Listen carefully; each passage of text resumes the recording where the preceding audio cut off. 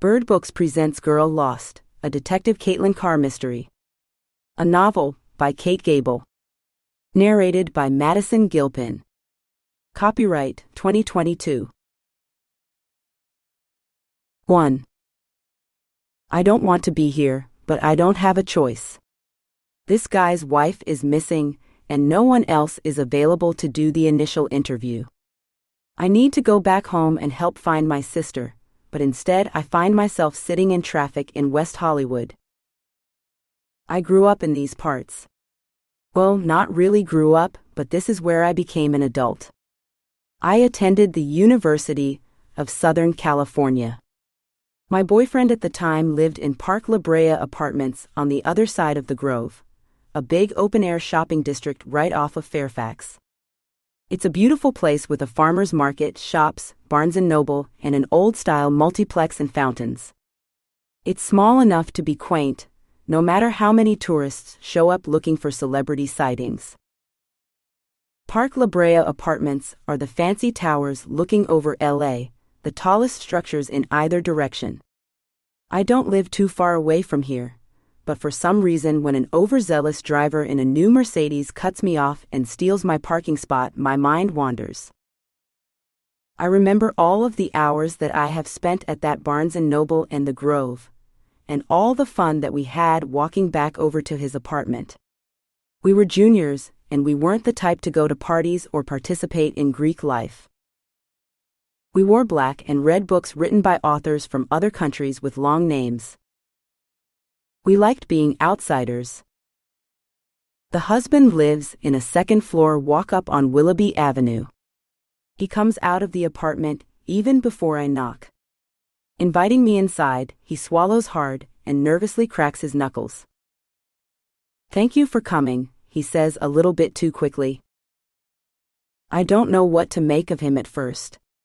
He's wearing a slouchy hat, and his jeans are a little too baggy. In general, he looks just like any other mildly employed guy in his late 20s walking around LA. "You said that you wanted to make a report about your wife being missing?" I ask, partly surprised by the fact that someone like him even has a wife. "Yes." "Your name is Robert Kassler?" I ask, pulling a small notebook out of my crossbody bag. A few minutes later, a deputy with the face of a high school student comes in and introduces himself again. "Gary Lenore, we've met," I say, shaking his hand. "Yes, of course," Lenore mumbles. "I was just downstairs checking the parking lot."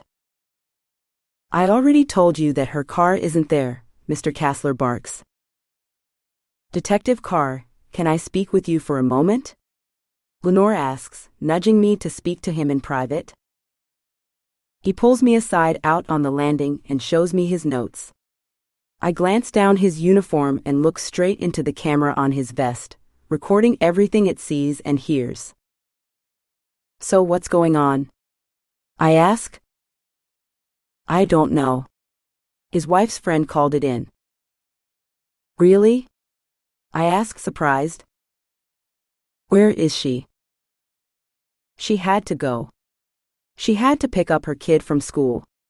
She said that they were on a business trip together, and they came home late last night and she was going to have an appointment today at the gynecologist to confirm whether or not she's pregnant." "Oh wow. Okay," I say, nodding and jotting down a few quick notes. "Anyway, they were supposed to meet up for lunch and she never showed," Lenore continues. "Well, that's not that unusual, right?" I ask. "I guess it is for this girl." "How old is she?" I ask. 27. "So how long has she been missing?" "It's unclear. According to the husband, he hasn't seen her since this morning, and her friend hasn't had contact with her since last night." "Okay." It's hard to tell what this all means. I come back into the apartment and take a more careful look around. The place is very clean. Actually, it seems a little bit too spotless for the type of guy that Mr. Kassler appears to be. It's a one-bedroom with charcoal walls and white curtains, delicate and embroidered with little flowers. They sway lightly in the breeze from the open window. The walls are covered in photographs, pictures of them on their various trips together. There are photos from Maui, Key West, Cancun. You two travel a lot? I ask. Yeah. Whenever we can, whenever time allows. What is it that you do, Mr. Kassler? It's Dr. Kassler, actually. Okay. Dr. Kassler. What is it that you do? I ask again, surprised by the formality. He shifts his weight from one foot to another, crossing his arms and practically holding onto his elbows. I just got my PhD in engineering at USC, he says. Electrical engineering. Oh, got it. Congratulations. Yeah, whatever, he says, distracted. He takes a step closer to me and for a second, I think he's going to touch me, but he doesn't. Sorry. I don't know why I said that thing about calling me doctor, he says. You don't have to. Just call me Robert. I'm just really discombobulated about this whole thing. Of course, I can only imagine, I say, with as much sympathy as I can muster. Your wife's name is Karen Moore Kassler, right?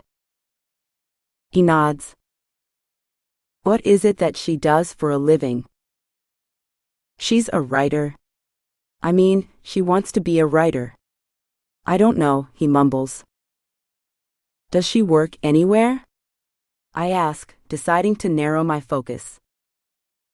I realize, of course, that this is Los Angeles, where what you do for a living means different things to different people. Here, many people drive Uber or waitress in restaurants while trying to get a semblance of a career in the entertainment industry. Karen writes short stories. She's thinking about doing an MFA program. She's not really working anywhere. Okay. Got it. Yeah. I look at my notes. Her friend Ellen? She said that they went on a business trip together? He shifts his weight again and puts his hoodie up over his head and then down. He has short dark hair that looks like it hasn't been washed in days. Can you just help me find her? I'm lost without her, he says, looking straight into my eyes. His gaze is disarming and full of intensity. Yes, of course. That is why I'm here, but I really need some details first. What can you tell me about her friend Ellen? She mentioned that they went on a business trip? I ask, steering the conversation back to what I need him to answer. Yes, they did, but that has nothing to do with this, he says, growing irate. Please, Robert, I need you to be patient. You never know what kind of details are going to be important. Ellen is just this girl she met at Jamba Juice, he says with exasperation. I think they do yoga together. I don't know. Anyway, she got her all into this MLM. MLM? I ask. Multi-level marketing.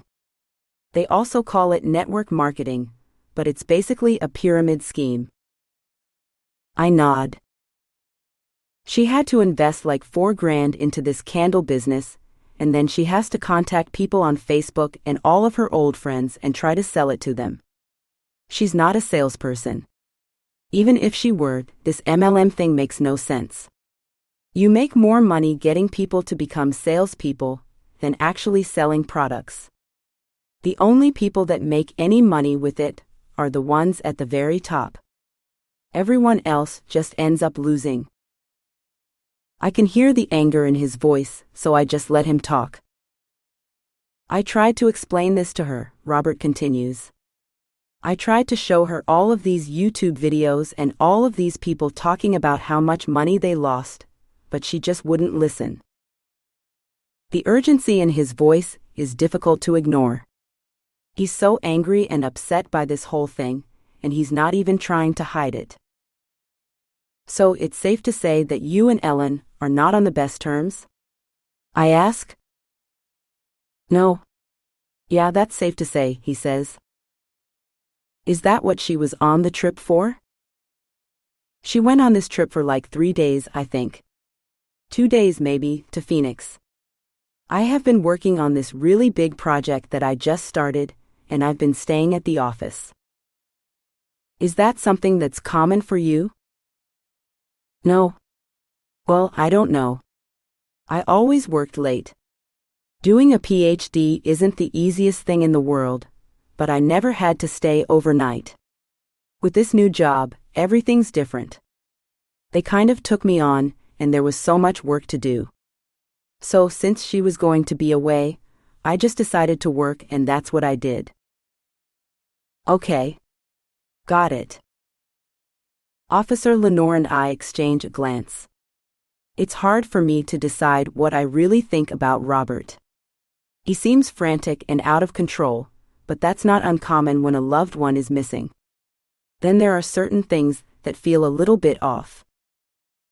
Would you mind if I take a look around your apartment? I ask. Sure. Yeah? Can I get you anything to drink? He asks. No, I'm good. I walk around, and Officer Lenore follows closely from behind. What are we looking for? He whispers. I don't know. Just looking at things, I say in a hushed tone. You see the bed? It's unmade. I don't know what that means. It may mean that he's not someone who makes his bed, or it may mean that today is unusual. I pull the sheets and look underneath. There is nothing visible to the eye, nothing that catches my attention. I look up at the windows, same perfect white trim all around, also open. I wouldn't say that's particularly unusual. Robert, can I ask you a question? I yell for him to come over. Sure. The curtains, what happened to this one over here? Instead of the usual 4 panels, there are actually only 3. The window looks like someone has tried to cover this up without much success. Oh, that? Nothing. Can you tell me what happened? It was really stupid, actually. Robert laughs. He hesitates and swallows hard. When I try to focus my eyes on his, he avoids contact. I wait for him to explain. The moment of silence that forms seems to last forever, but I wait anyway. I want him to feel it. This is the type of moment when people crack, when people admit something that they shouldn't, at least the things that they shouldn't say in their best interest. Nothing happened, he says. Shifting his weight again, he pulls the hoodie over his head. It's stupid. I didn't buy enough panels. These were only available at IKEA. So when we were decorating this house, I just bought 2, but I needed to buy 2 more. I had to drive all the way back to Burbank to get them. I wasn't really happy about that. We had a fight, but she was insistent that the curtains out in the living room and the ones in this bedroom had to match. It was so stupid. Anyway, I went back out again, came back the 3rd time, and I thought that we were all set. Why a 3rd time? I ask. Well, the first time was for the ones in the living room. The second time was for these, but this wasn't enough to block all the light, and she didn't want to get darkening ones. She thought that we could just double up. Anyway, I went out to get them again, and the thing is that there was only 1 panel instead of 2. What do you mean? I ask. He shakes his head. His face gets flushed, and I can feel the tension as he's brought back to that moment. Somebody stole one. It's so dumb. I drove all the way back there, and I was not going to do it again. Anyway, I don't want to make Karen sound like she's a nutcase because she's not. She's just really anal about certain things and she wanted me to go back, but I refused. I said I'd been there 3 times. We had a fight about it, and she refused to go on principle. What principle? I have no idea. Okay. So what happened? This is what happened. So you just had a stalemate? Yes, exactly. Neither of us would budge. So we just have 3. That's it. How is this important to you, finding her? At this point, I have no idea what is important. Listen, I really don't want to tell you how to do your job, but you really have to go find her, he says. I mean, she's my wife. She can't just be gone. I nod. I'm wondering for a second how this whole conversation got so off course in the wrong direction. So let's just review, I say. He walks out of the bedroom, but Lenore and I remain. I make one long scan around, king-size bed plush. The bed is a metal platform bed, painted white. One of those that look like the beds popular in the past. There are 2 nightstands. One is completely covered in books about writing and short story collections. The other is perfectly neat, with nothing but a small lamp on the side. Is that your side?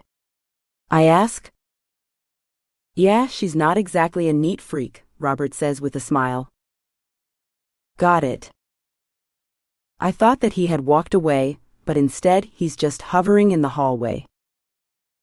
The closet is rather small, and the doors have glass on the windows on the outside. I slide one open and look inside. It's stuffed with things. There's so much clothing from the top to the bottom that I can barely get the door closed again. For a second, I wonder if maybe her body is hidden somewhere in there, but I don't smell anything. I'm tempted to ask him for permission to go through it, but if he says no, I'll need a warrant, and I don't want our relationship to escalate to that level right now. I need him to cooperate. Walking out of the bedroom and past the bathroom, I don't note anything out of the ordinary. It's a typical 1970s apartment with a small toilet and a minuscule sink. A bunch of lotion and makeup bottles crowd the back wall, since the additional cabinet above the toilet is already completely full. When I peek into the shower, I notice that the tub looks clean, but not so clean like someone had recently bleached it. Back in the living room, I find Robert sitting on the overstuffed reclining couch facing the 60-inch television. Both of their desks are located in the dining room section. His is pristine with just the laptop and a printer.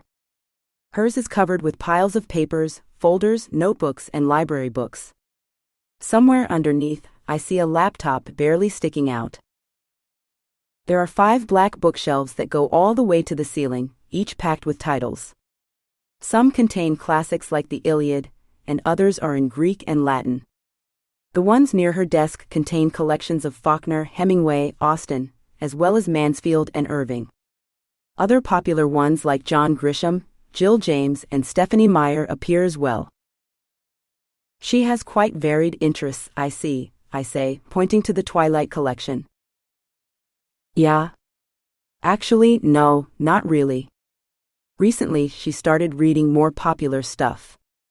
I think she was getting very disappointed with the publishing prospects of short stories, and she just wanted to make money. So she started expanding her horizons of what's possible and what she can do. That's good, I say. So why don't you tell me again everything that led up to you discovering that she was missing? 2. I'm not sure what you want me to say, Robert says, walking over to the kitchen and starting to pour himself a cup of tea. He grabs a tea bag out of the cabinet above the teapot and opens it in such a way that it rips the bag in half.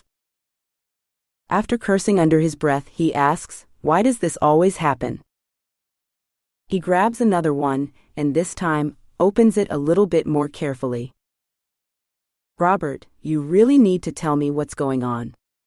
Where were you today? I didn't see her today. I didn't know. I was at work, like I said.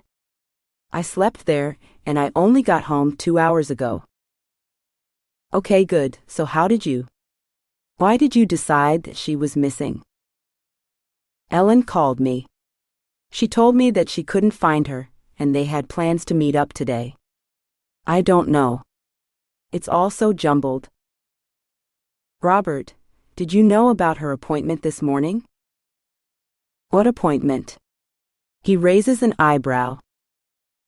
The one with the doctor, the gynecologist? No. She had an appointment? Yes. She was going to go with Ellen. Why? I guess she suspected that she was pregnant. I watch his expression carefully as I say that.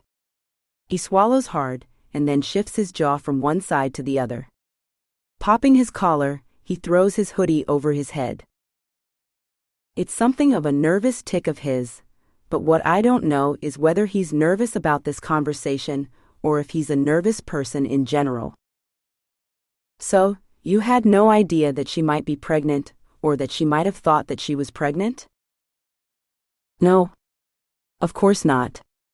Wait, she's pregnant? No, I'm not saying that. We haven't talked to the doctor yet, but she had the appointment.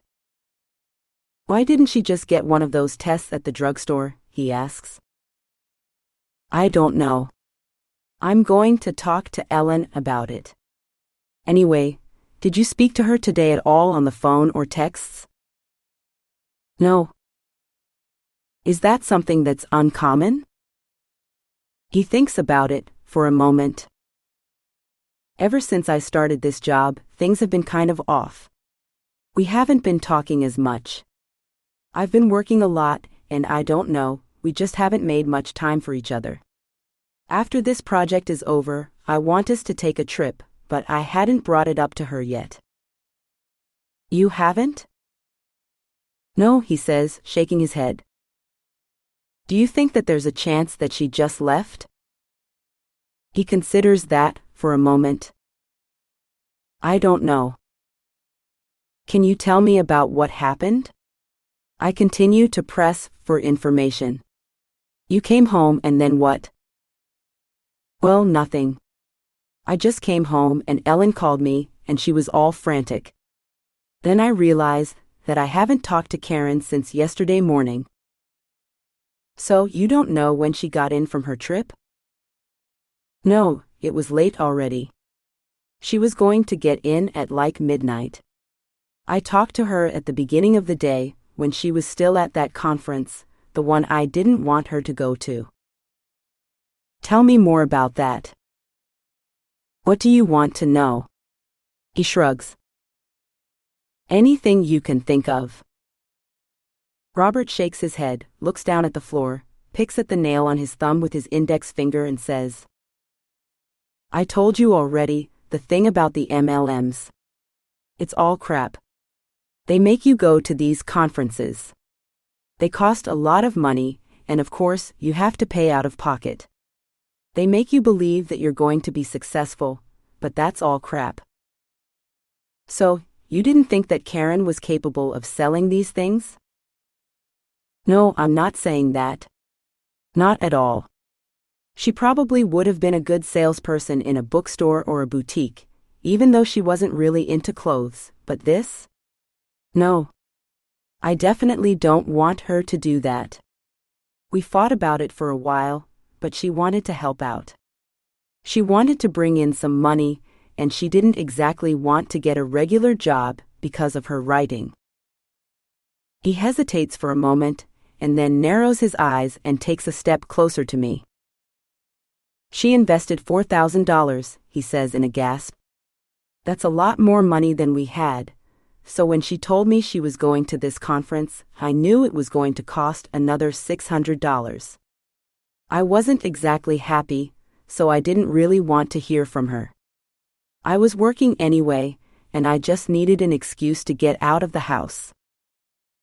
You wouldn't have any sort of surveillance cameras outside? No, Robert says, shaking his head. What's the point? There are neighbors everywhere. I guess I never thought anything would happen. Okay. Thank you. I'll give you my card and we'll be in touch. He sighs deeply and walks me over to the front door. I take one last look around. Nothing is out of place, except for that unusual story about the curtains.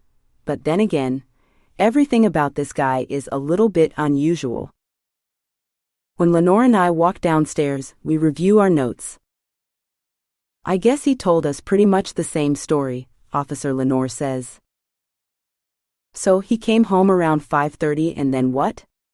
What exactly? I ask. Ellen called him and told him that she hadn't seen his wife. That's when he got worried. He waited a couple of hours and then they called us. I lean against the railing downstairs. A few neighbors walk by and I stop them and introduce myself. I ask them about Karen Moore Kassler. What kind of person was she? When was the last time they saw her? The woman who lives downstairs with the freckles and the tank top, even though it's close to 50 degrees outside, lights a cigarette and says that she tried to sell her some candles for her multi-level marketing business. I thought that she was making them herself, but apparently not, so I'm glad I didn't buy them, she says with a smirk. You know it's a pyramid scheme, right? I did Mary Kay back in the day, and they're all the same. Okay.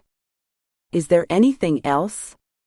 Do you remember the last time that you saw her?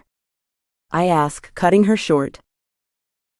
Like 3 days ago, standing out here with her suitcase, waiting for an Uber. She said she was going on a business trip, Phoenix, but that was it. You didn't hear anything today? No. I was home all day, she says, shaking her head. No unusual sounds? Like what? I don't know, just anything out of the ordinary, I say. Are you? Do you really? Do you think that her husband did it? She asks, pointing her cigarette in my face. I'm not saying that. Well, I guess he'd be the type, huh? What do you mean? She runs her fingers through her thinning hair and takes another drag of a cigarette. I don't know. He just always seemed a little odd. How long have they lived here? I ask. 3-4 years, I think. I've been here like 10. My landlord isn't too happy about that. I try to steer the conversation back to Robert. So back to today, no unusual sounds? Nope, she says, after thinking about it for a moment. There was a lot of noise from the elementary school across the street, you know, all of their bells and all that stuff, but that's what happens usually on a weekday. Anything unusual? No. Not that I can think of. I nod my head and thank her for her time. Officer Lenore walks me to my car. We discuss the case, or the lack thereof, in a little more detail. Thanks for coming out, he says.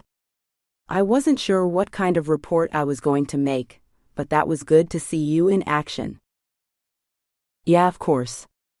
Do you want to be a detective someday? Yeah, of course, he says with a smile, but that's a lot of years in the future. Well, you never know. You just keep doing a good job, and they might give you the opportunity. Is that what happened with you? Yeah, sort of. I had this one case that kind of pushed me up a pay grade. Oh yeah? What happened? My thoughts drift back to the docks near the Queen Mary, but I'm not ready to talk about it with a complete stranger just yet. I'll tell you about it some other time, I say. I actually have to go deal with some personal issues right now. Oh yes, of course. I heard about your sister. I nod. Yeah? How is she? I mean, sorry. He fumbles over his words. Is she still missing? Yes, she is. 2 days. It doesn't look great. Is there any chance that she ran away? No. I shake my head. She's 13 and she's not the type. She's a good girl. She always called whenever she stayed out late, that kind of thing. Then I think back to how she called me last summer and asked me to come get her.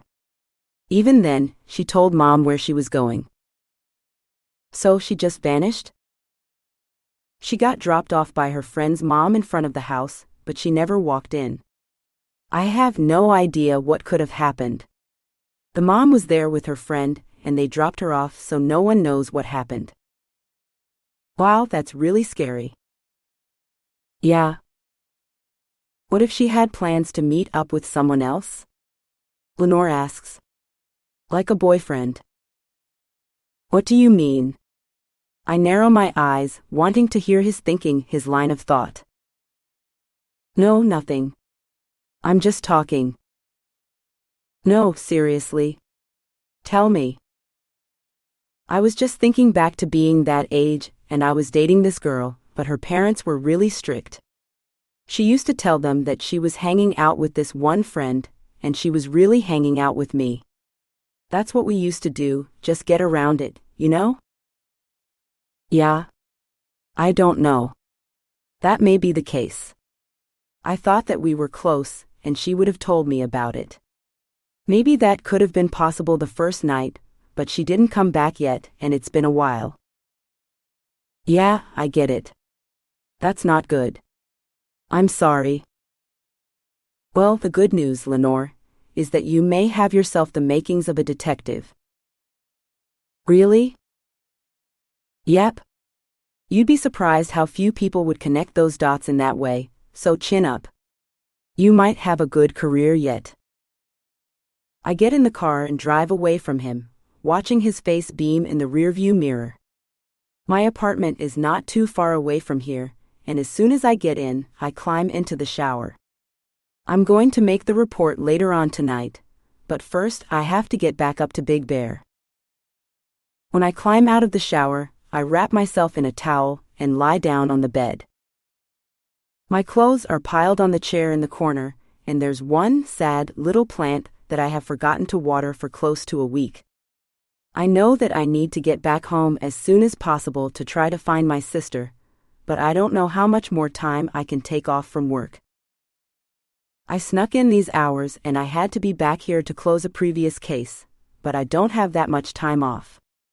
As a detective, I work long hours, and the department does not look too keenly on people who take a lot of personal days off. So far, they've been pretty understanding about my missing sister and the urgency of the matter, but the more days that click by, the less understanding they'll be. No matter how much I insist that she's not the type to run away, a part of me wonders if she did. What if my bookworm, quiet, little girl of a sister had a secret life? That's not even a what-if anymore. I know that's true. My mom doesn't, but the captain of the sheriff's station up there showed me what they found on her computer, videos of her friends in compromising situations. She was there, recording it all. Why? I don't know. For what purpose?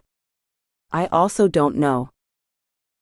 The one other thing I know is that the girl that she was supposedly not particularly friends with, but who appeared in that video, Natalie DeChill, is now missing as well.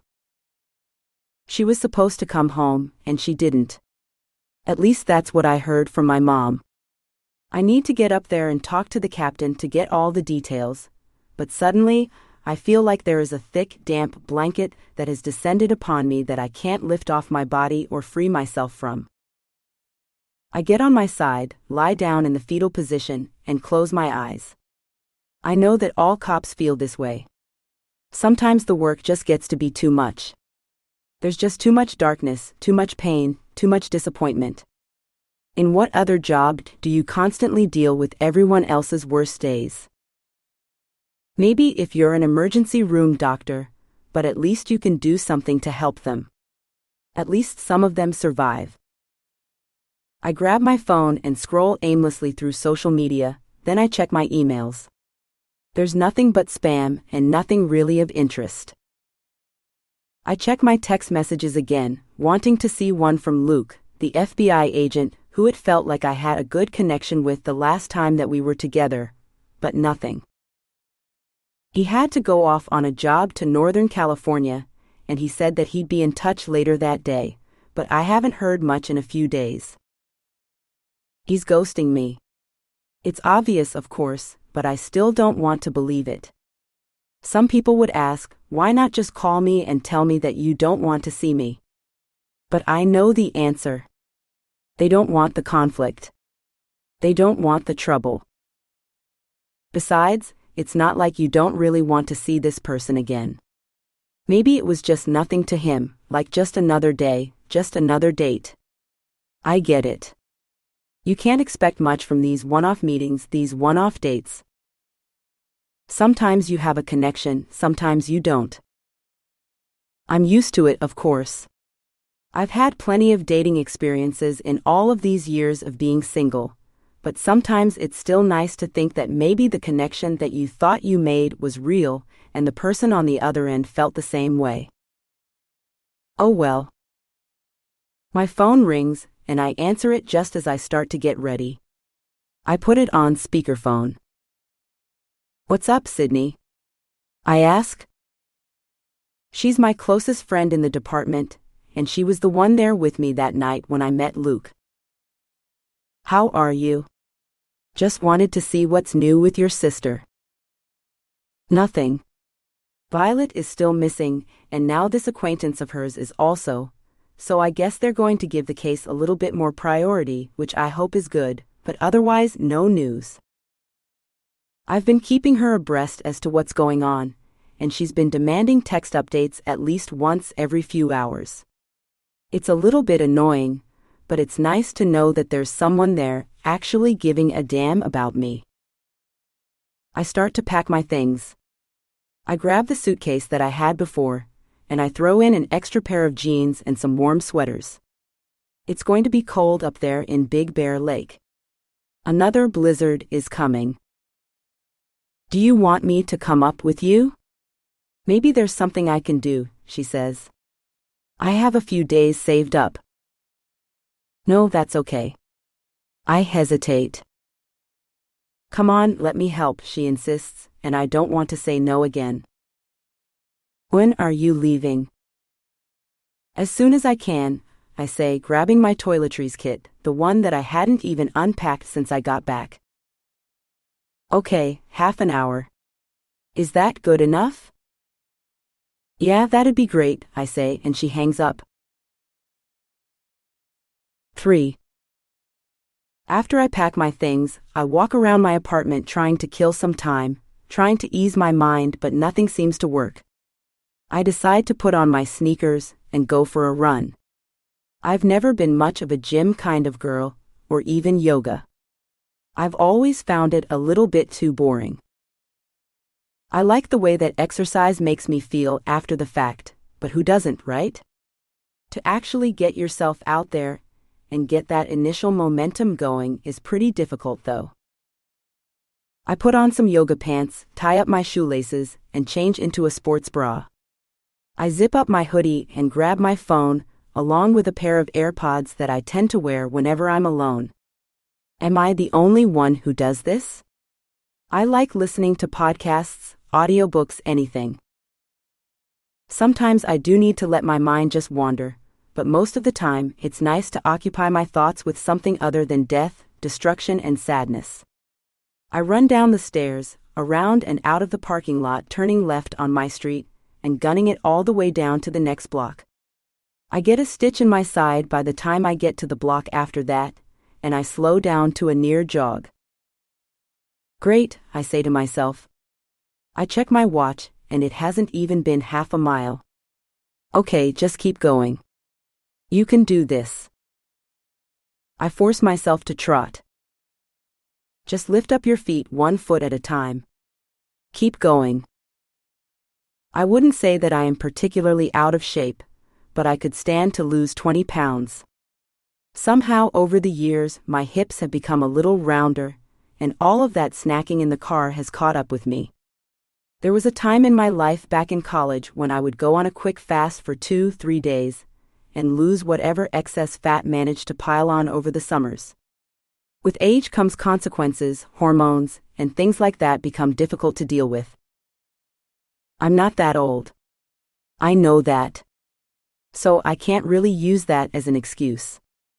I guess I'm just set in my ways.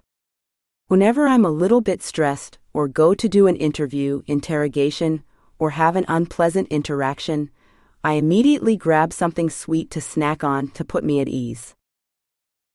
I know I'm not the only one. Otherwise, obesity wouldn't be the epidemic that it is all around the world. About a mile into my run, I come to a complete stop and turn around to catch my breath. I know that people say that you need time for yourself, and use the time to meditate and take care of who you are in order to be healthier and happier. I never really understood that until just recently. Ever since I graduated from the University of Southern California, I've just been going in the same go, go, go mode. No breaks, no pauses, and no time for reflection, but that has to change. I feel myself getting burnt out.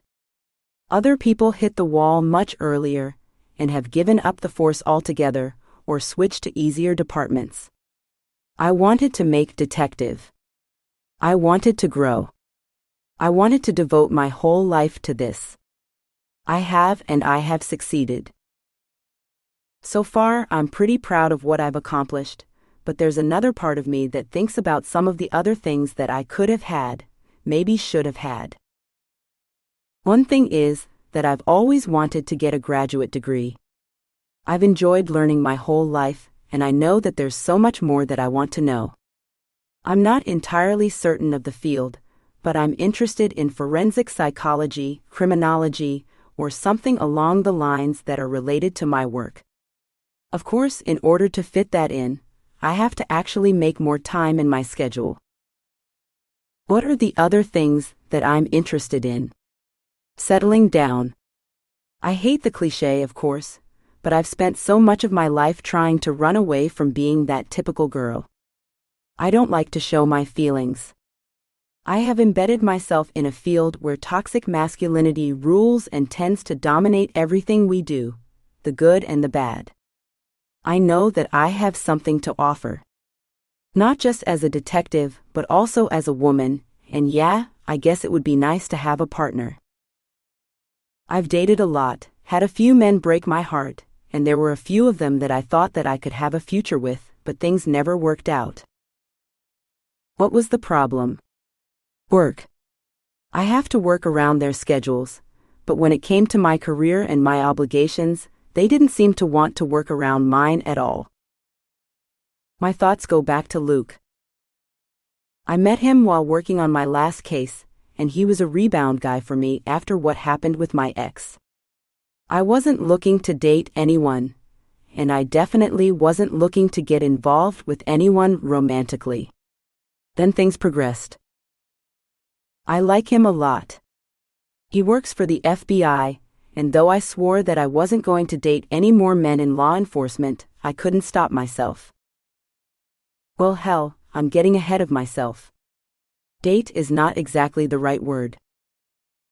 We saw each other a few times. Spent the night, and had amazing sexual chemistry. Then he had to go up to Northern California for work. He has texted a few times, but we haven't spoken on the phone, and he hasn't asked me about my sister much.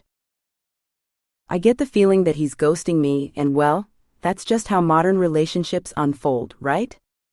Why tell someone that you're actually not interested in them, when you can just text a little bit, a few words here and there, promise to call, and then never do?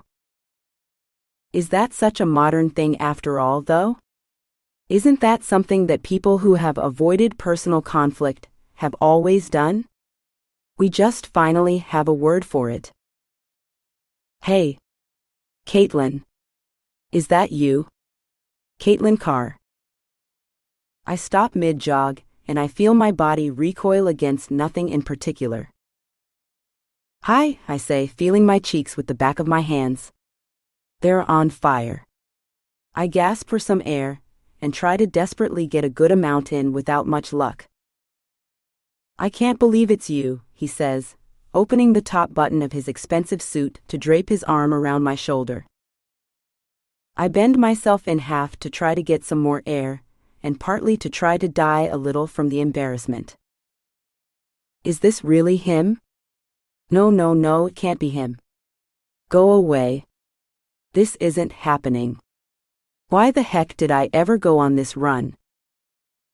I stand up straight, exhaling slowly and then quickly suck in some more air. "Hi." I plaster a fake smile on my face. "Hi," he says, tilting his head. His hair has a perfect fade on the side, and it's long out in the front with a strand falling into his eyes. There's a light right above us illuminating his strong jawline and his strands of sand. I watch him lick his lips, luscious and thick, just the way I remember them. I slowly let my eyes meet his piercing green eyes, the color of spring grass. "I can't believe it's you," he says, taking a step away from me. I lift up my arm and wipe the sweat off my brow. I couldn't look less attractive if I tried. I glance down at my shirt and see big dark pit stains. My hair is stringy and oily, pulled up into a haphazard bird's nest on top of my head. I don't remember if I'm wearing any makeup, but it's the end of the day, and if I were wearing some, it's probably all gone by now. "Mark? You recognize me, right?" "Yeah, of course," I say a little bit too quickly. "Mark Benioff. So what are you doing here?" "Oh, I have a client," he says, "just right over there. We're meeting up at Fig and Olive to sign a deal." "Huh," I say, trying to hide my surprise, but finding that an impossibility. Fig and Olive is one of the fanciest restaurants in West Hollywood, and it's the type of place where presidents go to raise money for their new foundations and where senators go to raise money for their re-election campaigns. I've never been there. The entrees go for almost $70 a plate, if not more. "Are you okay?" Mark asks, reaching over and touching my hand again. "Yeah, I'm sorry. How are you? What's going on? I didn't even know that you were in LA." "No, I'm not very active on social media," he says with a shrug. The confidence is just oozing out of his pores, and I feel whatever confidence I had in me suddenly decrease by a metric ton. "Yeah, okay. I get that," I say. "Actually, I saw on Facebook that you're now a detective." I don't know if he meant to bring up my own social media presence or not to throw it in my face, but I let it slide. "Yeah, I am," I say. "LAPD. Wow. Congratulations. I've been doing it for a few years now. How about you?" "Defense attorney." "Oh, really?" I ask, surprised. "I didn't even know that you went to law school." "Well, you and I haven't really talked since." "Don't say it. Don't say it. Don't say it," I say silently to myself, and he doesn't. "Where did you go to law school?" "San Diego," he says. "I just needed to get out of town." "Yeah, I get it. How long have you been doing that?" "Oh, I lived there for many years and then decided to move up. I have a place in Santa Monica now." I try to calculate in my head how long it has been since I've seen Mark. 12 years, I guess, and the last time I talked to him was probably 8 years ago. I don't know what else to say. I keep looking at him and how pretty he is. Suddenly, I'm thrown back to junior year and that trip to Hawaii that started it all. "Hey, would you like to go and get something to eat sometime?" "Yeah, I guess." "Sure," I say with a nod. The words just come out of my mouth as if on their own without my consent, and I regret that immediately, but I can't very well take them back. "Well, listen, I have to go. My client is waiting. I'd love to grab a drink, catch up. Whatever. I nod. Okay. You look great, by the way. Thanks. You do too. I watch him walk away. The suit is loose-fitting, but his ass is still as fit and round as it was back then. Maybe even better. I growl to myself and spin around on my heels. 4. Hey, I've been waiting for you forever, Sydney says, getting up from the stoop. She has her small suitcase with her. The screen of her phone is turned on, and she gestures with it to draw her point home. Sorry, I thought that I had time to go on a short run before you got here. Wow, look at you, Sydney says, tossing her hair from one side to the other. I guess you're really sticking to this exercise thing, huh? I don't know. I walk past her and up the stairs and still try to process seeing Mark. Wait, what's going on? What happened? Something wrong with Violet? No. No news about Violet, I say, and suddenly feel a pang of guilt over the fact that I haven't thought about my missing sister in half an hour. I open the door, welcome her inside, and head straight to the shower. I'll be just a few minutes, I say, dropping my clothes on the floor behind the closed door. I run the water, get in, and as soon as I close the door to the shower, Sydney opens the one to the bathroom. Okay, what's going on? Something is off, she announces and looks at herself in the mirror. It's hard to believe that this woman has a master's degree from UCLA and works as a homicide detective, yet still has the ability to morph into a ditzy 30-year-old girl with an Instagram personality when she pretends to be on social media. Of course, there's no mention of her life as a detective on there. Just pictures of her posing in front of different walls and ice cream shops, as well as the obligatory close-ups of Starbucks coffee cups. Your extensions look nice, I say, washing my hair knowing full well that I probably won't get the chance to do this again for at least a day or two. Yeah, I just got them today. What do you think? I told you that I like them. Yeah, I'm not so sure. They're quite heavy. Have you ever had extensions? No. They seem like too much work. Well, who am I talking to? You don't even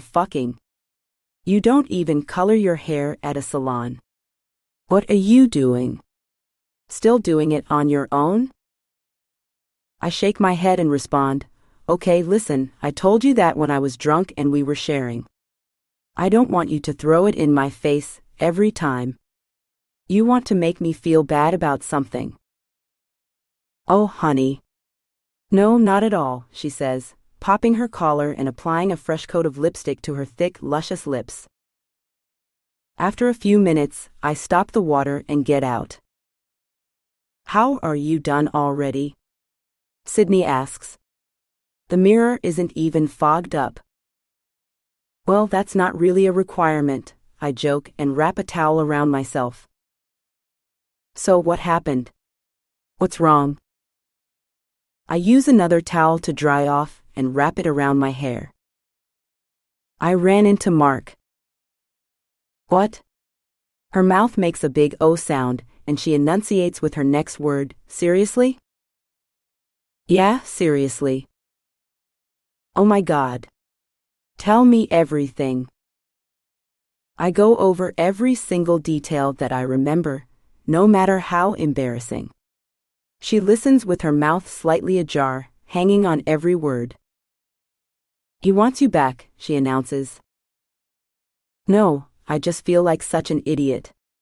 I can't believe that after all this time, I see him and I'm not dressed up to the nines looking amazing, but instead I'm looking like this. It's so embarrassing and he looked so handsome. I hate admitting that, but with Sydney, I can't lie about something like that. His hair was in a fade. It was all perfect. A little bit of gel, but not too much. I don't know, he looks like a movie star. It's ridiculous. Okay, don't feel bad. If he was acting the way that you said that he was acting, then he's clearly so into you. I don't want him to be into me. I just want him to, I don't know. What? What do you want? I walk past her and into my bedroom. I put on a pair of loose-fitting jeans that will work for a 3-hour car ride up the mountain, as well as a long-sleeve shirt and the most comfortable bra that I own. I don't know. I don't know what I want, I say, taking my hair down and brushing it out. You really shouldn't brush your hair wet, she says. It causes breakage. Okay, but then it dries in all these different directions and I can't have that. Oh, you just let it air dry? Yes. I don't like hair dryers. Oh my God. How does your hair even look so nice? She asks, crossing her hands and sitting down on the edge of the couch. I had no idea you did this. So what is it that you do exactly? I glare at her and question, are you seriously asking me about my hair when I just told you that I ran into my ex-boyfriend, the one that I was engaged to, and the one that you now say may or may not want me back? Yes. Have you seen your hair? It looks amazing. I thought you blow-dried every morning. No, maybe it looks amazing because I don't. I wash it at night whenever I can, as soon as I get off my shift. It usually dries by the time I go to bed. Whichever crinkly part appears, I straighten that out with the straightener in the morning. Oh my God. Her mouth drops open, shocked, maybe appalled. Okay, can we focus? This is devolving into some other conversation that I really don't want to have right now. Okay. I'm focused, she says, blinking her eyes. Mark Benioff. I remember him. You never even met him. I remember you telling me about him, and I remember the way that you talked about him. It kind of made it seem like you weren't really over him. Over him? It's been 12 years. Of course I'm over him. Do you ever think about him? I don't know. Maybe. Then you're not over him. That's a really low standard. Of course, most people think about their ex-girlfriends at some point in their lives or ex-boyfriends, right? You see their picture on social media, you reminisce a little bit. There's nothing wrong with that. Show me his picture. Well, that's the thing. I don't have any. I have the ones from back then, but he says that he's not on social media anymore or hasn't been. Whatever. I don't know. He made it seem like it was something vain, and then of course he also mentioned that he had looked me up and I just feel like such an idiot. Okay, don't, she says, putting her finger in my face. Please don't. You're not an idiot. You're just feeling insecure. It happens. We all feel like that. You didn't see him looking your best, and whatever. Besides, you don't want to see him again, right? Well, that's the thing, I say, shifting my weight from one foot to another, putting on a thick pair of boots. I kind of promised. He asked me if I wanted to go do something, and I said I did. What, dinner? Well, first he mentioned dinner, but then he brought up drinks, so I'm not exactly sure. I tell her about how we should bring our suitcases or small overnight bags to my car, and I let her park in my spot. How long is this trip for anyway? She asks. I have to be at work on Thursday morning. Should I take my own car? I don't know exactly. I have my next shift tomorrow night, so that's probably as long as I can get unless I can get an extension. Do you want to take your own car? No. Let's drive up together. I'll figure out something if you need to stay longer. Okay, thanks. 5. On the drive up, we listened to a lot of music, and eat a lot of pretzels that we buy at the gas station right before we start ascending up the mountain. I'm tempted to pass, I want to, but when I see her crunching on them, I can't say no. The anxiety and the built-up energy that I felt earlier in my apartment seems to dissipate a little bit as I drink in the hot mint tea that I refilled at the gas station and let the slightly salted pretzels melt in my mouth. Sydney relaxes a little bit too, and the mood becomes a little bit more somber. "What happened with Mark back then?" she asks. I can't remember what details of the story I've told her previously, and I want to talk about something else, but I'd be lying if I said that my thoughts didn't keep coming back to him. "We met at a party when I first got to USC," I say, biting my lower lip and keeping my eyes on the road with nothing but trees whizzing by me and the occasional flood of headlights. I wasn't really big into parties, but my roommates invited me to this one and I don't remember why, but I just went. It was at an apartment building across from mine. "So this was what? Junior year?" she asks. "Yeah, I transferred from Columbia. I was there for 2 years and I was having a lot of issues with my mom and I don't know. I had to fly back all the time from New York and I really didn't like it as much as I thought I would." "You didn't like New York?" Sydney asks. "No. I don't know. Maybe it was a weird brainwashing thing that happened. I watched too many movies, too many shows about people going to New York and just becoming these super versions of themselves, and I wanted that after growing up with my mom and everything that I went through with her. I don't know, I needed to go somewhere different. LA would have been far enough and maybe I should have just gone there right from the beginning. But I got into Barnard College. It's like the women's college associated with Columbia University, and you can take classes at either institution. So I went there. I had never been to New York before. I never even took a tour, because my mom didn't really see the point of visiting colleges." "Wait, what?" Sydney asks. "Different colleges have different fields and different social lives. You don't always fit into what the school offers." "Yeah, I know that now, but I didn't know that then. My mom didn't think like that, and I didn't really, think like that either at that time. I was just 17. Anyway, to make a long story even longer, my mom kept calling me about all the problems she was having and just feeling me out about different things with Violet. She just didn't want me up there, and I just decided that it'd be easier if I was in LA to just deal with everything instead of flying back and forth. Like I said before, I didn't really like New York as much as I thought I would." "You thought you were going to be what? Like Sex in the City girls living it up?" "Yeah. I know. It's stupid. The problem is that I wasn't in my 30s and I didn't have any money. I couldn't even afford to go to the movies.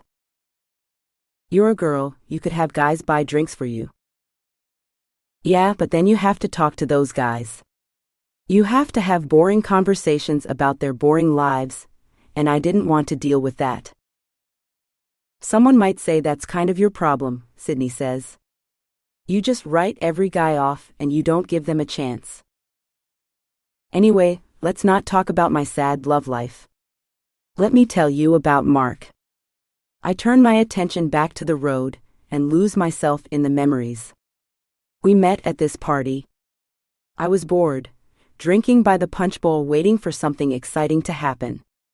My roommates immediately left me and found guys to talk to. I was just about to go home, but he caught up with me by the front door and just said, "Hi, I'm Mark and I think you're cute." Wow. Just like that? Right off the bat? Yeah, just like that.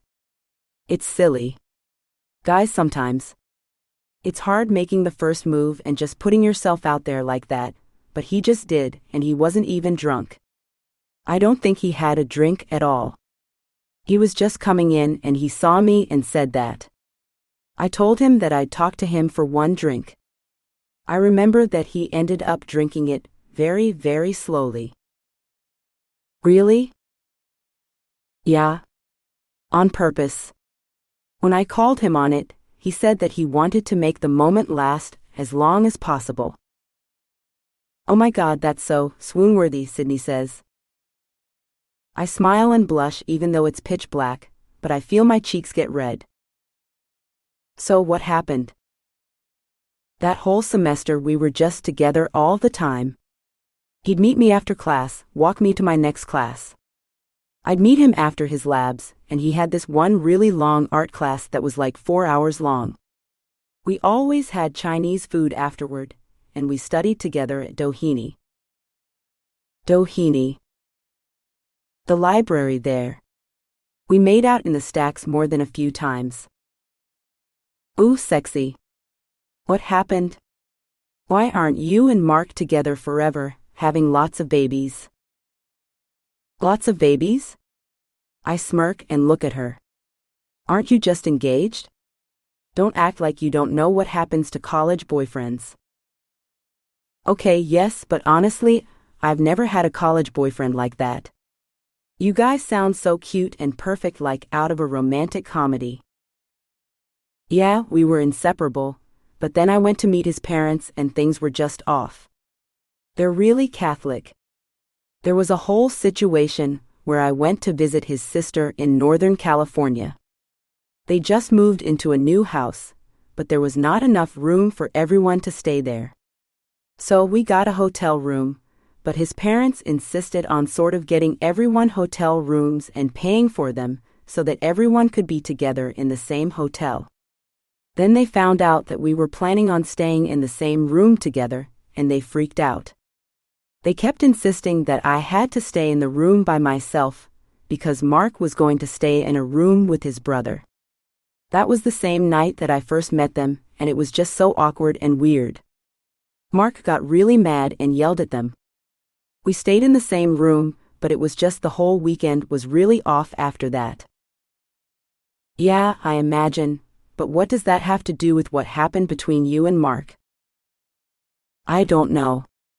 The thing with his family didn't exactly work out, and then he was really close to them, and it just felt like our relationship was sort of causing problems. Okay, I feel like I'm pulling teeth. What happened? I had to go to Hawaii for this conference. I was a physics major. I don't even remember what the conference was about, but I was doing a presentation from this research that I'd done in class, and he was going to go with me. It was a school fun trip combination thing, but then last minute, he just said that he couldn't go and we got into this fight. I really wanted him to come, because I was really scared of doing this presentation, and it just felt like I honestly didn't know anything about physics in comparison to everyone else who was going to be there. Anyway, he said that he had this term paper to work on, that he had been slacking off, and it was due right after the conference. That was true. Although I didn't want to understand, and I went alone, we were in a fight. At one point, we both talked about basically taking a break from one another. I don't know, I guess to some degree we broke up. I don't know. It's just one of those confusing times, and I felt like we broke up. I was really upset. I was crying the whole flight to Hawaii. It was my first time there and everyone was so happy. These people greeted us with these leis, and I was just bawling. It was just awful. Anyway, I called him later that night, even though I knew that we had broken up, but I wanted to talk, I just didn't really want to accept it. I thought that maybe things could be different, and we could work on it. I suck in some air and exhale quickly, but it doesn't make the pain of remembering what happened any easier. Sydney waits for me to continue. She doesn't prod anymore. She knows that the inevitable is coming, but just not about the details of what that means exactly. I smack my lips, realizing just how long I've been talking and how dry my mouth has gotten. I take a swig of my tea, which is no longer hot, but more like a tepid room temperature water that tastes like mint. I called him and this girl answered. When I asked her who she was or where Mark was, she said that he was in the bathroom. That's it? Sydney asks. That's all he did? He called me back later that night a bunch of times, but I was really angry. I was so pissed. Like, who the hell does he think he is? Why is he with her already? Why did he have to ruin this wonderful thing that we had? So I went out with a bunch of my conference friends. We went out to dinner and then to drinks. At this club, I met a guy. Oh my God. Yeah. He was cute, and he was a Marine. We made out, and I don't know, I just took him home with me and we slept together. Oh my God. What about that girl that Mark was with? I talked to him finally, a couple of days into the conference, and he was really sorry. He was so upset. Apparently after we broke up, he went out with a few friends and met her, and did the same thing that I'd done. Really? Kaitlyn. It's not like you cheated on each other, you were already broken up. Yeah, I know, but I don't know. He told me that, and I was really hurt. I told him what I did, and obviously he was really hurt. We were just both so angry and so prideful, we just called it quits for good. I haven't talked to him since. Not at all. Nope, not at all. I've heard about him through some friends. I had Facebook and other social media, so I'm sure he could have found out stuff about me like he did. He mentioned that he knew I'd joined the LAPD, and I don't know, just general stuff like that. Since he wasn't on social media, I didn't know anything about him. We haven't talked since that breakup. I haven't seen him either, until just today. We drive for a while. I let that sink in, that whole story of this man that used to mean the world to me, and how stupidly it all ended. I know that I was too proud and he was too, and we were hurt also, but looking back on it, I think about all the years that we missed because of that series of mistakes that we made. I don't know the man that Mark is now, and I'm sure that I have changed a lot too, but I remember the way that we were together and how much everything made sense. How I had this person with me who supported me no matter what, who was there for me. I know that we weren't together very long. 5 months is probably more accurate. Regardless, the time that we had spent together and the depths to which we got to know each other meant a lot. So, do you know if he's married or with anybody now? Sydney asks as we pull up to my mom's house. I shake my head. You don't know anything? No, I don't know anything. What about you? Does he know that you're single? Sydney. I turn off the engine and look at her. Listen, nothing's going to happen. We just ran into each other. We had a good time, and maybe it's one of those relationships that shouldn't have ended when it ended, but it's all in the past. It was nice to see him. I wish that I hadn't looked the way I looked, but yeah. It was nice to see him, and I'd like to meet up and catch up with him again, but can we not talk about this anymore? This is ancient history, okay? Okay, she says. We get out of the car. 6. As soon as my mom opens the door, she throws a smile on her face and reaches out to hug Sydney as tightly as possible. Oh, you shouldn't have come, but thank you. Thank you so much for being here. Sydney has met my mom on a few occasions, and I've always known that Mom has a soft spot for her. I'm glad that she's happy to see her. Sorry I didn't warn you about bringing anyone. No, don't worry about it. Sydney is welcome here anytime, even when you're not, Mom jokes, but we all know that's only a half-truth. Well, I made dinner but not for 3. I have plenty of food. So we're all set. She throws her arms out to the spread that she has laid out on the dining room table. Oh wow. I'm surprised, I say, putting my bag down and taking off my coat. I take Sydney's coat and put it on the peg near the front door where all of the winter gear goes. We take off our shoes while sitting on the bench and tuck them neatly underneath. The dining room table, which is right to the left of the front door, is covered with different plates of food: macaroni and cheese, canned cranberries, a pumpkin pie, Hot Pockets, mushroom and spinach pizza, along with an assortment of breads, banana and pumpkin being the most prominent. Mom? Why do you have all this food? Well, I realized the last time that you were here, I really should have been a better hostess and mom. Come on, what's going on? I ask. I'm just nervous, and I needed to do something. So I just got a bunch of food and heated it up. I thought that we could have a really extensive meal, kind of like Thanksgiving, but not Thanksgiving. Just to take our minds off things or to refuel. It's very important to refuel, girls. You two have very busy lives, and I want you to take care of yourselves. Work isn't all that there is. Yes. I know, Mrs. Carr, Sydney says, waving her left hand demonstratively. When Mom's eyes focus on her engagement ring, she lets out a little squeal and rushes over to look at her hand. You're engaged to that nice boy, Patrick Flannery, right, Sydney? Right? Oh my God. You know his name? Yeah. Kaitlyn told me all about him, FBI, right? Very nice. Actually, Kaitlyn, Sydney starts to say as our eyes meet, and I shake my head.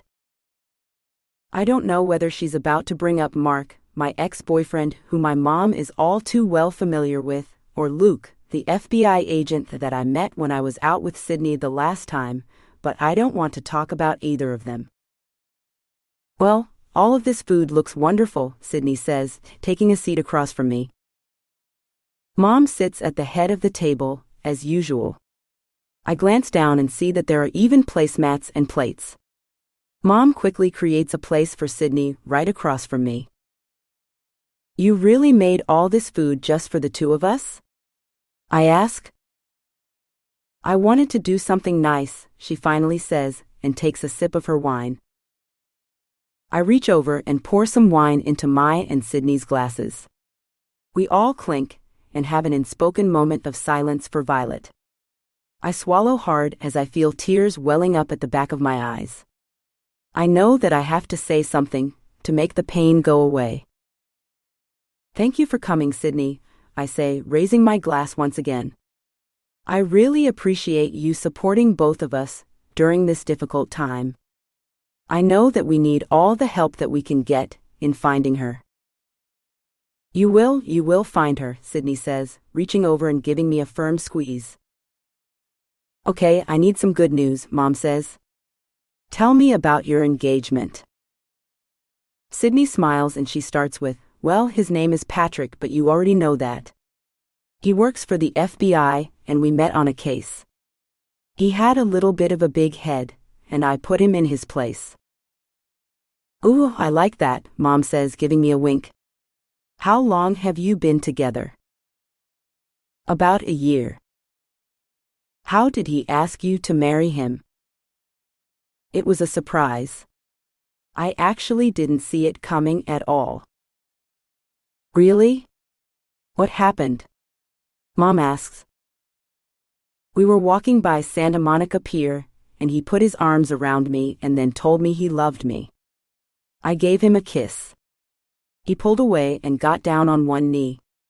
He said he was going to wait until there was a special moment, but why wait? This was it.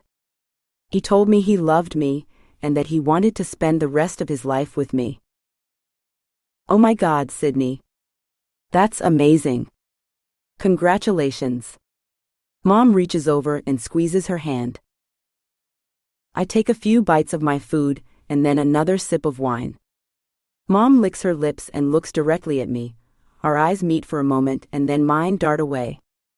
I stare at the collection of plates hanging on the other side of the dining room. They're collector's items though, with little blue flowers and intricate designs on them.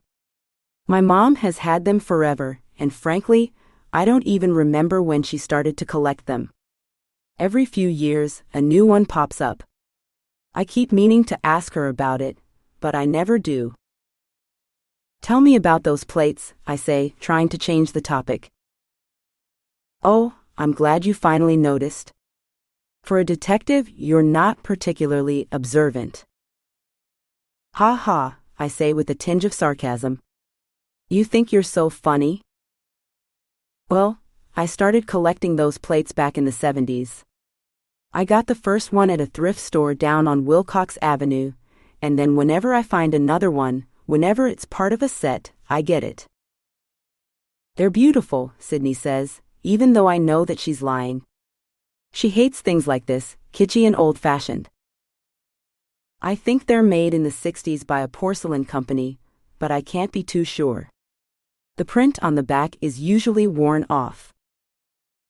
I'm about to say something about how if the print is gone, then it's probably not porcelain, but I decide to keep my mouth shut. So what about you, Kaitlyn? Mom says, taking a bite, putting a large helping of mac and cheese on her plate. What about me? Dating anyone new? No. I know that things didn't exactly work out with Thomas, and I'm sorry about that. Mom knew that we dated for a while, but not all of the details of the breakup. It would have been nice to meet him. Mom, we didn't date long enough for that, I say, grabbing a slice of banana bread. You'd think that having this convoluted dinner with all the various types of food combinations wouldn't be good. But actually, it reminds me a little bit of a buffet I had in Vegas. You pick what you want, and you get to have a lot of bad things all at once. The banana bread is fresh, and it practically melts in my mouth. Yeah, Thomas wasn't that great, Mrs. Carr, Sydney says, but this new guy, he's got some potential. There is no potential, I say, shaking my head. Of course there is. You had a few dates with Luke, right? You liked him, right? Sydney nudges me, kicking my foot under the table. I want to roll my eyes, but I hope that my expression is enough. Nothing is happening with Luke. I haven't heard from him in a couple of days, I say. So what? Well, he's either busy on a case, though I don't see why he still can't text me or ask about my missing sister at least sporadically, or he's just not interested. I thought you had a good connection? Sydney says. Yeah, I thought so too, but I guess not. She nods and I nod as well. I finish my glass of wine and pour myself another. We sit here for a little bit, enjoying our food and saying nothing at all. I expect my mom to ask me more about Luke, but she doesn't, and for that, I'm thankful. Instead, I let my thoughts go back to Violet, and for this, I'm not thankful. It seems like whenever there's a lull in conversation, or any time that I can be alone with myself, I think about her. Of course, being in this house isn't helping much. There are reminders of her everywhere. After we finish dinner, and are too full for dessert, Sydney and I clear the table, while we force my mom to go sit down in the recliner in the living room and just take it easy. When I put the food away in the fridge, I see Violet's report card on the front, along with some drawings that she'd made. Straight A's? Sydney asks. Wow. I didn't think that they sent out report cards anymore. I thought that was a relic of the past, like taxicabs and taking notes on paper. Yeah, I don't think they do, but Mom always printed out mine, and now she has even more of a reason to be proud, so she's been printing out Violet's. Your sister has gotten straight A's ever since she was in first grade, and she probably would have gotten straight A's in preschool too, but they didn't grade people then. Mom yells from the living room. I chuckle and say, yeah, she was a straight A student. What about you? Sydney asks. Me? No. I was not much of one, not much of a student. How did you get into USC? Well, okay, I wasn't much of a student until high school. I guess I did okay in elementary school, but middle school years were a little bit dark. Oh, did you tell your friend about how you used to alter your report cards? Mom yells. No, I didn't. I'm not sure that's something that you should notify people of who work in law enforcement, I say. Oh, come on, you can tell me. Sydney laughs. You used to fake your report cards? Yeah. I used to go to the library, photocopy them, and put in different grades. Photocopy them? Yeah, it was really primitive because they would still come in the mail, so I would just photocopy part of it and then put a little piece of paper over the C or B and change it to an A. Mom caught onto it after a while. Well, you can only see so many photocopied report cards before you get suspicious. I feel my cheeks get flushed. I didn't think that I was going to come here and relive every embarrassing moment from my childhood, I say. Hey, I thought we were all friends, Mom jokes. If you come over here, Sydney, I'll show you some of her old yearbooks. Yes, of course. Sydney yells, leaving me alone with the dishes. We don't have a dishwasher, so I wash each one by hand. I don't really mind. I actually find the process quite soothing. I had a dishwasher in one of the apartments I lived in a while ago, but it always required you to basically wash off all of the dishes prior to putting them in there, and so I always thought of that as tripling the work. Why not just scrub it 1 or 2 additional times and put it on the drying rack rather than into the dishwasher, wait for it to get done, then unload the dishwasher? Blah blah blah, too many steps for me. It takes me a while to get through all the plates because, in addition to the ones we used, I also have to move all of the food to the storage containers and put them in the refrigerator. Mom's orders. Finally, after drying my hands with a towel, I plop down on the sunken couch that desperately needs to be either reupholstered or just thrown away. I see that my mom wasn't kidding about the yearbooks. She has each one from every year that I was in school, and they are meticulously going through them. Instead of that, let's try to be a little bit more productive and at least look at Violet's yearbooks, I suggest. You're only making that suggestion because you don't want me to see you in 8th grade with pimples all over your face, Sydney says, flipping over the book that she has been looking at and showing me a picture of myself in a track uniform, bent in half after finishing a 2-mile run. Perfect. Yeah, this is useful, I muttered to myself. Kaitlyn, sometimes life isn't just about being useful. Sometimes it's about other things as well, Mom says, like enjoying yourself. When was the last time you took a few moments to really smile? I can't do that, Mom. I'm a homicide detective, remember? You're more than that. I know that I raised a girl who was confident, outgoing, and positive. That's not who I see before me. I stare at her, and suddenly the tone of the conversation shifts. What are you talking about? I ask. Don't you remember all the fun we used to have, putting together scrapbooks and planning trips? Planning trips that we never took? Is that what you're talking about? Okay, just because they didn't work out doesn't mean that it was a wasted effort. Well, yeah, that's exactly what it means. She made me put together poster boards of vacations and trips that we were going to take, but we never did. So what exactly was the point of that, besides just getting my hopes up before having them all crash down? Kaitlyn, you've really changed. Ever since you have become a detective, I feel like there's this negativity that surrounds you. I shake my head in disbelief. Is this really happening? I ask. Okay, let's not talk about that. Sydney tries to mediate.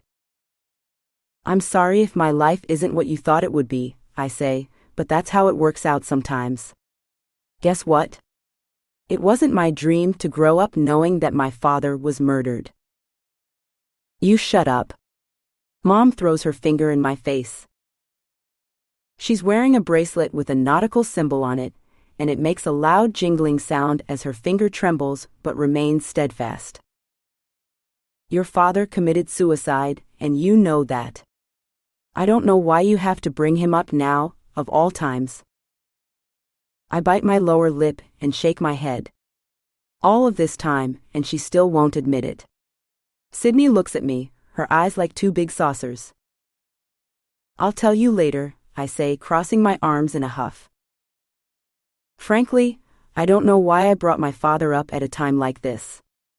I guess because I was a little bit angry at the fact that she was out here pretending that I had this perfect childhood and perfect life when things have always been pretty messed up, even before Violet went missing.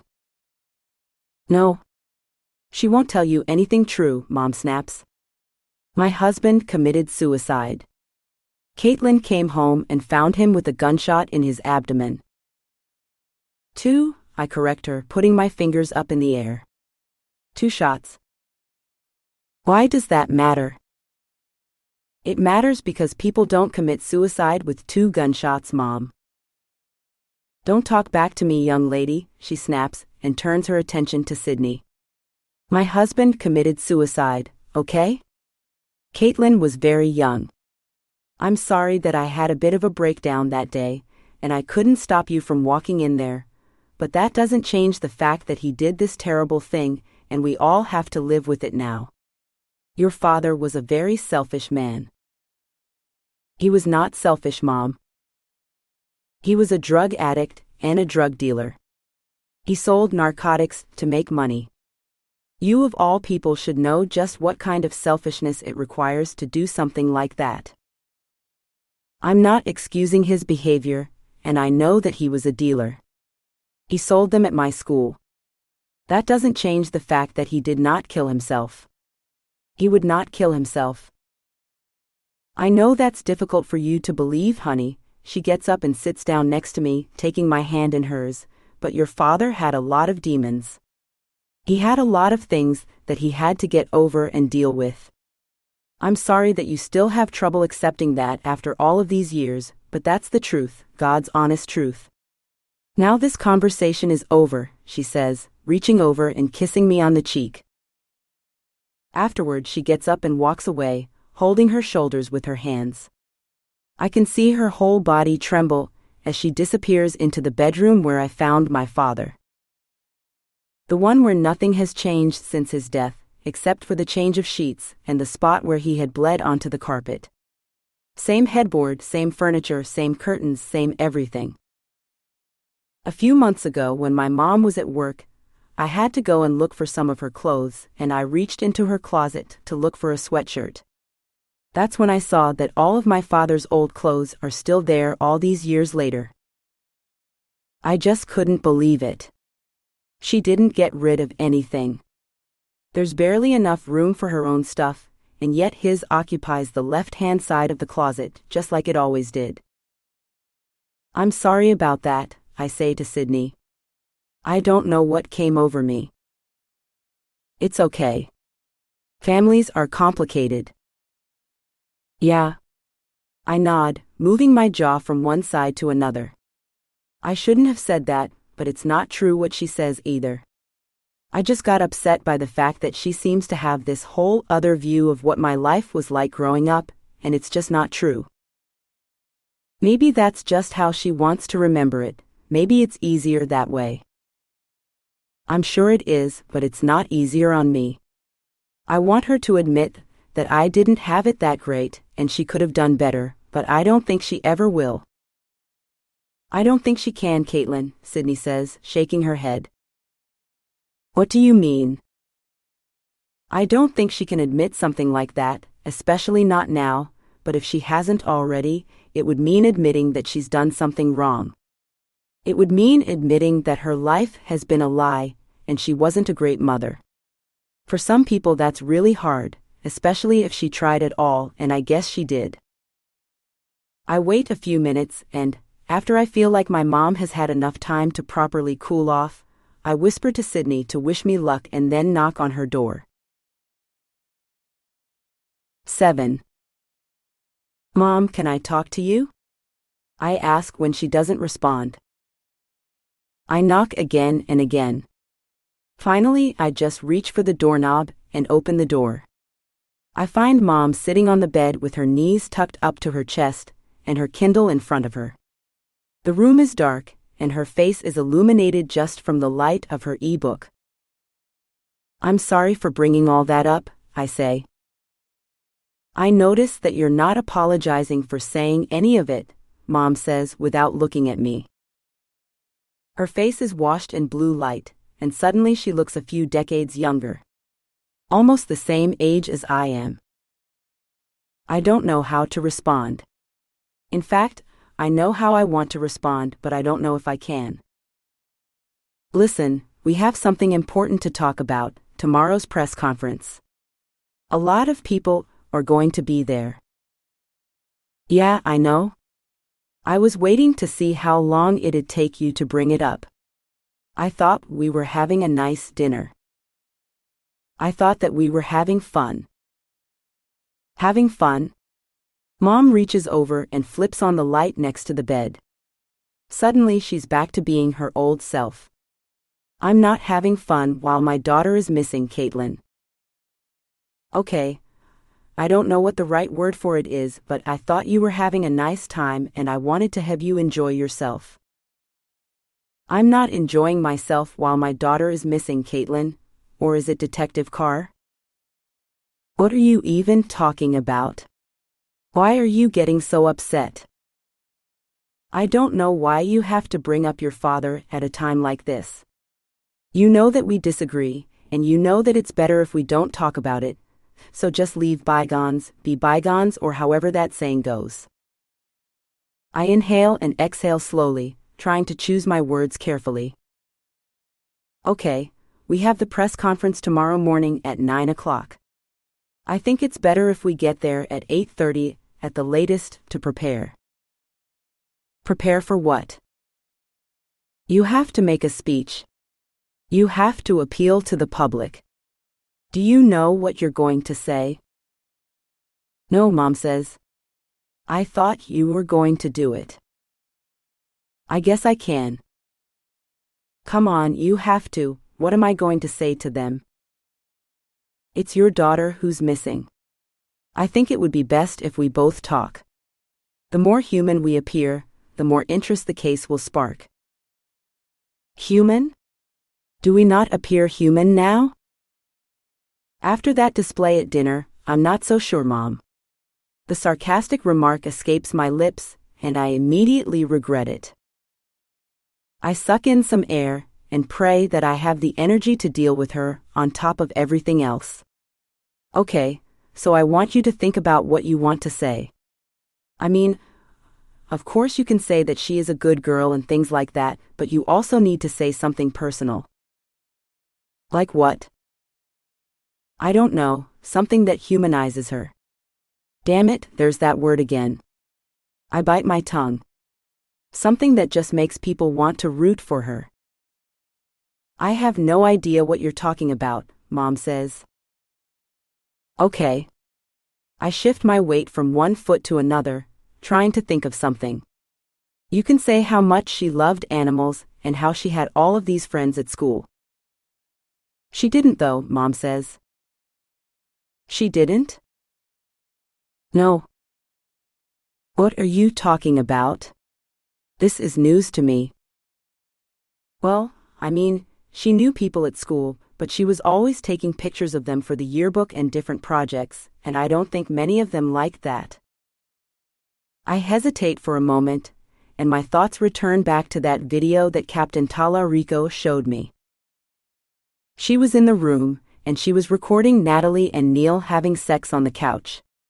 What was she doing there? From the way that the video was shot, it was clear that they knew that she was present, but why? I haven't had the chance to talk to either of them about it yet. Neil's parents have basically kicked me off their property and told me to only go through their lawyer.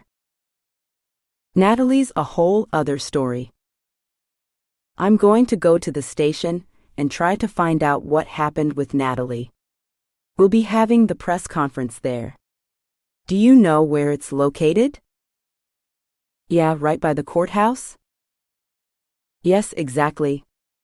Anyway, I think I'm going to go there around 7:30 to see what I can find out, but you need to be there at 8:30 at the latest and try to think of something human. Human, I got it, Mom says, enunciating the word. To my annoyance, Mom returns to her book without saying another word, and I stand in the doorway like an idiot waiting to say something else. Luckily, my phone goes off in my back pocket, and after I look at the screen, I have to take the call. Hi, Captain Medville, I say. Yeah, I meant to call you earlier. I need an update on the Kassler situation, he says. I thought that Lenore was going to give you the gist. Yeah, he did, but he's an officer and you're a detective the last time I checked. Captain Medville is clearly peeved. I swallow hard, walk past Sydney and out onto the porch. I need some privacy for this. I can't whisper. I have to talk in my normal tone of voice, but I definitely can't do that in this small house if I don't want my mom and Sydney to hear me getting yelled at. As soon as I step outside, I regret the decision immediately. A cold gust of wind swirls around me, and I'm wearing nothing but a thin long-sleeve shirt that's cropped a little bit too short. I tuck what I can of the shirt into the waistband of my jeans, but that only keeps some of the cold away. Flurries are already starting to fall, and the temperature must be in the mid-30s at the most. I'm going to submit my report very soon. By tonight. I heard that you went back to Big Bear. Any news with your sister? No, but there's a press conference tomorrow morning, so I wanted to be here. There's actually another girl who has gone missing, her friend under very similar circumstances, so it doesn't look good, I say. Okay, sorry to hear that, he says in his most professional tone. I nod and bite my lower lip, but say nothing. Kassler, what's new? What update do you have? He barks. He doesn't have the best cell phone etiquette, or in-person etiquette for that matter. Even his emails are clipped, and often contain 1 or 2 words formed into a sentence. I interviewed him. His wife is missing. Last time he saw her was before her business trip 3 days ago. Do you have the details or not? Not with me, sir, but you'll have them all in the report. I repeat myself without outwardly saying that I had already mentioned the report and annoying him further. What was your sense from him? He was very shady and shifty. He kept putting his hood up and down, avoiding eye contact. So, a suspect? I have to talk to her friend, Ellen. She's the one that pushed him to make the report. She was the one who dropped her off after the business trip, and then she disappeared. His wife had an appointment to go to the gynecologist, and she didn't show up. I have to confirm that still. She also stood her friend up for lunch as well. So, it's all a little bit confusing as to what could have happened. Well, the husband could have done it, right? In this case, it's a possibility, or she might have just disappeared, I don't know. I mean, if she thinks that she's pregnant, and she doesn't have a good relationship with her husband. Apparently, he was not very supportive of her selling these candles for this networking company that she works for. I still have to talk to her boss, find out if maybe there were some financial problems that she was encountering. There's a lot more interviewing to take place. Yeah, I'm glad to hear you say that, Carr, he says. I'm sorry, I know that I'm on this case, but is there any way I could take tomorrow off? Personal day. I really need to be here for the press conference. Yeah, I understand. How about this? Come back tomorrow afternoon, right after the conference. It's at 9, right? Yeah, I nod, they typically are. Okay, well, be there, do the interview, and help out as much as you can, but I expect you back here in the afternoon if you want to keep working on this case. I exhale suddenly. Kaitlyn, he says, rarely using my first name. Yeah? I perk up. I can easily take you off the Castler case, if it's too much. You can stay there, take a week, and try to find your sister. I don't know. I hesitate. You have to consider that.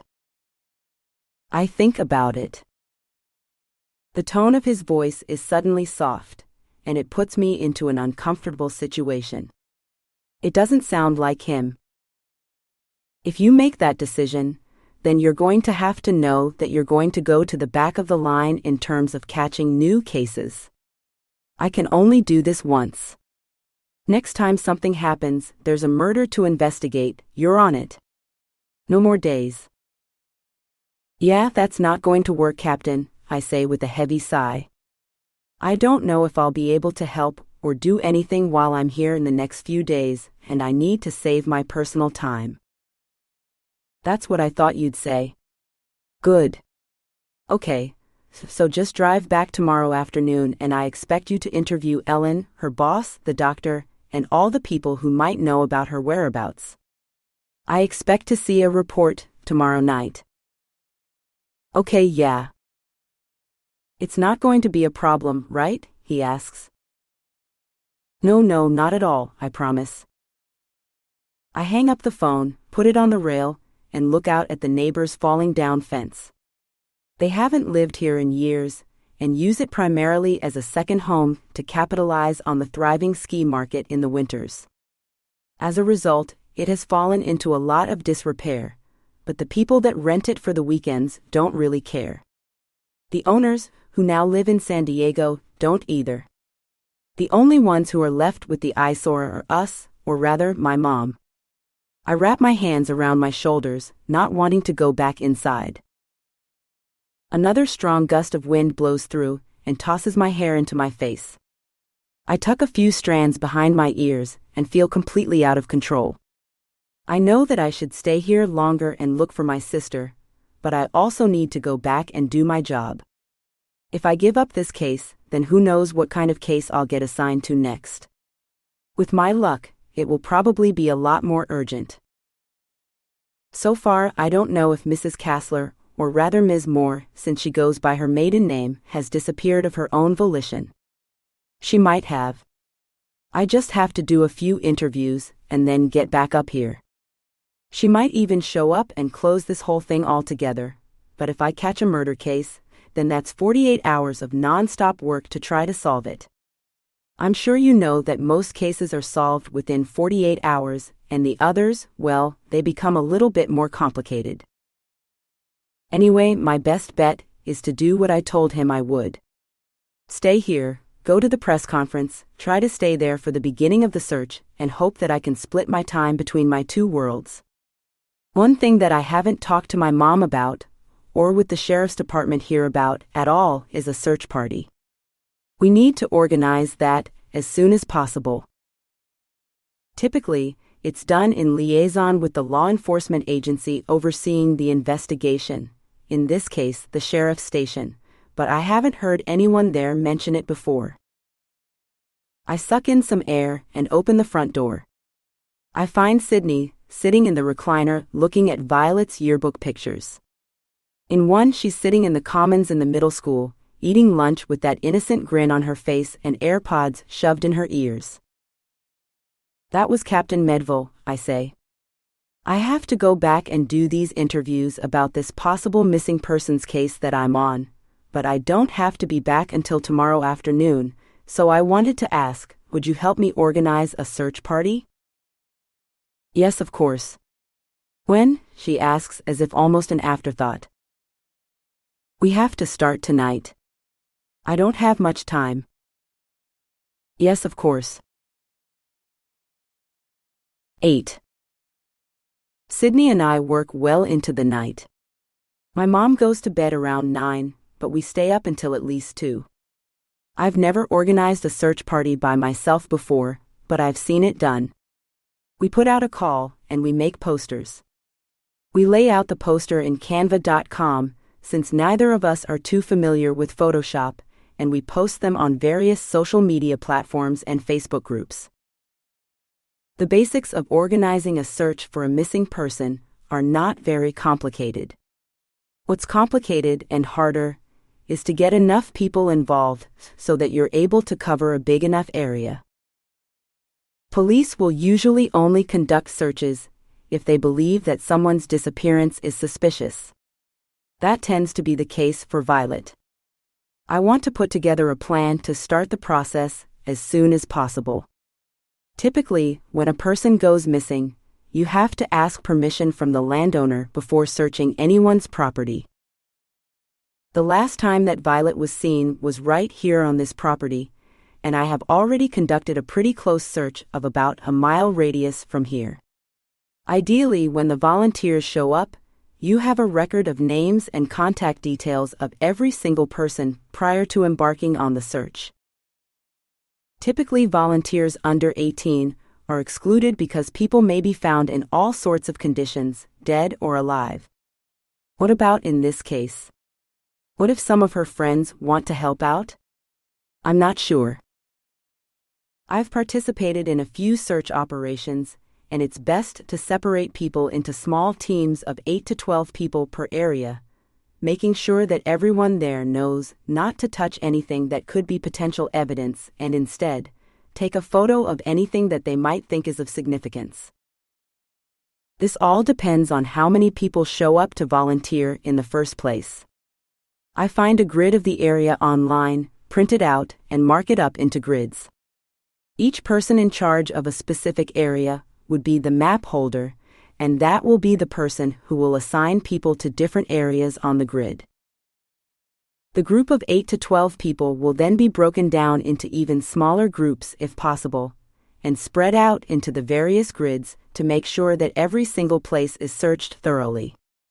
If anyone comes across anything suspicious, that area is tagged with a piece of bright-colored tape and the police are called, if they haven't already been.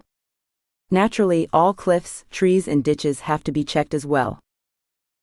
Sydney has never participated in a search, and I go over these details with her. What about video cameras? She asks. I checked with the neighbors around here, and there was only one camera that was on at the time, and there wasn't anything suspicious on it at all. 2 others were disconnected. Of course, the sheriff's department is reviewing that stuff at the moment. I guess we'll just have to see. How many people do you think we can get to do the search? I don't know, I say. She shakes her head. There's a little bit of activity on these groups that you told me to join and post on, but so far it's all crickets. Well, maybe we'll have better luck overnight. I don't know. In any case, let's get some rest. It's almost 2 a.m, I say, looking at the time. I think we've done a lot. We have the invitations, the flyers, and things like that. Let's try to get this search going by 10 o'clock. No, by 11 o'clock. Maybe we can have some people volunteer right from the press conference. That's not a lot of time.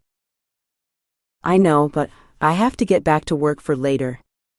Theoretically, my mom can continue running it, or maybe somebody from the department. Do you still not know how her friend, Natalie, is connected to this?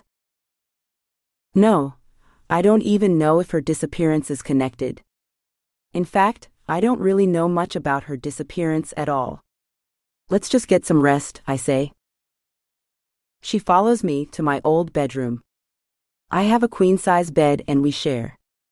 When she gets under the covers, I turn off the light and fall asleep quickly but restlessly. The following morning, I wake up early. It's barely 6.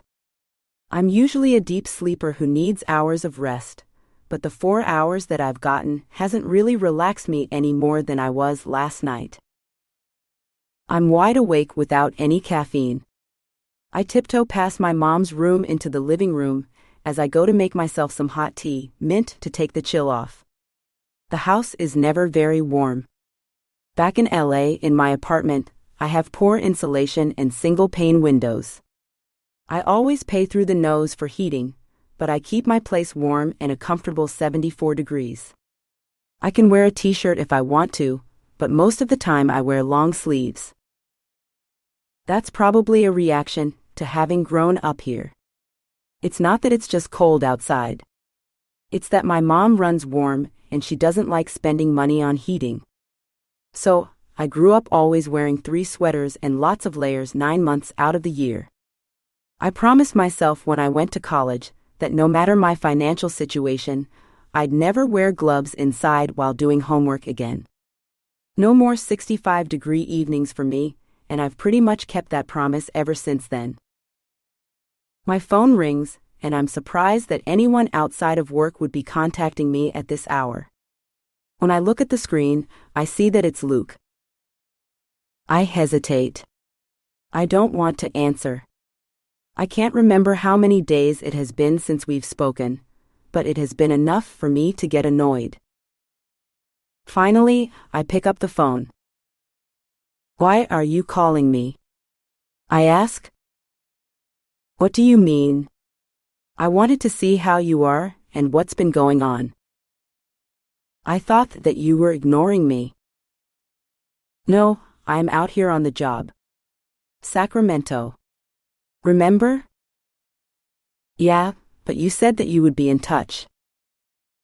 "Well, I'm sorry I couldn't get back to you earlier. We were doing some undercover work and then some trainings. You know how it is." "Yeah, I guess."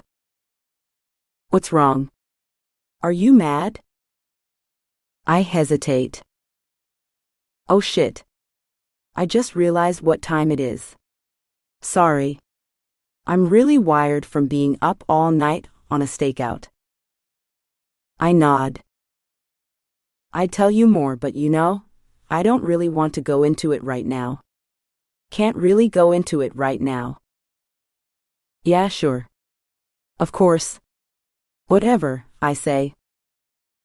"Listen, I'm going to be back maybe Friday. Can we grab dinner?" I try to think back to what day of the week it is. I'm in Big Bear now, about to do a press conference about my sister.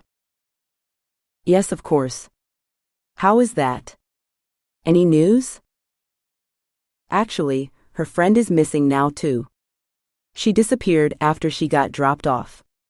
She never came home. No one knows where she is." "That's unbelievable," Luke says. I hear the creaking of his chair as he sits back. "Really?" "Yeah. I don't know. I have no idea if it's related or not. I drove up here last night. I haven't met up with the sheriff yet." "How long are you staying?" "I have to be back to do some interviews for a case back in LA, so not that long, but I hope that I can at least get the search party going before I leave." "Okay. Let me know if you need anything, or if there's anything I can do to help." "Yeah, sure." "Hey," he says after a long pause, "are you okay?" "Yeah. I'm just surprised that you called at all." "No, listen, I was not ghosting you. I was just out for work, you know how it is." "Yeah, I do," I say, even though I also know that text messages are able to be sent on stakeouts, especially when you have hours of time just sitting in the car waiting around for something to happen. Of course, I don't say any of this. "So, can I see you on Friday?" "Maybe," I say, trying to be as casual as possible. "If I'm back home and I'm not too tired, maybe." "Okay, good, because I'd really like to. I had a good time, Carr." I laugh. "I like that. A lot of people in this business tend to call you by your last name, but it sounds different coming out of his mouth." "Listen, my mom's getting up. I have to go get ready." "Okay. Good luck. Let me know how it goes," he says and hangs up. I smile, looking at my phone. That was unexpected and kind of welcoming. Who was that? Mom asks, starting the coffee. I look around and look at her. A small smile forms on my face. A boy? She asks, winking at me mischievously. Yeah, maybe, I mumble. You don't have to hide these things from me, Kaitlyn. I'm your mother. I want you to be happy. I know, I say. Was that the FBI agent? Yes. Apparently, he didn't call because he got stuck at work. Good. Well, if anyone were to understand that, it would be you, right? Yeah, I mumble with a shrug. Sydney and I arrive at the sheriff's station around 7:45, a good hour before the press conference. My mom stays home and promises to get there by 8:30. I debated for a while as to what exactly to wear to this meeting, because this isn't just having a conversation with a bunch of cops. I have to look appropriate, feminine, and reverential as the sister of the missing girl. I, of all people, know how difficult it is to get the press interested in the story. My mom doesn't. She thinks that every missing girl that she sees on the news is all that there is, but that's not true. The girls that tend to make it on the news are the ones that are cute, pretty, blonde, and white. There are some girls of all races and all complexions with all hair colors that go missing every day, but they don't sell well. If they don't make the public care about them in picture form, no one is going to report on them. They might make a statement, throw a picture when the news is kind of light and there isn't much else going on in the world, but you're not going to get the kind of 24/7 news coverage that Lacey Peterson or Natalie Holloway got back in the day. In order to get that kind of recognition, you need all the pieces of the puzzle to be just right. Attractive victim, suspicious circumstances, and a beautiful family. It usually helps if you're well off as well. We don't tick a lot of these boxes. My mom is a single mom. My dad was a low-level drug dealer with a record. What helps is that we do live in a small town, and people like small-town stories. What also helps is that Violet is 13, and there are some cute pictures of her.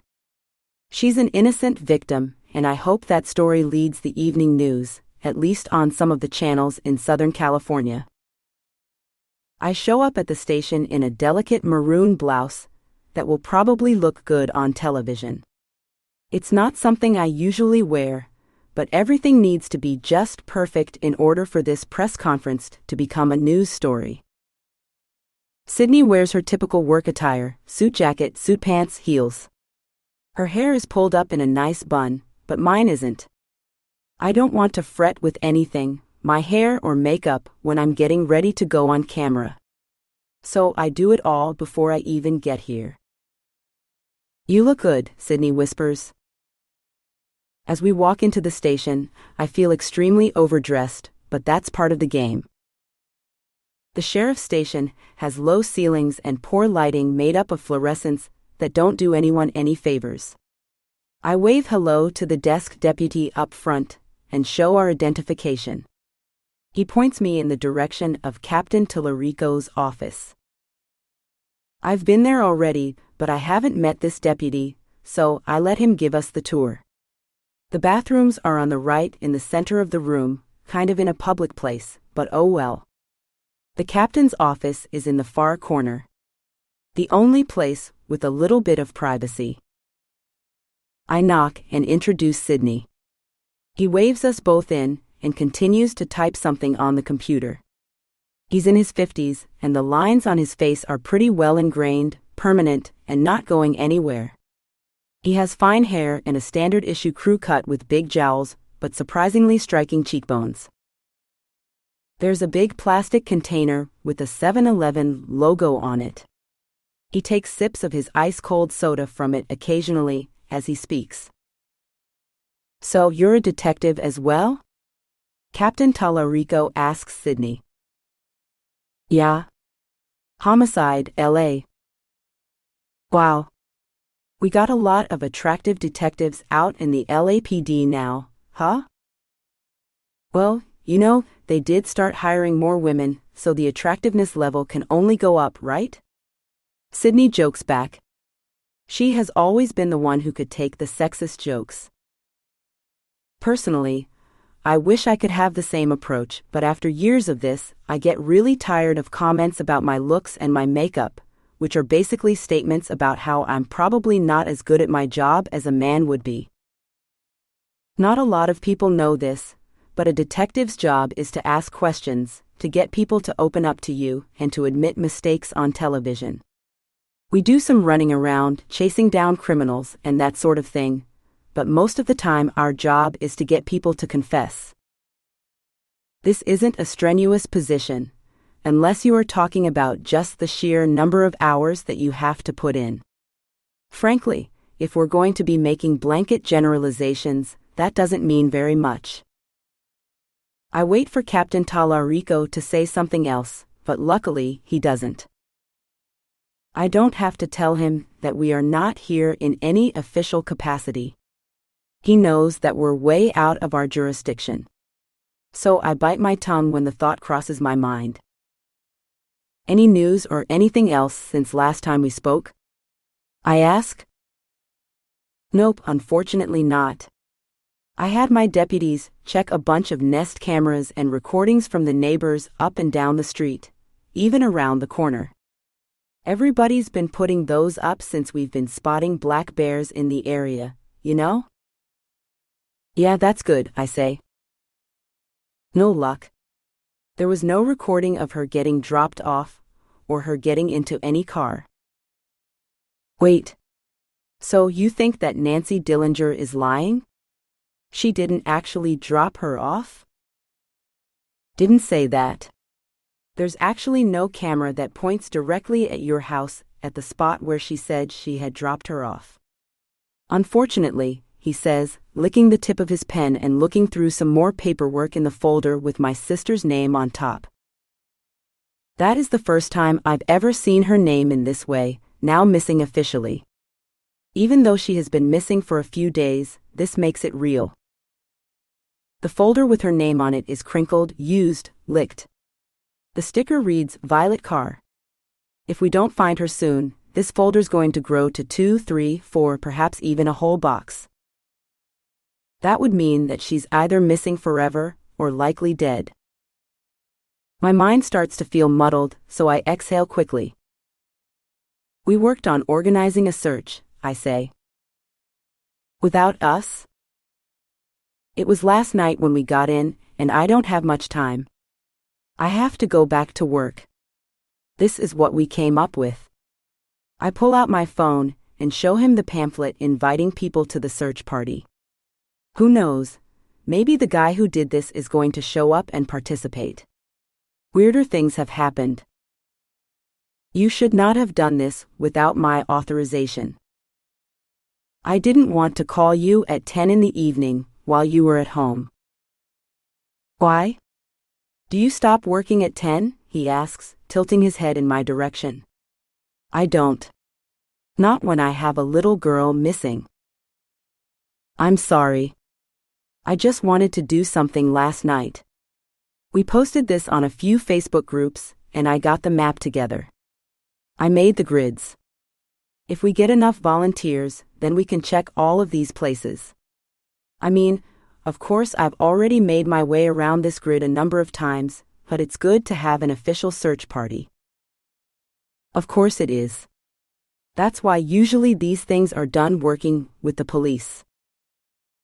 I'm sorry, okay? I apologize again. I'm not sure what else I can do. Don't do it again, he snaps, and then tells me to send my pamphlet over to him to print out. I wanted to have this all organized for the news broadcast. I'm hoping maybe someone will join right after the press conference. Well, none of that stuff is going to air until noon tomorrow. So, if you want to use a press conference to spread the word, the earliest this thing can happen is in the afternoon. I hesitate. You have a problem with that? I have to go back to LA. I have a case. Well, We can always do one this afternoon and another one tomorrow morning. That will give people more time to get involved. You do realize you're going to need at least 20 or 30 people for this to be any sort of search party? Yeah, I say. You do realize that it gets dark early now, and it's best to do it during the day. Yes, of course. He's lecturing me as if I'm a child, as if I have no idea what I'm talking about. I hate it, but there's nothing I can do about it. I need his help. Okay. I'll get my deputies involved, assign someone to this job. Let's say 3 o'clock today, and then noon tomorrow. Would that give you enough time to get back? Yes. Yes, it will. I nod, even though I have no idea if I'm actually telling the truth. Can I ask you about Natalie? I ask when he nods toward the door for us to leave. Natalie is missing as well, he says, shaking his head. It's unclear what happened, same as your sister. Did someone drop her off? Yeah. Her boyfriend Neil said that he dropped her off at 9 p.m. We're going through the video cameras now. We should have a better view of what happened because a lot of people in that neighborhood have cameras set up, a lot more than in yours, and there are fewer trees and obstructions in the way. So, if at least a few of them are working, we should be able to tell if he's telling the truth. When are you going to find out? We have deputies going to the houses as we speak. This just happened last night. So she didn't come back all night. Her mom was distraught, naturally. Do you think the cases are connected? I ask. I don't know. It seems like a really odd coincidence, otherwise. 2 girls the same school who know each other and who were acquaintances. I'm not a big believer in coincidences, Sydney says, and I immediately wish that she hadn't. Me neither. Captain Talarico laughs, clearly taking it as a joke. Are there cops who believe in coincidences? If anything, we're more of a conspiracy theory set, right? He grabs his big gulp and sucks down a few mouthfuls of soda. We have a few minutes before the press conference. Sydney and I walk out to get some coffee and maybe breakfast. The vending machine doesn't offer much in terms of selection, but I still stand here staring at the options, trying to decide whether 8:45 in the morning is an okay time to have a chocolate bar. Maybe it is. Maybe when your sister goes missing, and then so does her friend. Maybe all bets are off at that point. 9. You're going to be fine, Sydney says, rubbing in between my shoulder blades. I take a few heavy breaths in and let them out very slowly, trying to find that calming breath that my yoga teacher's always talking about. Damn it, I should have gone there more often.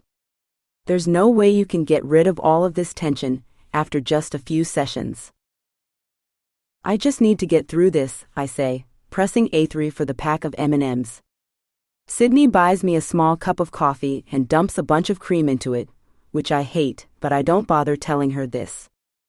I take a few swigs and then pop a handful of M&Ms into my mouth to make the taste go away. I told Sydney about the videos last night. I had her promise not to tell my mom, but I had to tell someone. Violet and Natalie are involved in something. The cops know this, of course. Are they gone because of those videos that she made? Is that the reason? They're keeping that under wraps. No one would care about a girl like her if the news people let all of that get out. No, she has to look innocent and unmarred in order for this to make the news. Mom comes in about 10 minutes before the start of the news conference, looking terrible. Her hair is disheveled. Her makeup looks like it has been put on and then removed with some sort of abrasive substance. Even her top and her skirt are mismatched. Mom, what's going on? Why are you like this? I don't know. I just couldn't handle it. I was crying so much. I can't talk to them. I don't know what you mean by making her look human. I'm just so distraught. My jaw clenches up. Distraught is an odd word to use for someone who is actually distraught. That's a descriptive noun, not a word that someone who is lost and actually distraught uses. Mom, you're going to do this interview. You have to. You're her mother. No, I can't. I can't. I've been watching those interviews of the parents of the missing children, and they always look so put together, so perfect. I'm just not like that. You know that I don't really speak well in public. Like I do? I hiss at her. What are you even talking about? This isn't the right time to remind her of the fact that I once threw up because I had to do a presentation in 10th grade, or the fact that I froze on stage when she forced me to participate in some pageant in elementary school. If I have to go there, I will. Listen, I know that you have problems, but you make these sorts of speeches all the time, Mom says.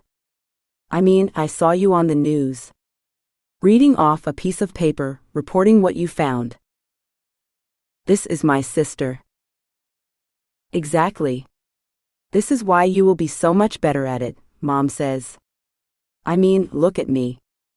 I can't go up there like this. I look like a homeless person.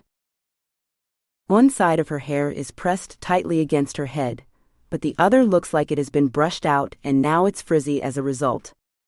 She's not wearing even a little bit of foundation, making all her age spots and the oily parts of her face completely visible. If she were to go on camera right now, no one would care. There's a fine line between looking like you're grieving and looking like you have lost it completely. Sydney pulls me aside. You can't let her do this, she says, as if I don't know this already. She's going to blow this, and they're not going to report on your sister. You have to do it.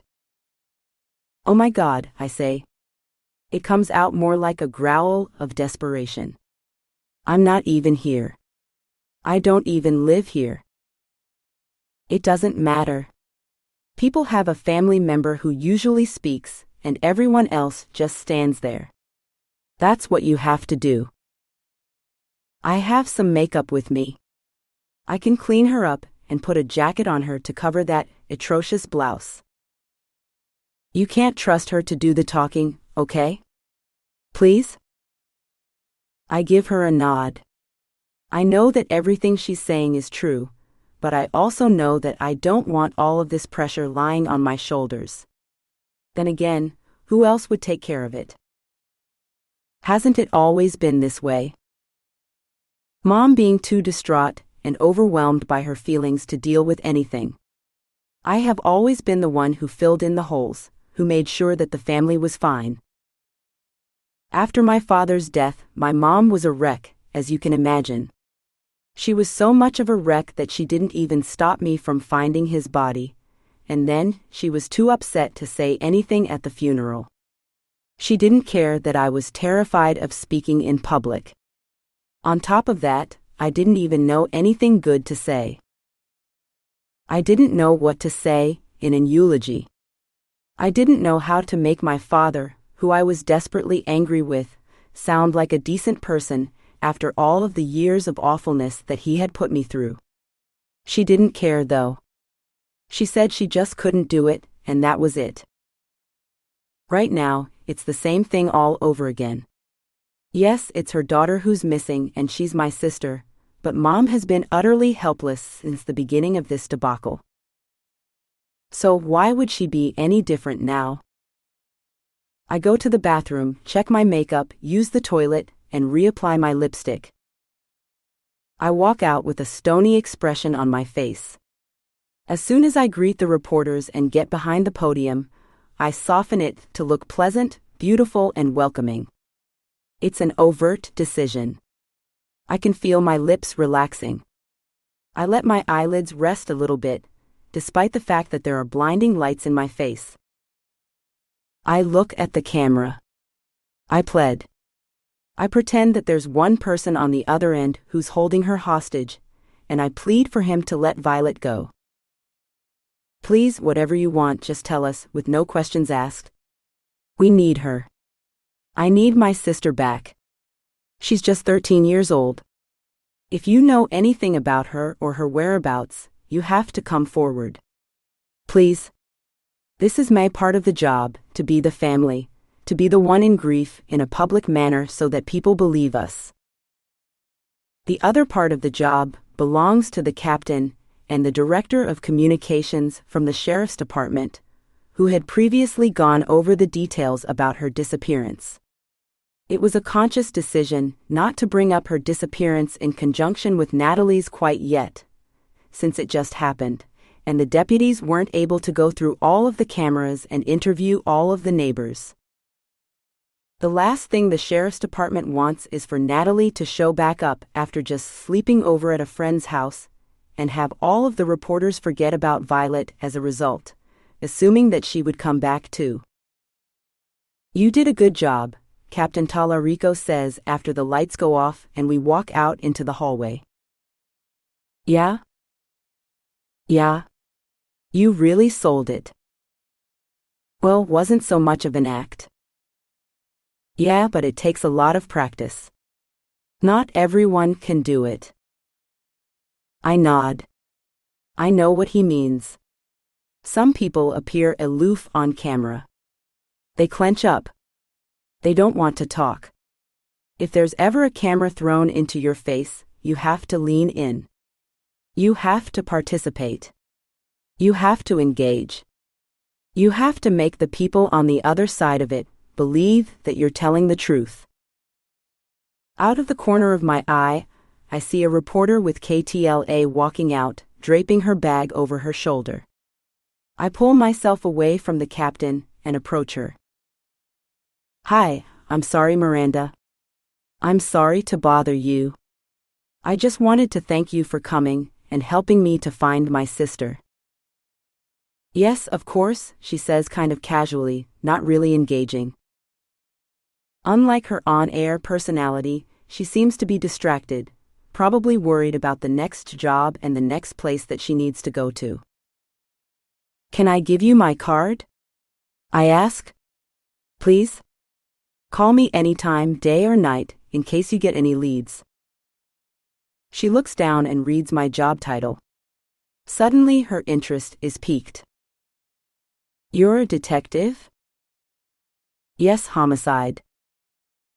Oh. Did you say that? Yeah, I mentioned it on air, but... Oh wow. Okay. I must have missed that. I guess it was when you introduced yourself, but you're actually a homicide detective and your sister is missing. Yeah. I nod. Why is that relevant? Well, it's unusual for one. Would you mind doing a one-on-one interview with me? Not at all, I say. We find an empty room, and her cameraman comes over and sets up. The bright lights come back on, and I don't have anything in which to check my makeup or attire, except for my phone.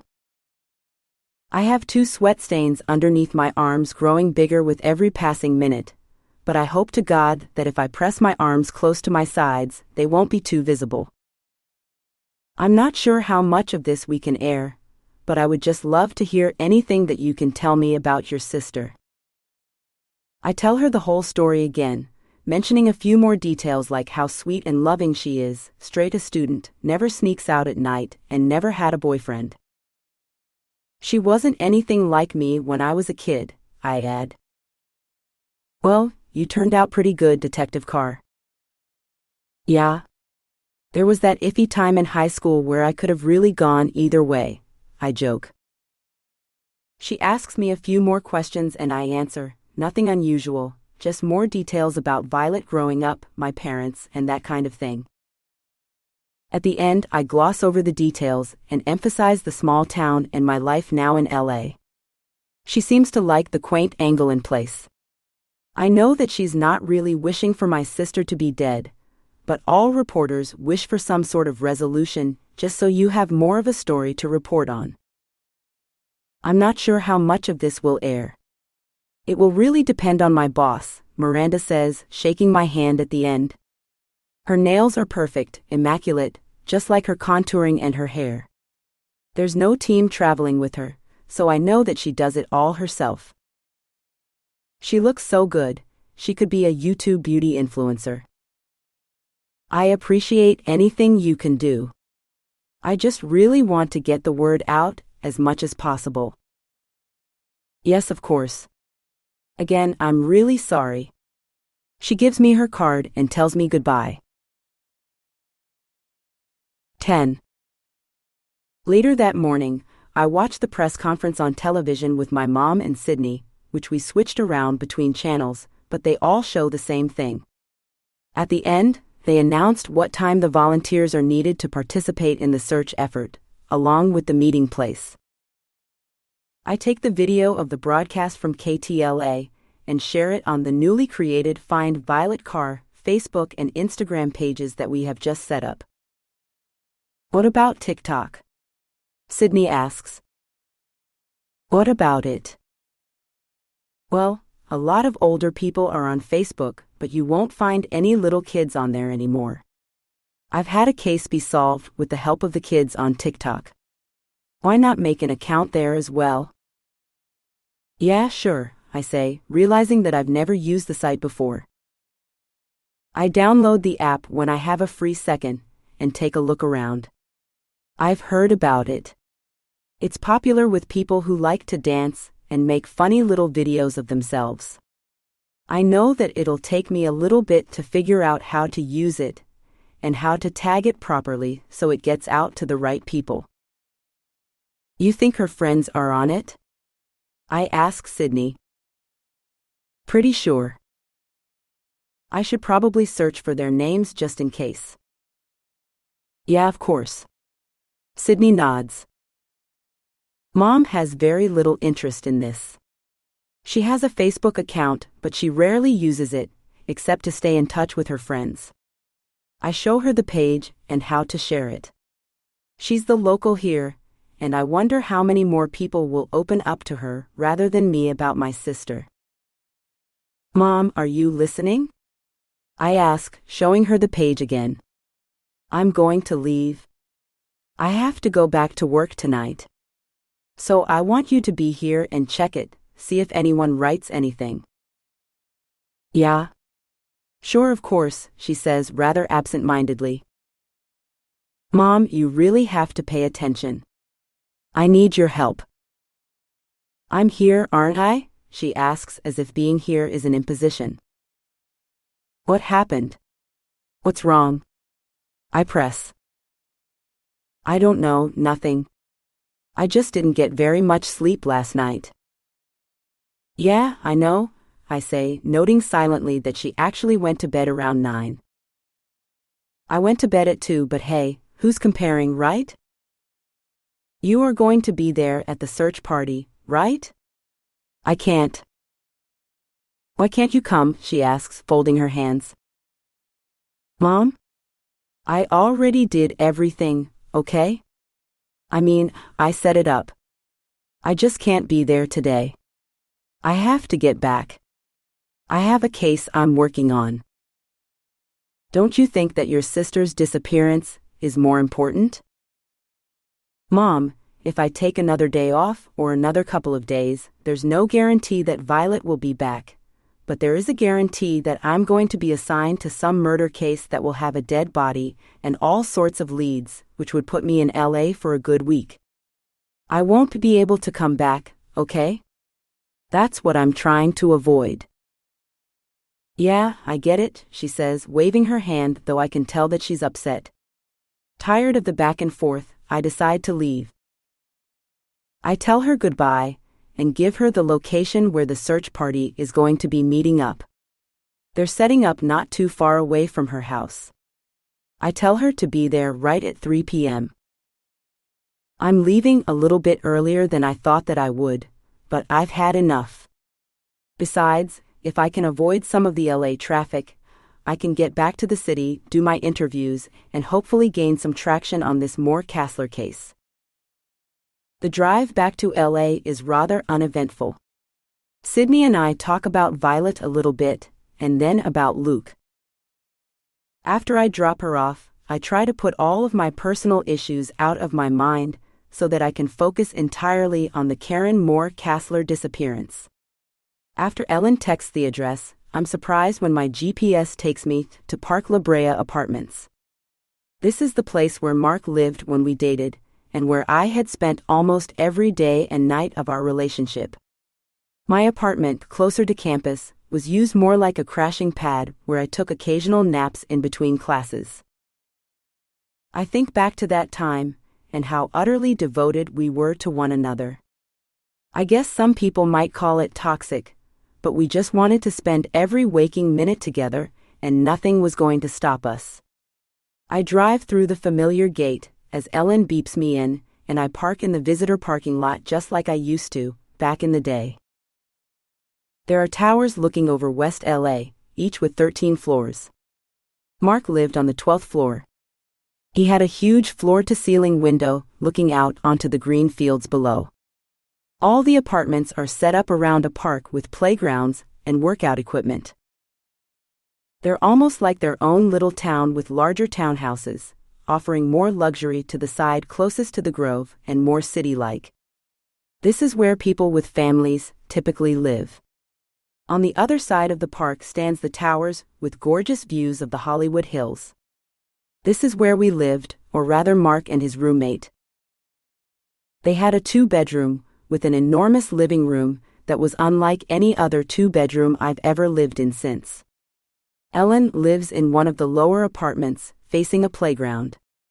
I press the button to her apartment, and she buzzes me in. The floors and the walls look completely different, but then again, it was years ago when I was here. Ellen is a heavy-set woman who looks to be about my age, with big eyes and long hair that has a few extensions sticking out just a little bit. There are pictures of her and her friends all over her hallway. I can tell that, under normal circumstances, she looks a lot better. She's dressed in camouflage-colored leggings, bare feet, and a gray tank top with a sports bra underneath. She welcomes me inside, and her little yappy dog jumps up on my ankles and barks loudly. I kneel down to pet her, after asking if it's okay. After a few minutes, the dog and I are friends. Pepper makes herself comfortable in my lap and demands pets. "Thanks for making the time to see me," I say. "No, thank you for coming by. I'm just really worried about where she could be. It's been another whole day." Ellen looks nervous and distressed. "Can you tell me what happened? Can you tell me more about your relationship? More about yourself?" "Yeah, sure," Ellen says, twirling her finger around her hair. She slides around on her leather couch. It's white, soft, and covered in fluffy throw pillows, like the kind you see in Bed Bath & Beyond Catalog's College Edition. "I don't know where to start," she says again while sitting down, tucking her hands underneath her thighs and leaning close to me. I pull out my recorder and put it down in front of her. "Would you mind if I record this conversation?" No, not at all." "Okay. Thanks," I say and repeat myself once the recorder is going. She agrees one more time. Then I dive right in. "Can you tell me about yourself, and how do you know Karen Moore Castler?" "Well, we met at a Jamba Juice and then we realized we were in the same yoga class. It was at the YMCA on the corner. I had never been there before and neither had she, but we didn't want to pay much. I guess we independently saw that they were having these classes for only $10 each. We signed up because the other ones go for like $20 or $25, and that's just too much. We started talking and decided to go to coffee. We became friends. She doesn't live very far from here, so we could always meet at the Grove and get some brunch, that kind of thing. Her husband works a lot." "Yeah? Do you know Robert?" Yeah, but I don't want to say anything bad. Please. You have to be as honest with me as possible. Your friend is missing, and I'm trying to help you find her. I don't know what to say. I met him once. First time she invited me over to watch a movie and have some wine. It was fine. I mean, he seemed friendly enough. He was just sort of walking by. I kept inviting him out with us to a bar or something like that, but he never wanted to come. He said he was too tired from work. That was when he was still working on his PhD. Okay. Yeah? What about you? Do you live here alone? No, she says. My husband lives here too. It's a 2-bedroom. Oh, okay. Sorry. I just saw the door to the one room, I say, actually surprised. Yeah, we have a child and we're trying to have another one. So we're not going to be staying here for long. Okay.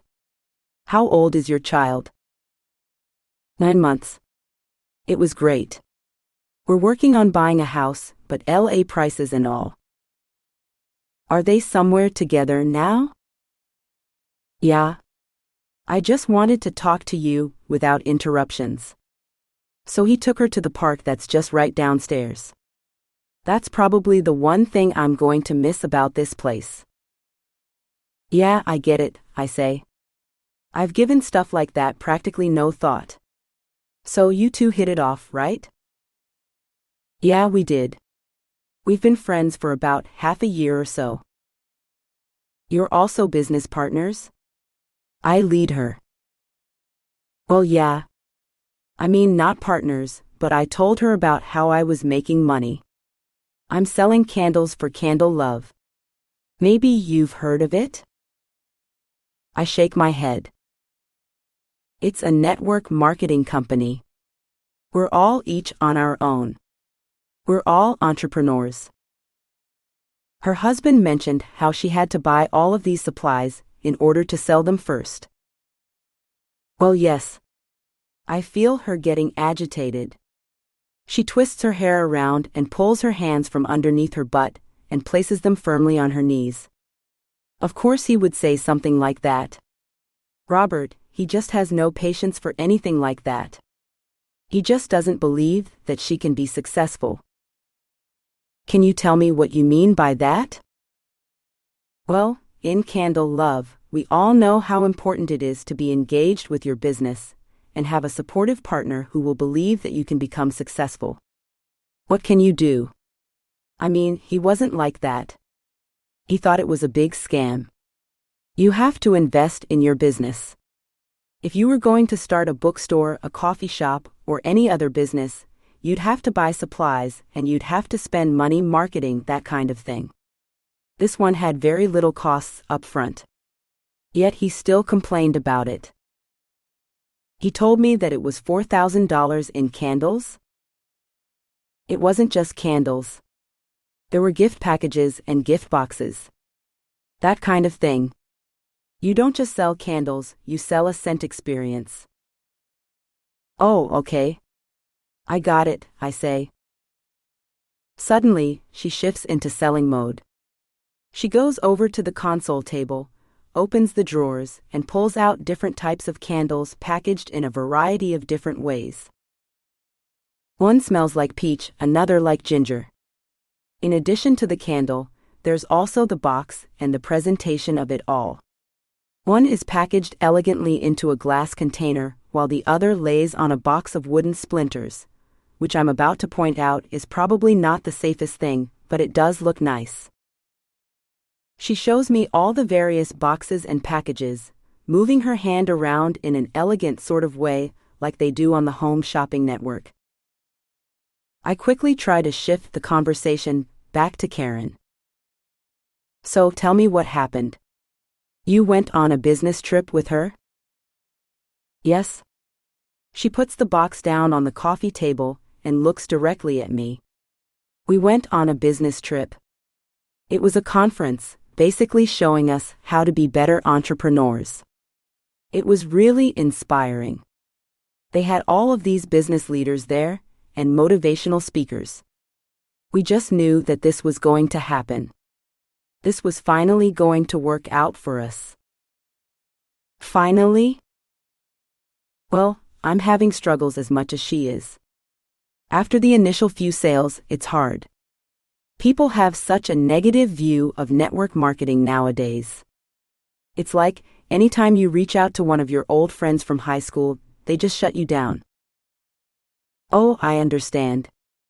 So, you went through basic? So, what are you doing? What were you told to do? How is Karen getting sales now? I think she sold about $1,000 worth of candles initially when she first joined. Of course, Robert was very happy about it, but then things sort of dried up like they tend to, unless you recruit more of your own people into your network to join the organization and become entrepreneurs themselves. Not everyone has it in them to run their own company. Not everyone has that entrepreneurial mindset that you really need to succeed in this business. She was losing money? I asked, trying to pin her down on exactly what she knew of Karen's financial situation. Robert was upset. They were down $4,000, including the conference. $1,000. You said that's how much it costs? Well, yeah. It was $700 just for the ticket, and then the flight and the food. It adds up. I make a mental note of the fact that Robert said that it was either $600 or $700, and that means that's exactly what he thought it cost, or perhaps that's what Karen told him it cost. Would you say that this was a major issue in their relationship? I don't know, Ellen says. Her demeanor appears rather cagey, and I don't believe her.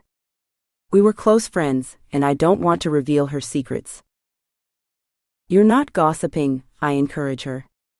I'm trying to find her, and every little bit of information helps me to do that. Yeah, she says. She gets up and puts the boxes of candles away. I'm assuming you don't want to buy one.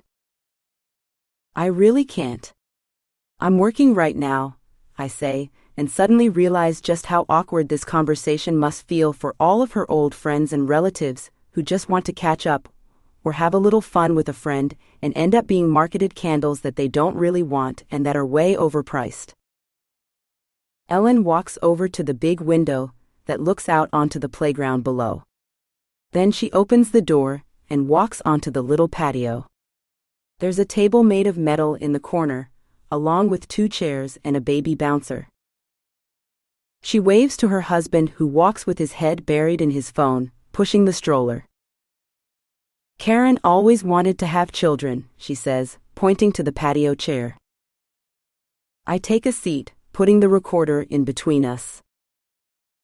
How long have they been married? 5 years, I think. Long enough, but he was in graduate school. He was always working. He was always teaching. She said she wanted to do it. She said that she was willing to do it herself, like taking all the baby duties, that kind of thing, but he said he wanted to be around for that. He said he didn't want to miss the first year or 2 with the baby, so they would have to wait, and they did. After he graduated, he still stalled. She's just got this feeling that there is something else going on. A month ago, we spent one Saturday night trailing him. Really? Yeah. First, even before she ever told me anything about it, she put a GPS on his car because he would turn off the one on his phone all the time. So she put one in his car to track him, to see where he was going. She just wanted to make sure that he was actually going to work all the times that he's out until, like, midnight. Guess what? He wasn't.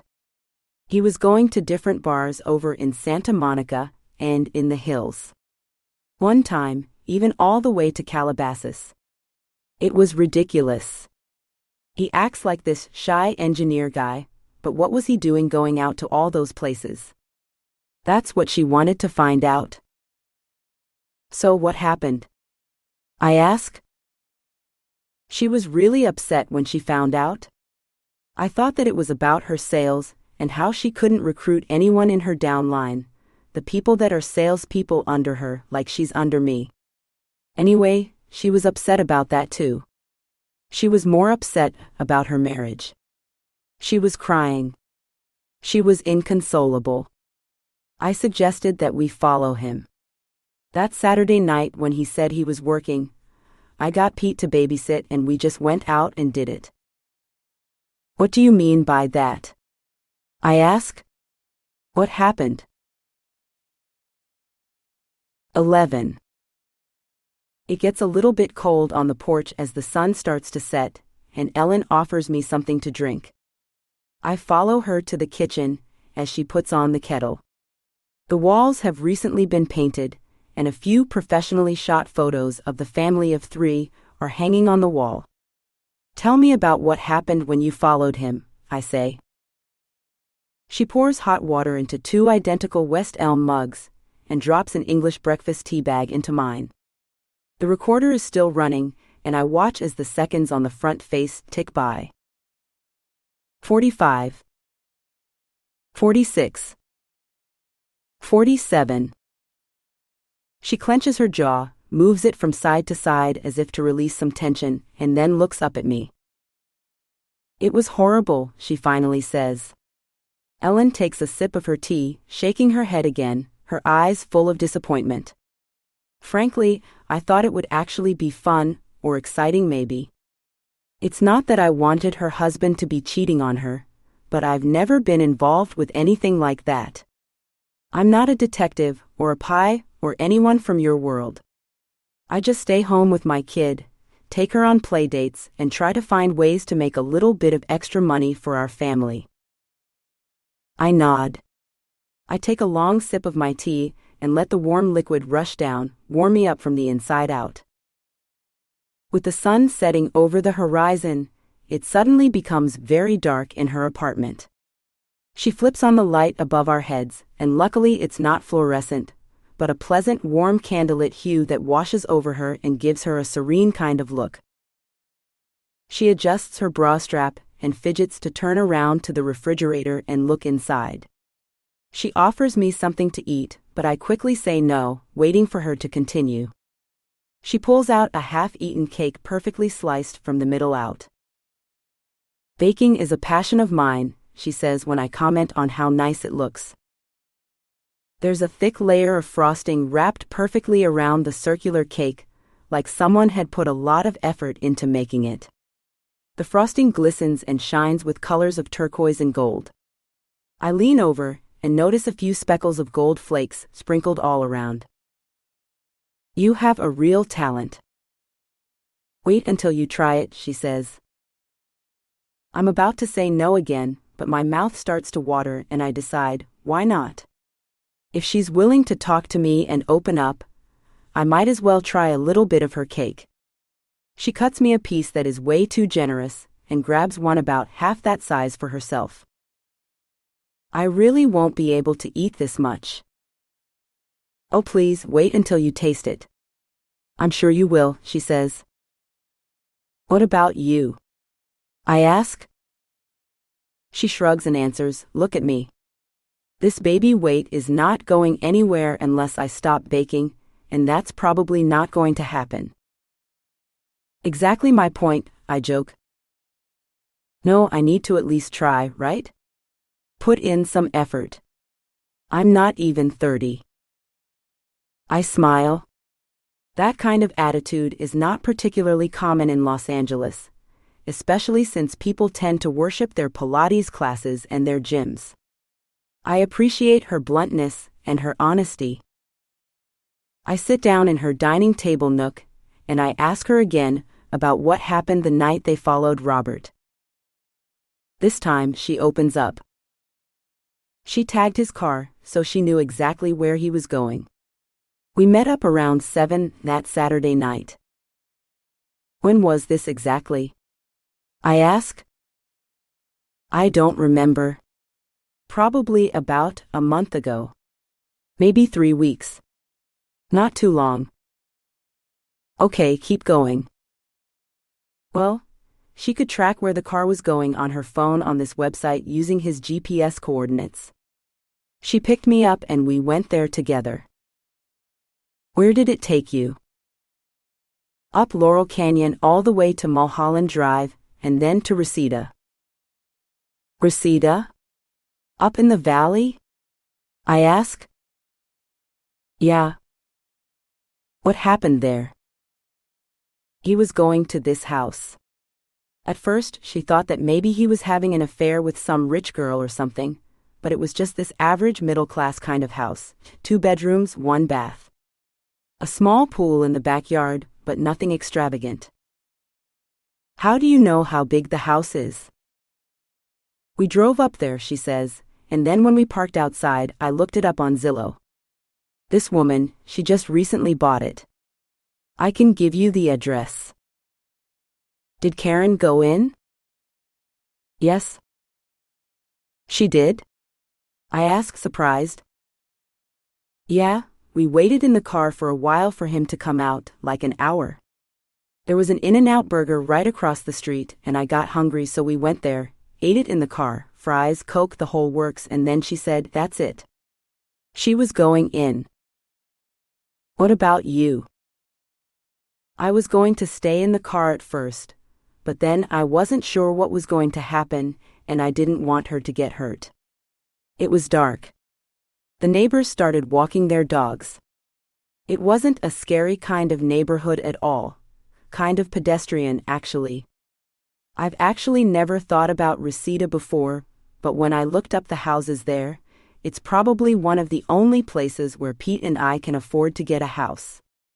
Of course, it'll be quite a commute for him to get to West LA, but it'll be a nice place for Logan to grow up, right? She's getting off track. I can't tell if she's just trying to avoid talking about it, or she actually doesn't want me to know. I glanced down at my phone. I realize that I've been here way longer than I had planned on, and I have to rush this along if I still want to make it to all of the other places I have to go. At the same time, I know how these types of interrogations go. It's better not to rush things. Sometimes the most mundane details are the ones that become important. What happened there?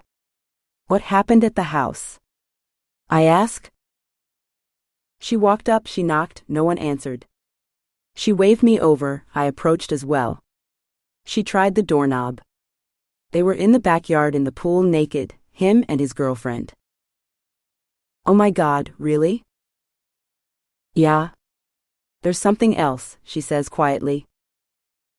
What? There was baby stuff all around the house. That woman, Margaret Lane, she had a child, his child. Really? Yeah. We looked it up later.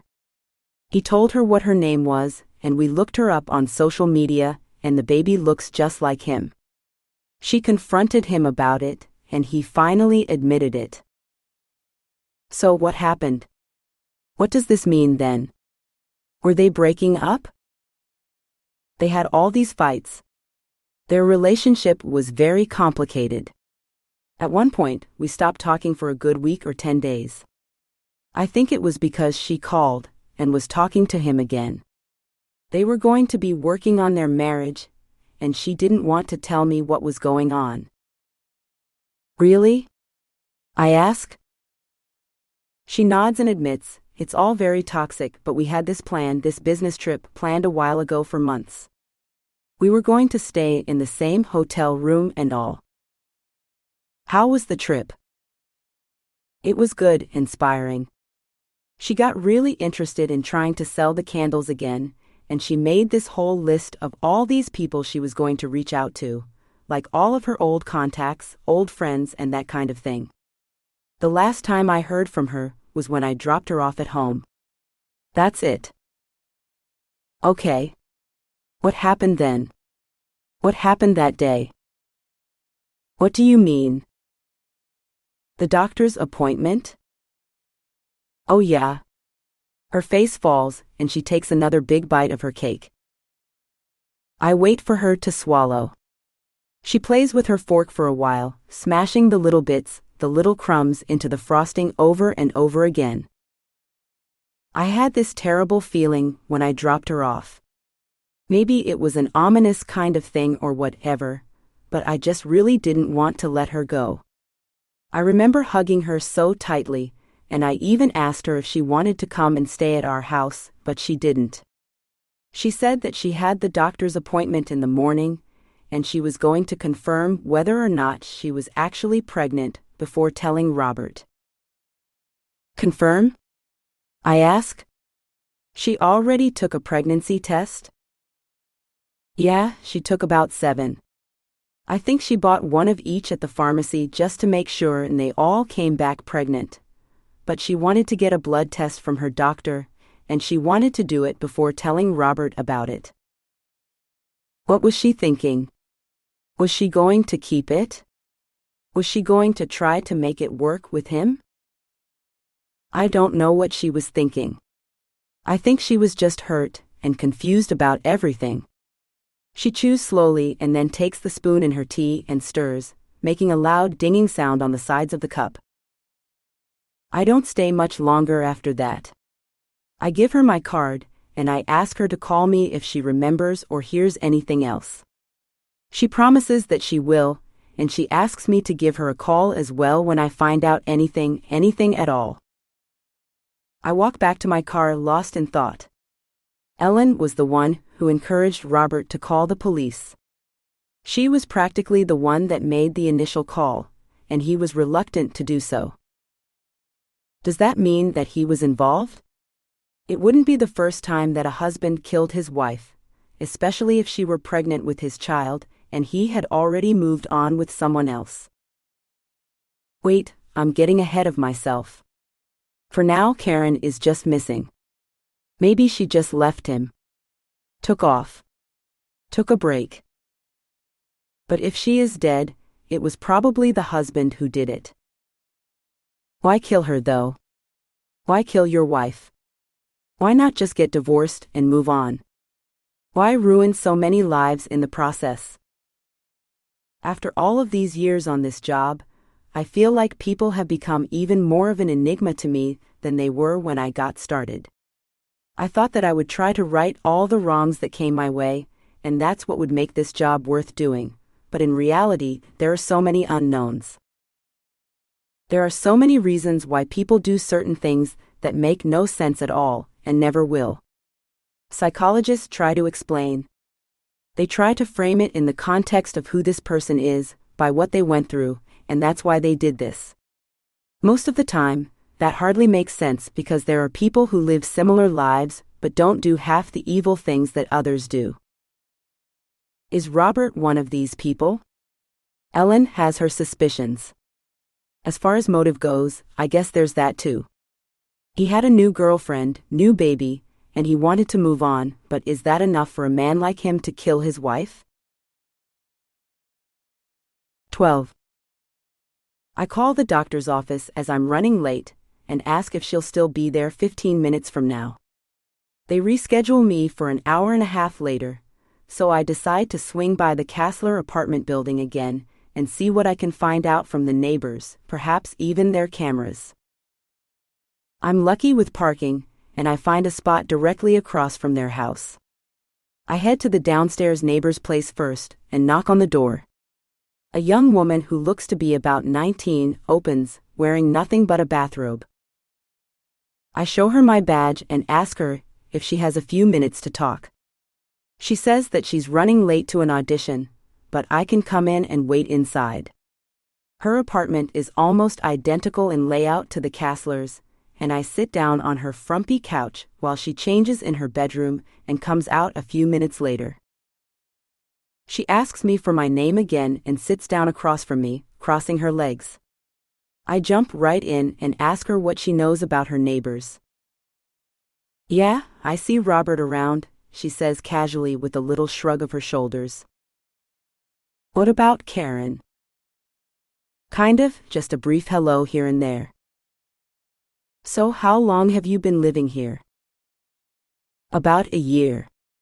When I moved in, they were very nice. I think she might have even stopped by with a pie or something like that, but our schedules are really different and I don't see her much. She's mainly home, right? I guess so. I'm very busy. I nod. I can't tell if she's lying or she's trying to keep something to herself. Is there anything else that you can tell me about them? Did you hear anything suspicious or see anything suspicious on Monday, day or night? I look at my notepad and give her the precise date. No, I wouldn't say that. I was actually not home that day. I had an audition, but it wasn't in LA. It was in Phoenix. Would you have any cameras set up anywhere?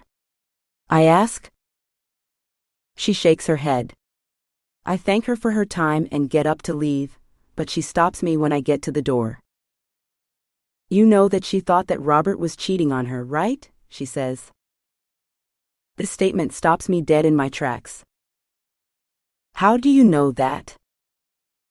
Well, I kind of overheard her and her friend talking when they were out on the landing.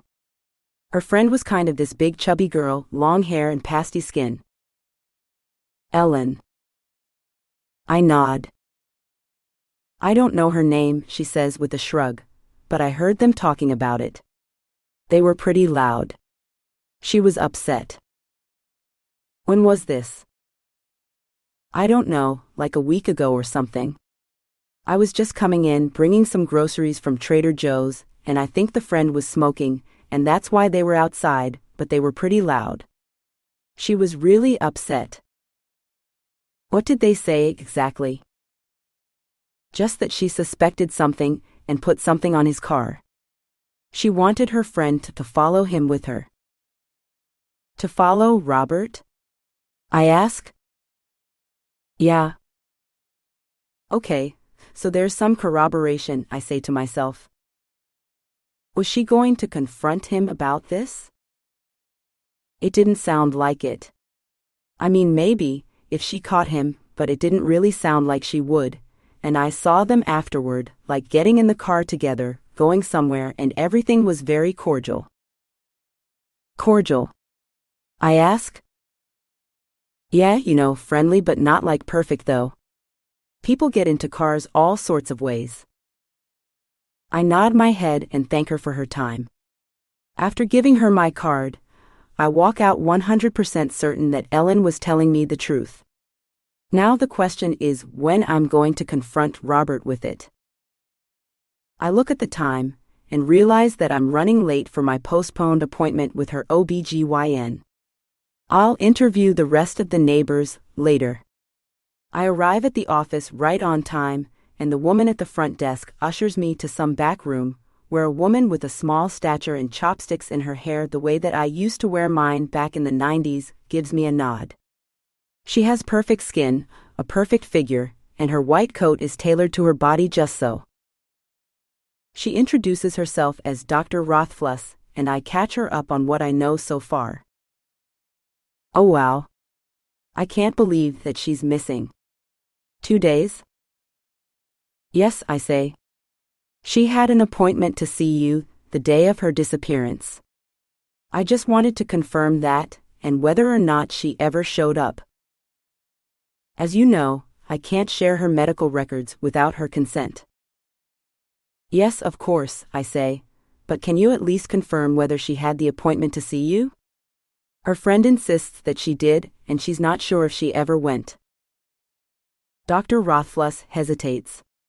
She's not an attorney, and it's a big thing to share medical records without the consent of the patient. I can see her wondering whether this is indeed the case in what I'm asking her to do. Please, I say, leaning closer to her.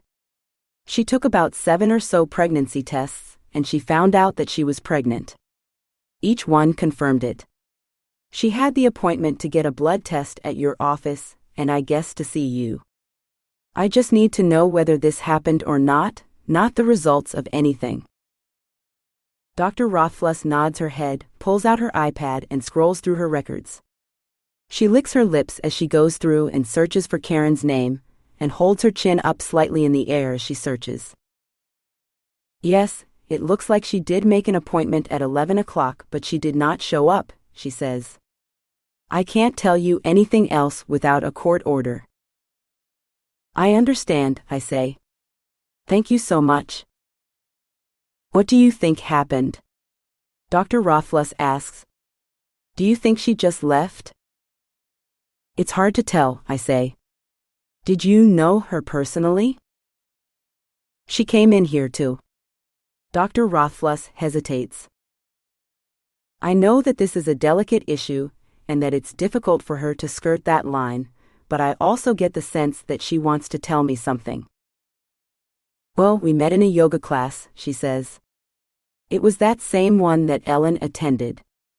I was Ellen's doctor with her baby, and she introduced us, so we were sort of on friendly terms." Okay, that's good." I nod. "What else?"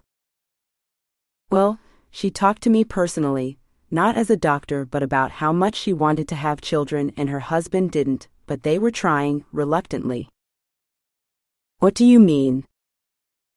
"Well, I guess they weren't using protection, but he wasn't fully on board with it." "Oh, okay. Got it. How long had they been trying for?" "About a year and a half, but from what she told me, as a friend, they were only having sex once every 2 months, 3 months or so. I'm not sure that they were exactly trying." I give her a nod and agree. Yeah, that doesn't sound like actually trying. "Anyway, when was the last time that you saw her?" "Probably a week ago. She didn't mention anything about scheduling an appointment, and she must have called on her own to my office, but she did mention about wanting to possibly consider IVF." "She did?" I ask. "Yeah. This was just when we were in yoga, and I tried to tell her that it's unclear whether she would need that kind of intervention because, well, she and her husband were just not being sexually active enough, but she said that she wanted to talk about it." "Okay. Do you remember precisely what day this was?" "I don't know, like the 14th maybe." "Let me see." She looks at her schedule. "It was the Monday before last." I nod. I look at my own calendar on my phone and realize that this was right before she caught her husband cheating with Ellen. So perhaps things have changed since then. I thank her for her time and leave her office with a lot of thoughts on my mind. The timeline must be that she was trying to get pregnant. She was considering IVF, but she was still suspecting her husband of infidelity. Then that Saturday, she found out the truth. The question is what happened between that Saturday and the day that she disappeared. Did she confront Robert? No, because she was at her conference, but what happened at her conference? What happened when she appeared? What happened when she came back? She came back that evening, and I have to find out whether there are any cameras from any of the neighbors showing her coming and going. 13. I return to their apartment building and knock on a few more doors. 2 of the neighbors don't answer, but an older woman who lives downstairs does. She doesn't welcome me inside, but agrees to talk through the half-open door. I get the sense that she's a bit of a hoarder from what I can see peeking inside, and she doesn't want me to see it. I ask her the same questions I asked Delia, the actress, and she also says that she rarely sees the Casslers. The older woman is dressed in sweats, but her face is nicely made up and pulled back, filled up with fillers. She makes a few references to the older model Mercedes parked in front of her apartment, and when I finally comment on it, her face beams and she smiles from ear to ear. "I just bought it," she says. "It's a 2005, but it is a Mercedes." "Congratulations," I say, knowing that the car couldn't have cost more than $3,000. "Does it run well?" "Of course it runs well." "What kind of question is that?" She gasps. I realize that was a mistake. I apologize quickly, but it doesn't seem to reverse her scorn toward me. Mrs. Osap, I'm really just trying to get to the bottom of what happened to Karen. The last that we know is that she came back from a business trip, but now she's missing and no one has seen her for 2 days. I was just wondering if you remember anything. I plead and appeal to her because I need her help. She hesitates for a moment, and it looks like she's about to slam the door in my face. Listen, I told you about my car. Yes, I understand, I say. No, you don't. She shakes her head. I know that a lot of people are interested in it, even though you may not be. I nod, not entirely sure about where this is going. You know, it still means something to drive a Mercedes, Mrs. Osap says. To make sure that no one damages it or accidentally bumps into it, I set up some surveillance equipment. You did? I gasp. She looks like she is in her 80s, and I had no idea that people of that age knew how to set this kind of stuff up. Yes, my grandson was going to do it, but he was asking me about my will, and he was really just generally getting on my nerves, expecting me to give him money that he doesn't deserve. So I did it myself. Would you mind showing me what you have? I ask. She crosses her arms and shakes her head. Please, Mrs. Osap, you may have the key to her disappearance. Okay, fine, but only because you apologized. She points her manicured finger in my face. The tips are pointy, long, and kind of remind me of Cardi B's, which is another incongruous thing for a woman of her age to have. People are strange. She waves me inside and finally lets me into her space. There are boxes of things from floor to ceiling, but only in the front.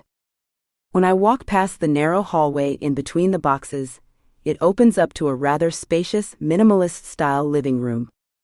It's like she wants other people to think that she's this crazy old cat lady hoarder, but in reality, she's got this sleek, perfect little space that looks like it belongs in the pages of a Pottery Barn catalog. She walks me over to a big computer table made of glass, with a Mac desktop positioned in the center. She clicks around and opens the files with the recordings. Wow, you have quite a setup here, I say. I work online. You do? Yeah. What is it that you do? I'm a photographer. For many years back in the 60s, I did black and white fashion photography, but then men dominated that business and it was hard to get through. Now, finally, I'm getting the recognition I deserve. I have social media and I have a website. I have a lot of clients and my photographs have appeared in Vogue, National Geographic, and lots of online magazines. Recently, I've been doing a lot of real people portraits. I'd like to do one of you. I hesitate. I've never done one of a cop before. It would be unprofessional for me to do that, given that I'm on this case and I'm interviewing you for work. Yeah, I get it, she says. Well, how about after the case? Would you consider it? Yes. I've never actually had a professional picture taken before, I say. You're missing out. I'd love to show you the ropes, she says. I steer her attention back to Karen, and she shows me the surveillance videos. Thankfully, she keeps them all for a month, just in case. She scrolls over to the date and time that I tell her. We try in the evening, and I see Karen coming back home, looking tired while pulling a suitcase behind her. She scrolls through her phone as she walks and then disappears upstairs. I ask Mrs. Osap to see if she has any surveillance of later that day. We scroll through. Neighbors come and go, but none of them are Karen or Robert. Is this the only exit out of the building? I scroll through again just to make sure that I didn't miss anything, but neither Robert nor Karen seem to enter or leave the building. Yes, but I don't have any cameras out there. I bite my lower lip. That could be a problem. I keep scrolling and then suddenly, in the corner, I see a figure. I pause and then slow it down. It's shadowy, but it resembles Robert. I look at the time. 4 p.m., right around the time that he was supposed to come back home, but when I look closer, I realize that it's not him at all.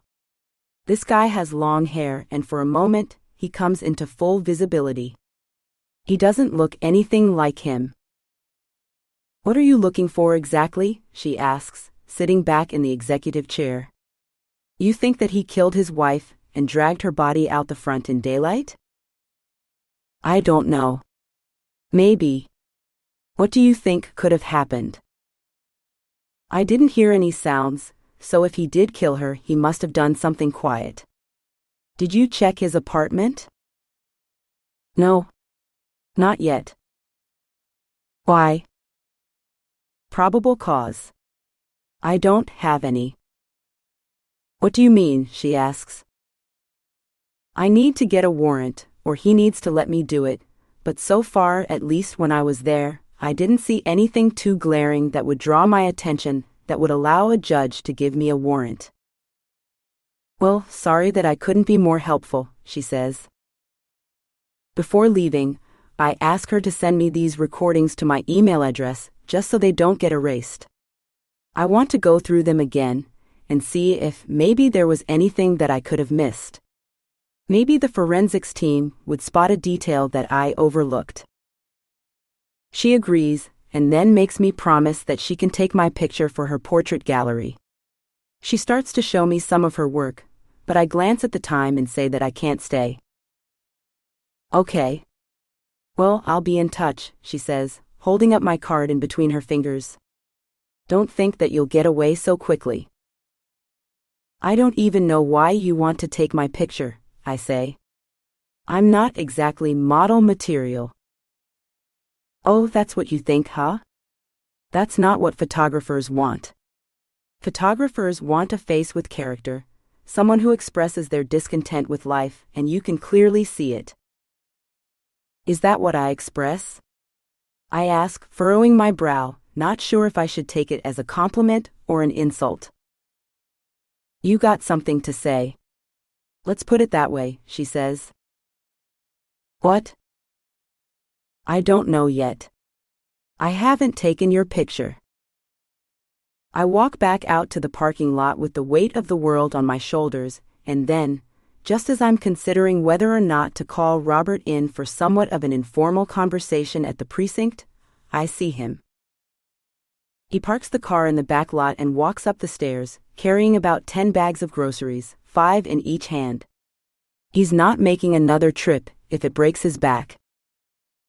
I walk up to him and offer to help, but everything is balanced in his hands, and if he lets go of one thing, everything else might fall as well.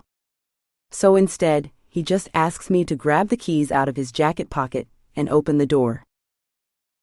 "So, I guess you didn't find her yet," Robert says, putting all of the grocery bags onto the linoleum floor checkered in alternating black and white. "No, we didn't, but I've been making the rounds, asking a lot of questions, and I actually have some things to follow up with you." He opens the refrigerator and starts to unpack his groceries. He seems completely unbothered by the fact that his wife is gone. As a detective, you sometimes fall into the trap of trying to read body language for clues as to what might have or might not have happened.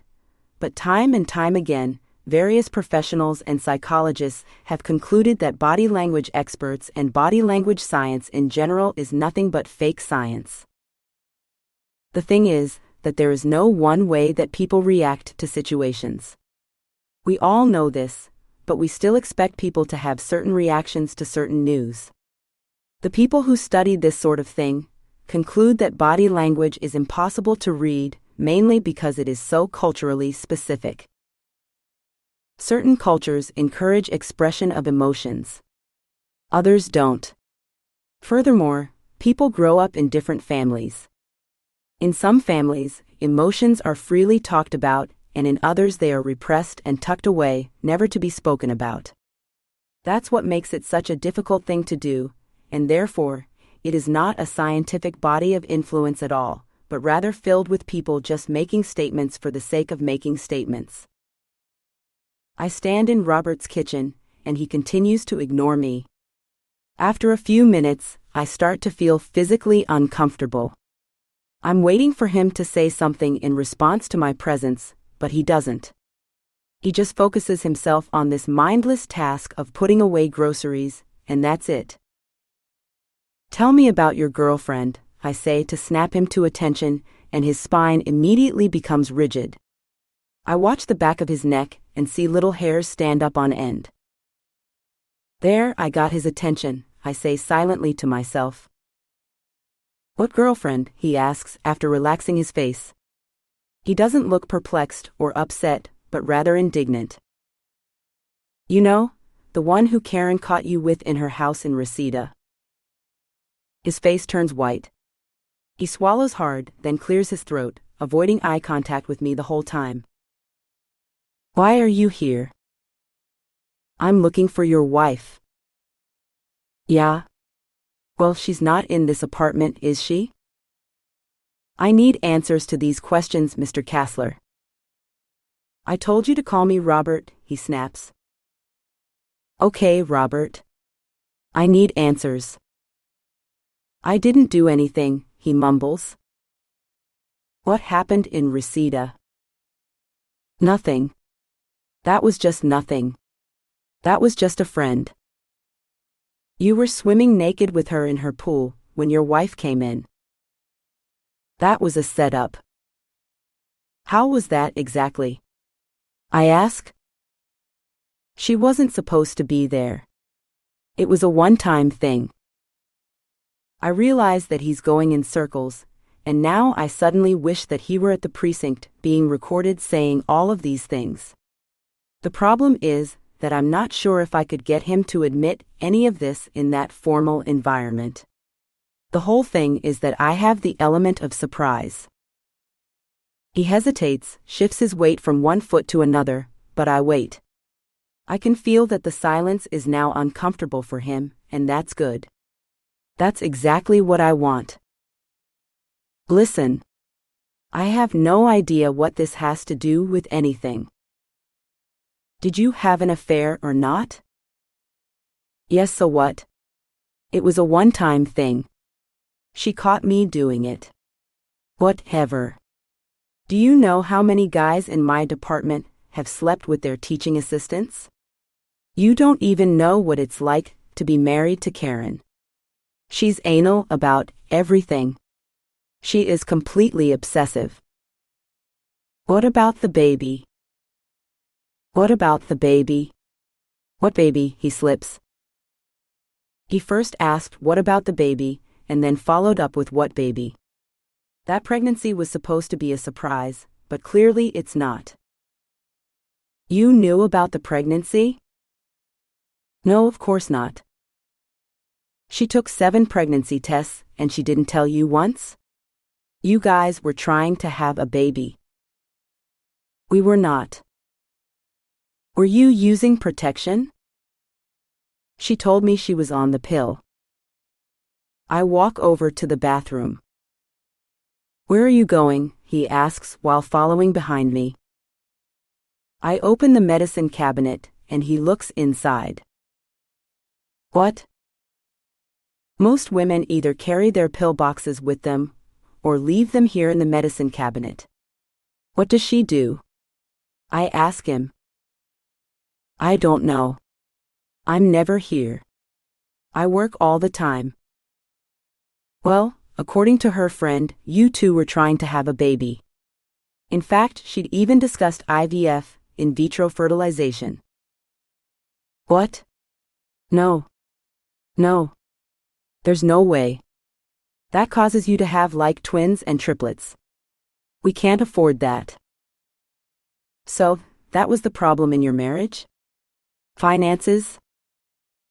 "No, of course not." "Stop putting words in my mouth," he says, throwing his hands up. "Why don't you go find my wife, okay? What about her phone? Were you able to trace anything?" "No.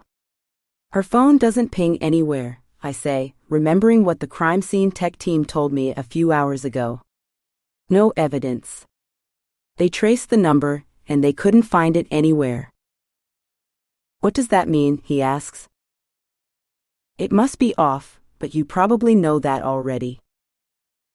What are you even talking about? What happened to Karen? I ask, pushing forward. I stand close to him. I realize that I'm not the most intimidating figure, but I hope that my job title is enough. He doesn't take the bait, though. Sometimes people don't, but you have to try. I had nothing to do with Karen's disappearance. I already told you that. I came home. She wasn't here.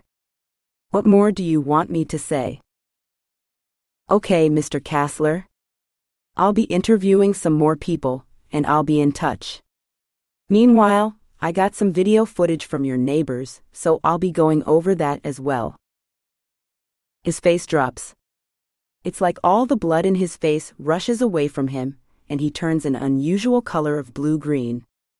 I wait for a moment for him to say something, but he just clears his throat and looks away. I walk out, knowing that he's worried about possibly being on that camera footage. There are a few more people that I have to interview who weren't home earlier, but I have to get back to the precinct and file a report about everything that I've found so far. I look at the time. It's running out. 14. I get back to the precinct late that night. Most people have already left, but I stay at my desk for a while, trying to get everything done that normally would take 2 days. I need to be in Captain Medville's good graces before I ask him for more time off to go back home and search for my sister.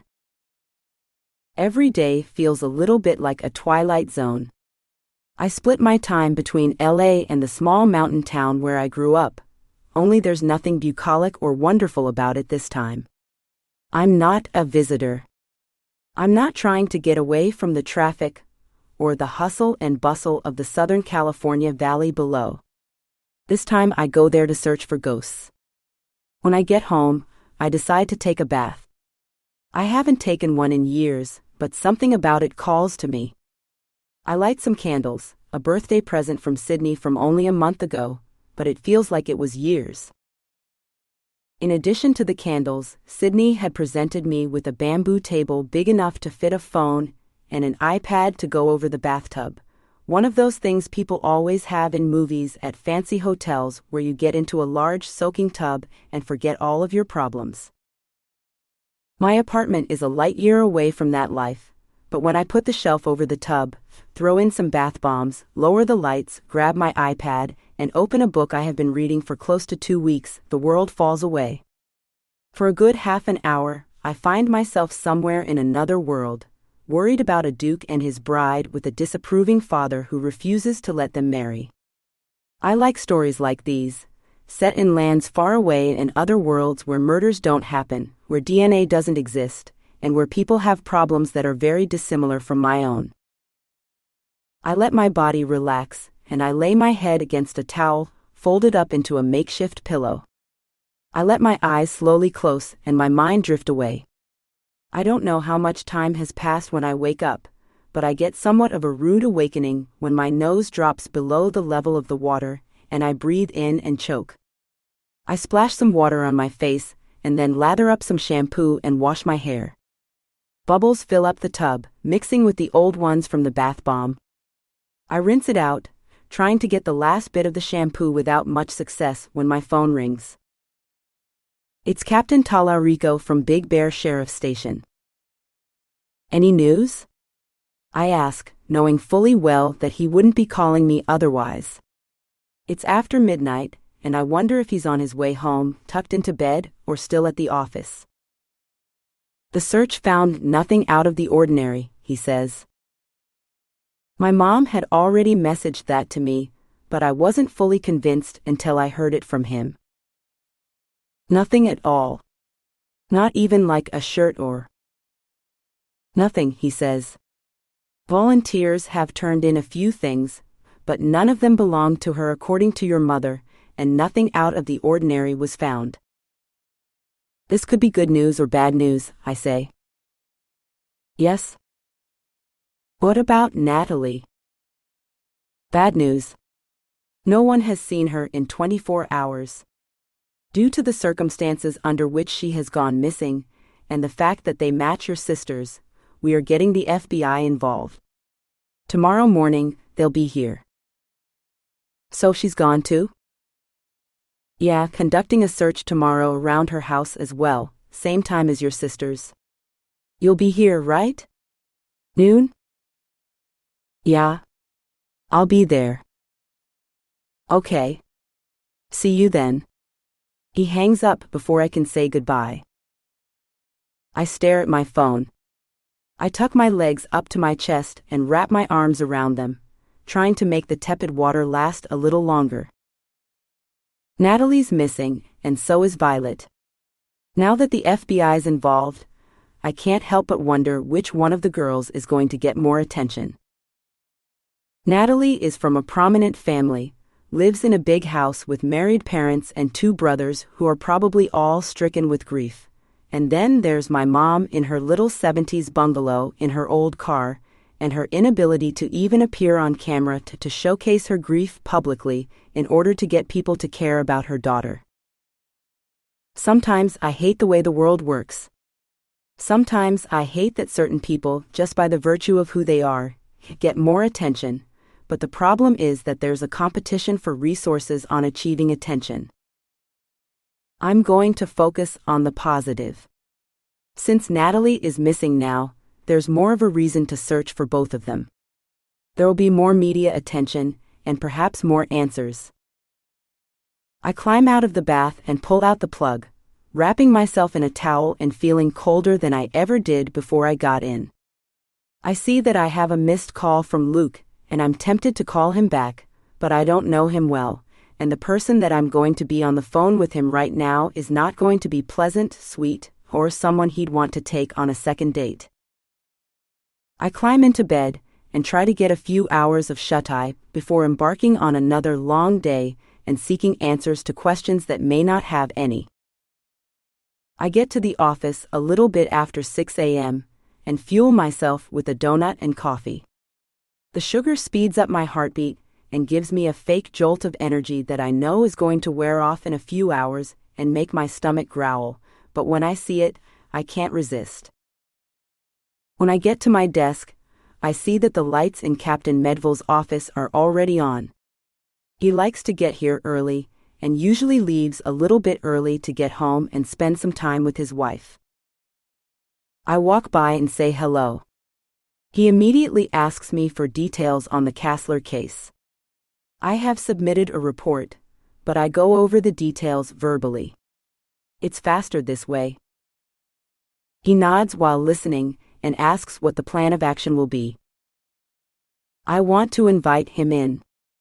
I want to do a proper interview. He admitted to the affair. He somewhat admitted to the pregnancy, but if we can get him on tape and maybe get him to admit a few more things, that will be ideal. You still have no body. I have no idea where she is. What about the videotapes? He still calls them that, even though they have long been digital recordings. The ones I got from Mrs. Ossap downstairs, they were useless. I led him on to think that maybe we had something, and I'd like to keep that to myself or between us, but there was nothing on them.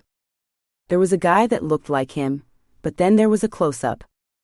It turned out to not be him at all. Are you sure it's not just him in disguise? Yeah. I have it in my email. I'll forward them to you and to the tech team, but I'm pretty sure it's not him. So no body, still missing 2 days now. Friend worried, concerned that he might have done something, but when and how? We wouldn't be able to get a warrant with what we have so far, he says, thinking out loud. So, unless he admits something in the interview, we don't have much to go on, but you seriously think that this guy could have done something to her? No, I didn't say that. I mean, he's very shady, cruel, and crude, but it was daytime and they live in an apartment building. There were no gunshots fired, and there's still no body. He could have strangled her. Yeah, but then what? What did he do with the body? We have to check those cameras. There's another exit, I say with a heavy heart. What do you mean? There's another exit to the apartment building, one that goes out back. There are no cameras there. He growls. When I get to Big Bear the following morning, I get there just in time to go to the search. Much to my surprise, Luke is there, along with Captain Talarico running the show. Captain Talarico introduces us, but I tell him that we have already met without going over any of the details. When he told me last night that they were going to get the FBI involved, I had no idea that meant that it would be Luke Galvinson. When a deputy comes up to the captain to ask him a few things, his attention is diverted and I pull Luke aside. We're standing under a makeshift tent. There are picnic tables, laptops, and a generator set up, even though these are the outside headquarters of the search. The local Veterans Hall was kind enough to give us the space to set up a makeshift headquarters for the search. There are tables all along the wall with volunteers. Luckily, my mom was involved enough to organize some aspect of this, even though she had trouble with going on the actual search. She had big posters made of the missing sign, along with blown-up photos of Violet smiling, laughing, and having fun. I stare at one of the pictures in which her hair is braided, and I'm surprised at how different she looks. Perhaps photographers are onto something when they say they want to capture the essence of that person. Most of the time it seems to be something serious, different, unpleasant, maybe even unattractive. Unless of course it's a glossy fashion magazine, but as I look around at these pictures of my sister, I realize that none of them really represent her. They express the best versions of her, the fun, outgoing side, but that part of her has always been small in comparison to the moody darkness that often enveloped her. She was serious, bookish, and not really outgoing at all.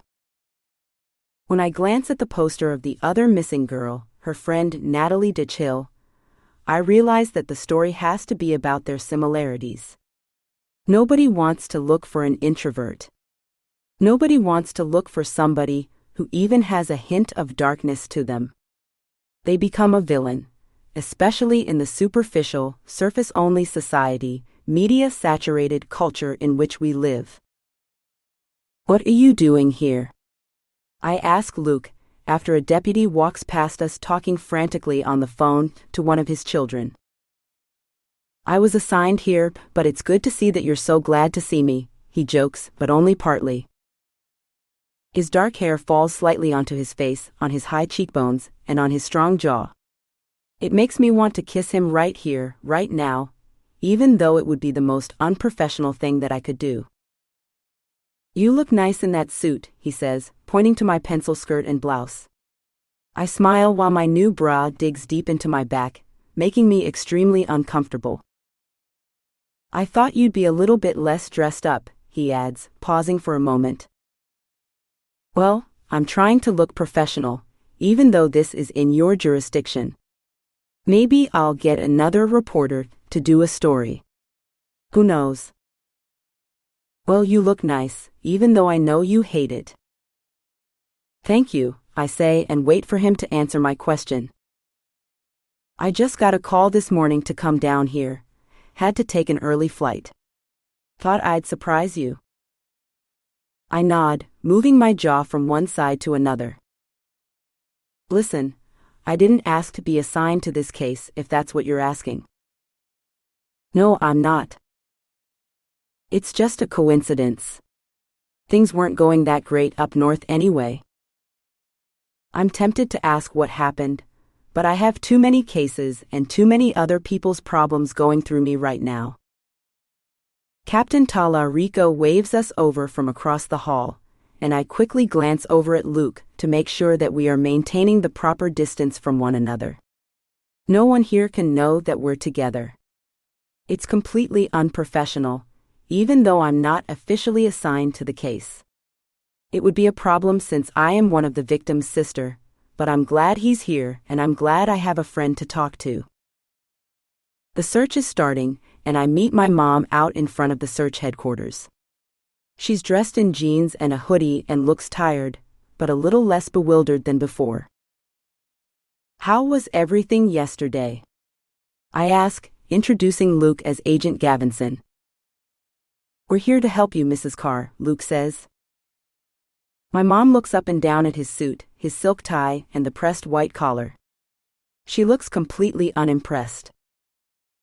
"You all act like you want to help us and we should trust you," Mom says, "but the FBI isn't anything." "Mom," I gasp, "what are you doing?" "He's here to help us. We're lucky to have them involved."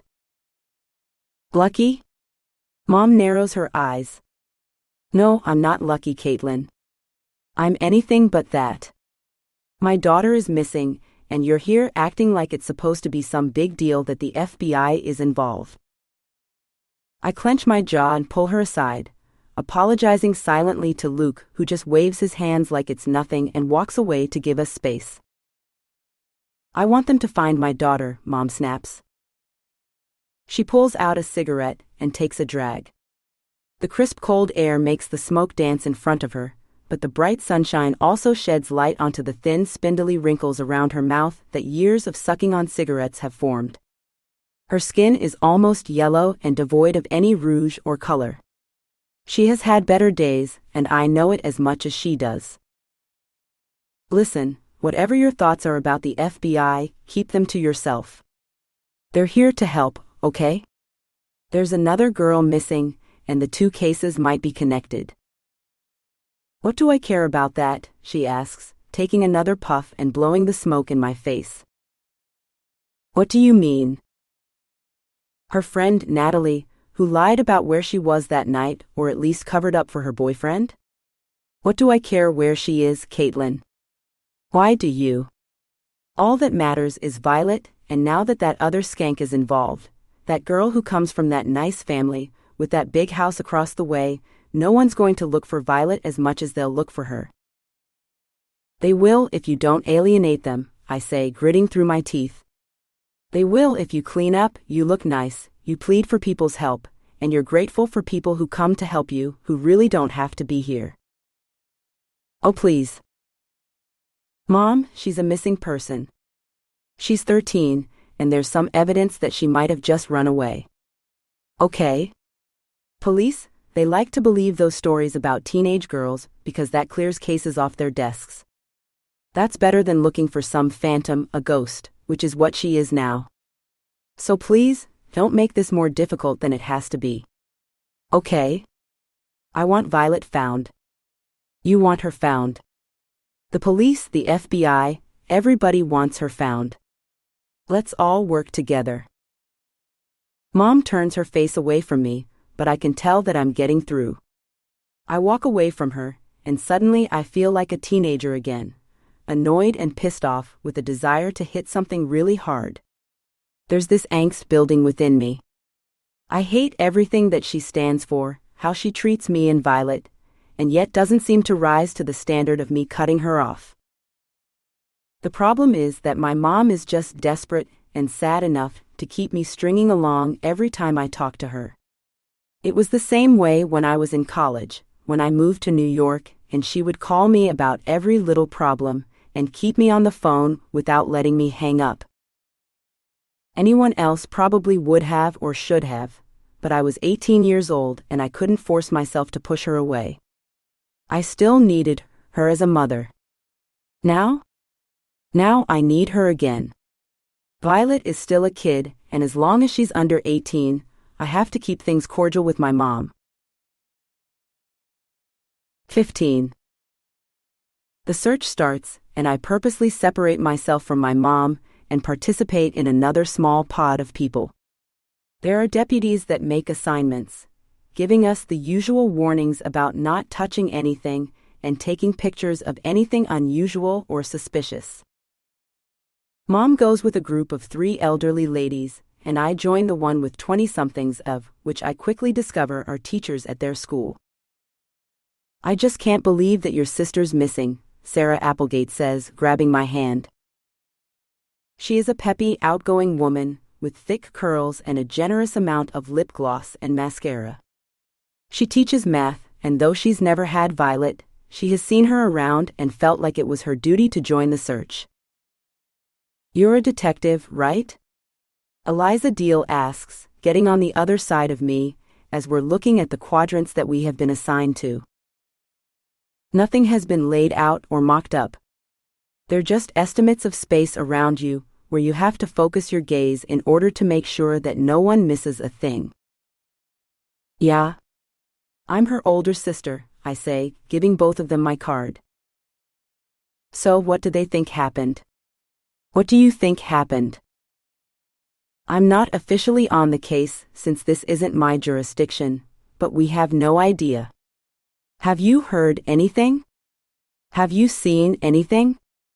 Did anyone happen to say anything unusual about her?"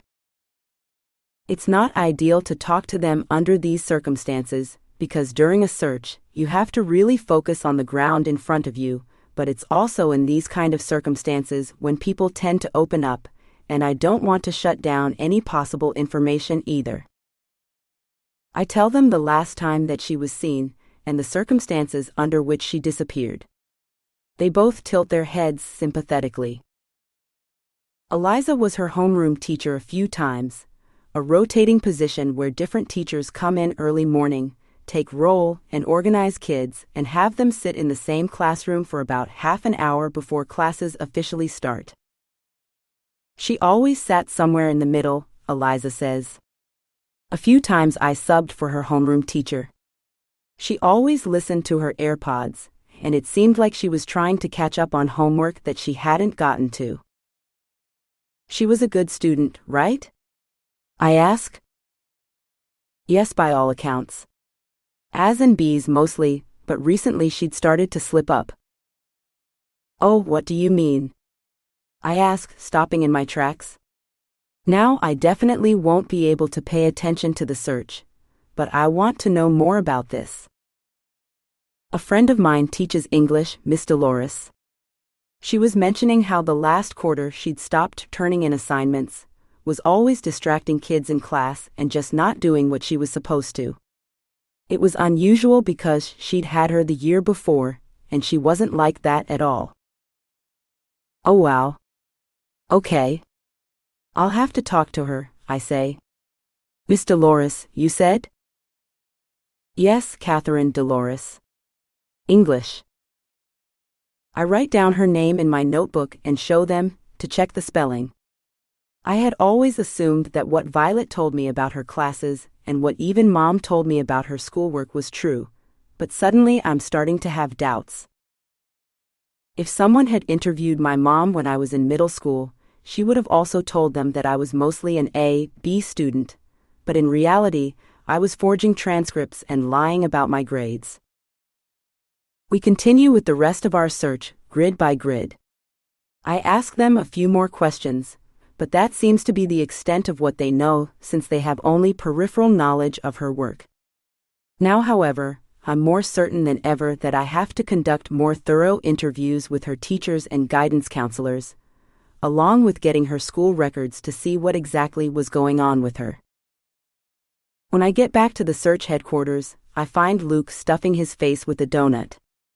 He was catching up on the case, reading all the files and the interviews, and didn't actually participate in the search. "How was it?"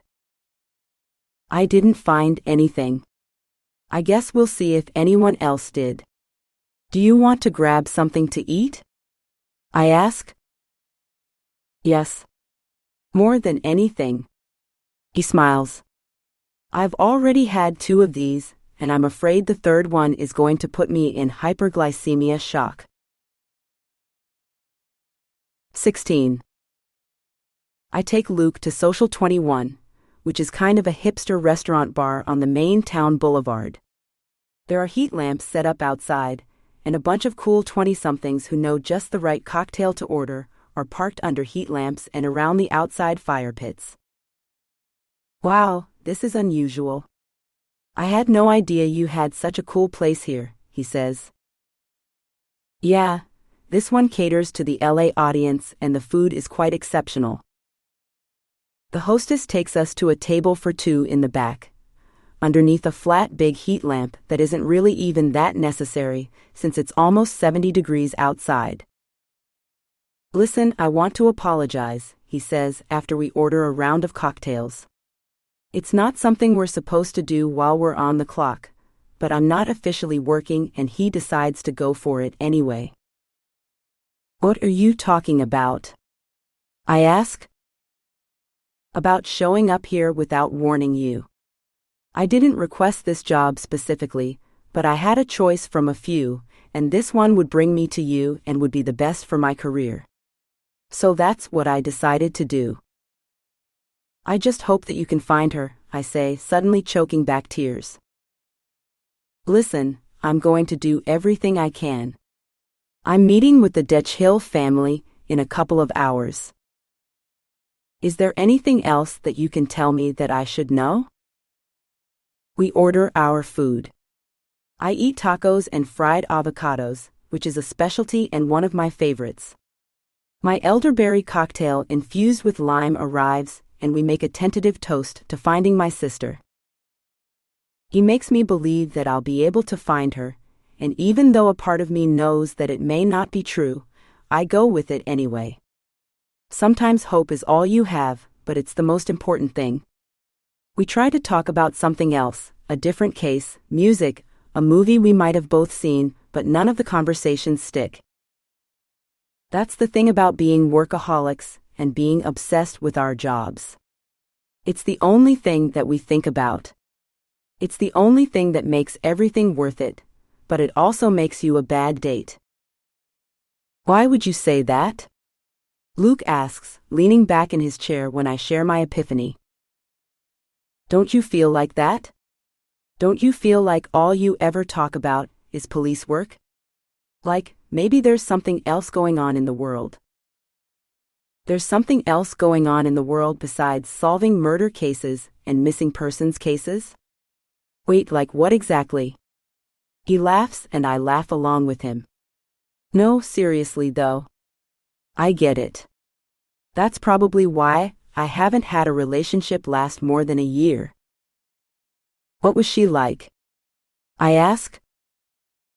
We haven't talked of exes yet. That conversation is still looming somewhere over our every interaction. Isn't that bad etiquette? He asks. I think I must have read that somewhere. What, to talk about your exes? Yeah. No, I don't think so. I shake my head and pop a fried avocado square into my mouth, letting it melt, biting through its crispy shell and then letting the inside practically melt. Hey, I want to know what kind of girls you dated before me. Is that where we are? Are we dating? No, I say quickly. We're just friends. Friends? Do you see a lot of your friends naked? I laugh. He takes a sip. He finishes his drink and orders another round. I shake my head. This isn't really the right time and place, he says after a long pause. I know, but I want to think about something besides our jobs, and clearly neither of us have seen a movie in a really long time. So exes are all we have. He smiles, chuckles to himself, and finally explains, okay. My ex-girlfriend and I were together for 2 years. Well, a year officially and then off and on again before that. Was she in law enforcement?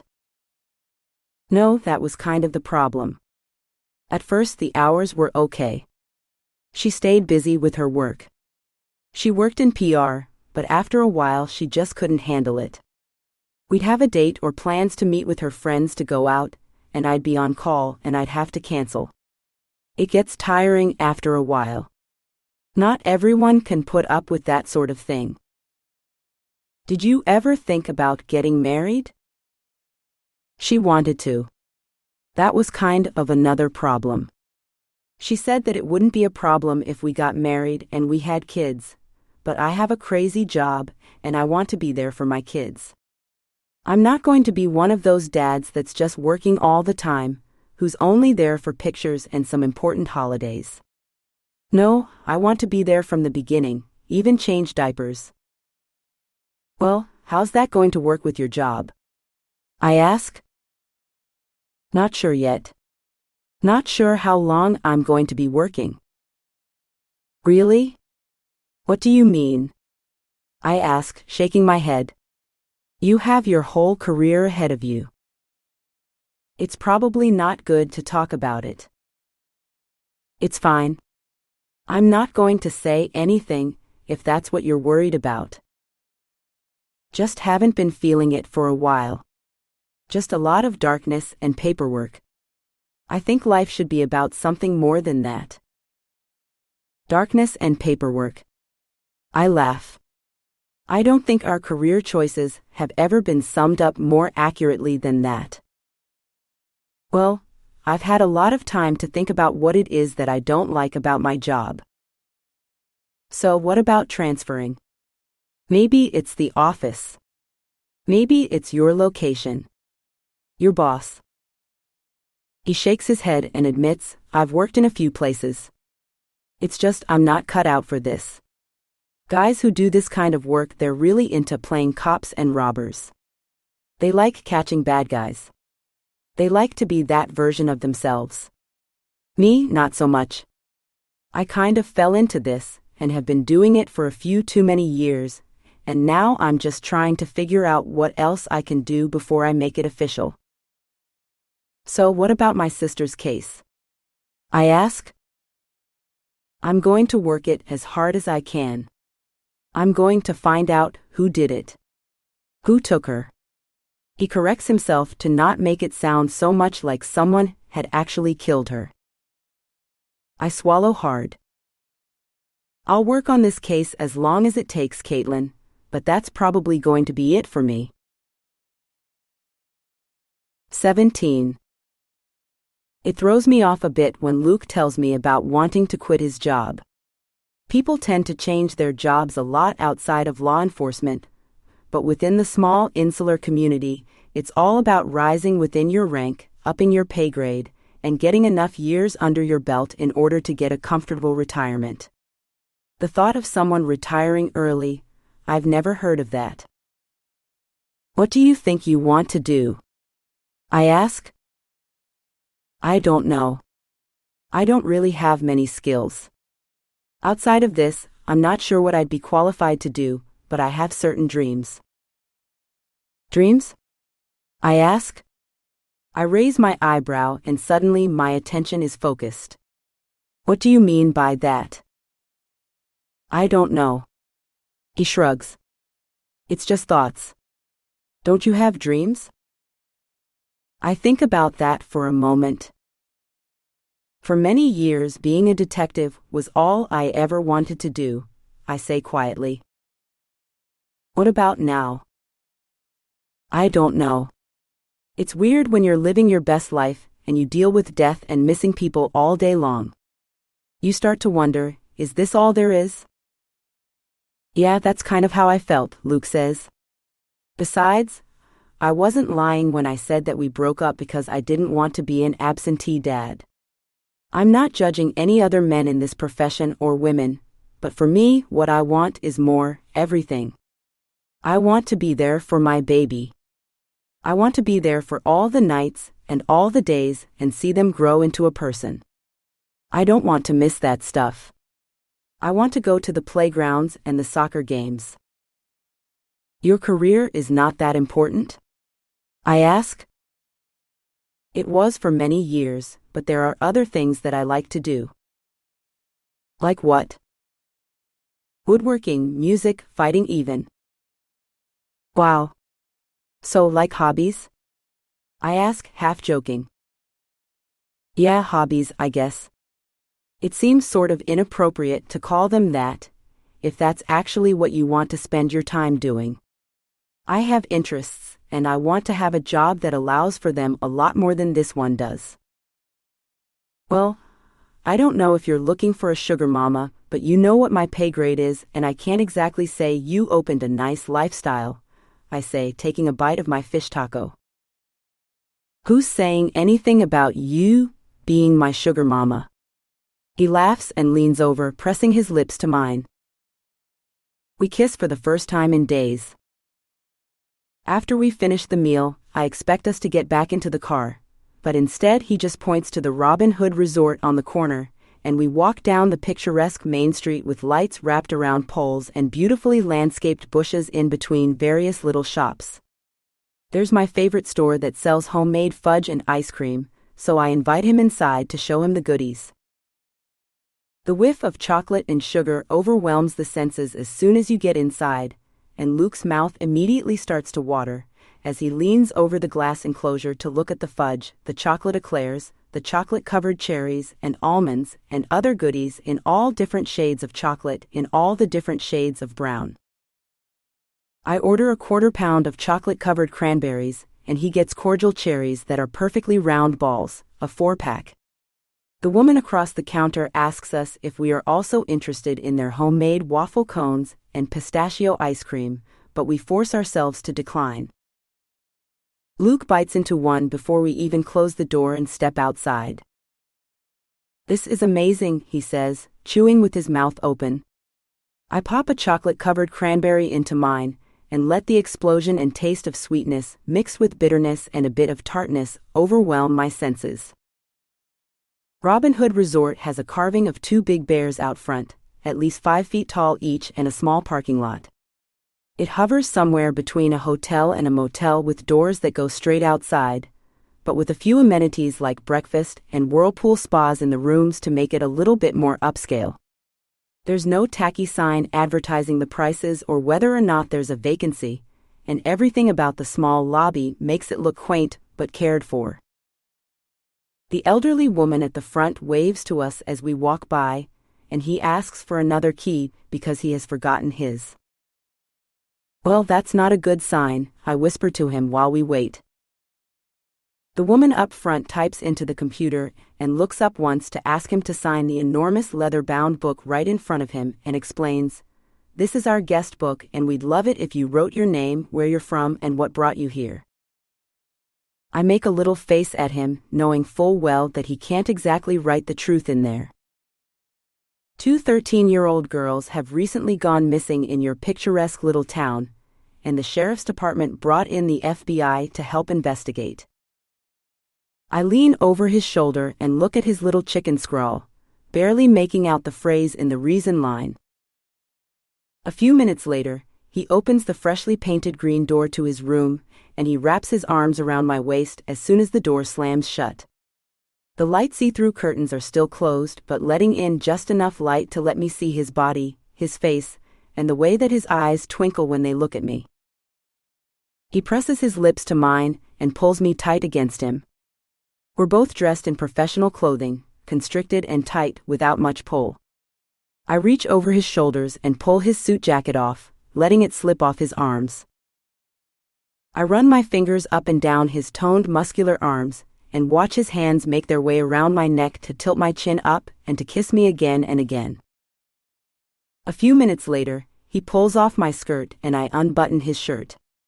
We fall into bed together, and we don't even bother to turn on the light. Afterward, lying in his arms in a state of contentment and ecstasy, I look at the time and know that we can't stay here long. I have to get back to the search headquarters. I have to talk to the captain. "You know no one can know about this, right?" I ask, tilting my head up to look at him from the crook of his arm. "Of course, I'd be in as much trouble as you, actually, probably more." This wasn't a great idea. I mean, we shouldn't have done that. "Are you saying that because of work, or are you saying that because of us?" he asks, suddenly looking very vulnerable and surprised. I'm tempted to ask what we're doing. I'm tempted to try to define this relationship, if we can even call it that. My mind is cloudy with so many different tasks and uncertainties. I don't want to add an argument with Luke to that. I like you, I say. A lot. I lean over and give him a kiss. When I pull away, he grabs my arm and pulls me closer and kisses me again, harder and more passionately. I guess you like me too? I ask with a smile. You could say that. He winks and we both know that it's time to get back. I use his comb to brush my hair and tie it up in a neat ponytail. We look at one another and check each other's clothes for any irregularities, smoothing the few wrinkles. I turn to him and ask, "So was forgetting something in your hotel room just a ploy to get me into bed?" He narrows his eyes, tilts his head to one side, and asks, "What do you think?" I think it worked. I'm not that smooth. I'm not very good at being a player. Is that not what all players say? I joke. I actually forgot my laptop here. I thought it was in my briefcase, but it wasn't. That's what I wanted to get. He points to the laptop sitting neatly on the desk next to the television. I glance at the wire to make sure that it's plugged in, and it is, making it difficult to stage. Well, either way, it kind of worked out, I say, giving him a peck on the cheek and telling him to wait a few minutes before following me out. When we get back to the VFW, I check the time again and see that we've only been gone 2 hours. Now that's what I call a quickie. As soon as I walk through the doorway, my face falls. Neil is sitting in front of my sister's missing poster on a flimsy metal chair and talking to my mother. She has her arm draped around his shoulder, and he is holding a small cup of coffee that looks like it's about to crumble and spill everywhere all over his legs. He's crying in big, powerful sobs. They come into his body like a gust of wind, and then are expelled just as quickly. Luke and I stand in the doorway. I take a quick look around to see if anyone is there, and somehow, everyone has gone. No deputies, no captain, there aren't even any volunteers. It's just my mom and Neil alone in the far corner of the room near the makeshift stage and the velvet curtains, as if they're in some sort of two-person play with no audience. I take a few steps. I lift my foot to take a step forward, but Luke stops me.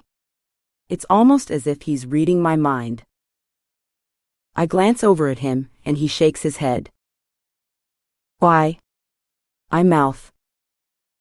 It's not a good idea, he says without using words and just his face. Why? I mouth again. They're having a moment, he says in a barely audible whisper. He's telling her something. If you interfere right now, he may clam up and never tell us the truth. I can't believe that I have to force myself to be quiet, to stand here and wait for my mother of all people to get some information from the person who might be the last one to have seen Natalie alive, but I know that Luke is right. I know that this is the best thing to do. I have no proof besides maybe just the hunch that Neil is involved at all. His parents have been acting overly protective and shady, but that doesn't mean that he's guilty. He comes from a wealthy family, and his father is a prosecutor, meaning that he knows exactly how this game is played and what some of the things are that his son should and should not say to law enforcement. I take a step back to shift my weight, and suddenly the floorboard creaks, and both Neil and my mom snap to attention. My heart jumps into my chest, and I don't dare take a moment to breathe. Instead, I examine his face. There are tears. It's wet, splotchy like he's been crying. Honey, come over here, Mom says, waving her hand in my direction. I glance over at Luke, who furrows his brow. Neither of us expected this. I walk all the way across the room, keenly aware of the three of them watching me. This is probably what it feels like to walk as a model on a catwalk, only I'm so much less graceful. My arms fall uncomfortably to my sides. I feel myself slouching, and I straighten up my posture. My walk is interminable, and I can't get there fast enough. Mom introduces us, and Neil says that we have already met. Will you please tell my daughter what you just told me? She asks, still letting her arm droop off his shoulder, but then grabbing onto his hand and giving it a squeeze for support. What is it, Neil? I ask in my most non-authoritative voice possible. I want him to think of me as a friend, someone that he could share anything with, like apparently he did with my mom. I wanted to come here and talk to your mom in person, without my parents, lawyer, or other cops. She told me that you don't have jurisdiction here, so you're not officially on the case. Yes, that's true, I say, clearing my throat, somewhat annoyed at my mom for going this far and divulging my employment status. I thought that she should know that we had plans to meet up that night, just me and Violet together. You did? Luke approaches, but doesn't introduce himself and stands a little bit away from us. Just within earshot. We made plans for me to just pick her up right when Kaylee's mom dropped her off. Okay. So what happened? Where did you go? I ask. I kneel down, sitting on the back of my heels, because I want to be on his level, but the nearest chair is a mile away on the other side of the room. I'm tempted to ask Luke to grab me one, but I don't want him to miss a word of what Neil says for corroboration purposes. We just went and drove around, he says. That's it? For how long? Like 45 minutes. I was already there when Kaylee's mom showed up, and I saw her leave the car. I was parked a little bit down the street, so I flagged her down before she went inside. Why didn't she just call my mom and tell her that she'd be late? I ask. We weren't allowed to see each other, he says, looking straight at my mom, and she nods to confirm this fact. Violet wasn't allowed to be out with boys. How did you get to the house? I ask. I mean, you don't drive? His cheeks start to burn, and I can't tell if he is flushed with embarrassment, pity, or anger. I actually took my scooter over there. I'm not supposed to. I'm not even supposed to drive it on the roads, let alone at night. But it was going to take forever to bike over, and she could get on the back of the scooter and we could go somewhere. So, what did you do exactly? We drove around a little, then ate some food. Did you stop somewhere? I ask, immediately making a mental note to check the video cameras to confirm his story. No, he says. I brought a couple of sandwiches from home, so we had a picnic out by the observatory, he corrects himself. You mean on the other side of the lake? Yeah. I know that there's a big park out there that's pretty popular with teenagers at night. So you went out there and you just had a picnic? Yeah. What happened then? We hooked up. Did you have sex? My mom gasps and looks at me. Please ignore her. I have to know the truth. You're not in any trouble, I say, suddenly hating the fact that my mom is here making her judgments on someone who has to tell me everything. No, we didn't. We were taking it slow. We just made out, and we were going to see each other again. Why didn't you tell me any of this before? Natalie and I just got back together, but it wasn't working out again. It was our 5th time, and I was pressuring myself to give it a go. We've been together already for 2 years, so I figured I owe her that much. I suddenly realized that he's barely 13, if that, 14, and making plans for the rest of his life. I remember thinking this way when I was his age as well. So, you got back together with Natalie? Yeah, just like the weekend before, and then I saw Violet in school and I just had to be with her. I asked if she wanted to meet up and she said yes. I thought that she got an extension of her curfew, or told you that she was still going to be with Kaylee. I just wanted to come and tell you, Mrs. Carr, in person, that this is what happened and that I had nothing to do with her disappearance. He looks earnest and truthful, yet I don't know if I can believe him. So what happened? I ask. I mean, how did you end things? We stayed by the observatory for 45 minutes, and then she said she had to get back, so I dropped her back off and that's it. I never knew that she went anywhere else. I had no idea that she was even missing until the next day. What do you mean by went anywhere else? I ask. Sorry, I just misspoke, he mumbles. I mean, I had no idea that she was missing.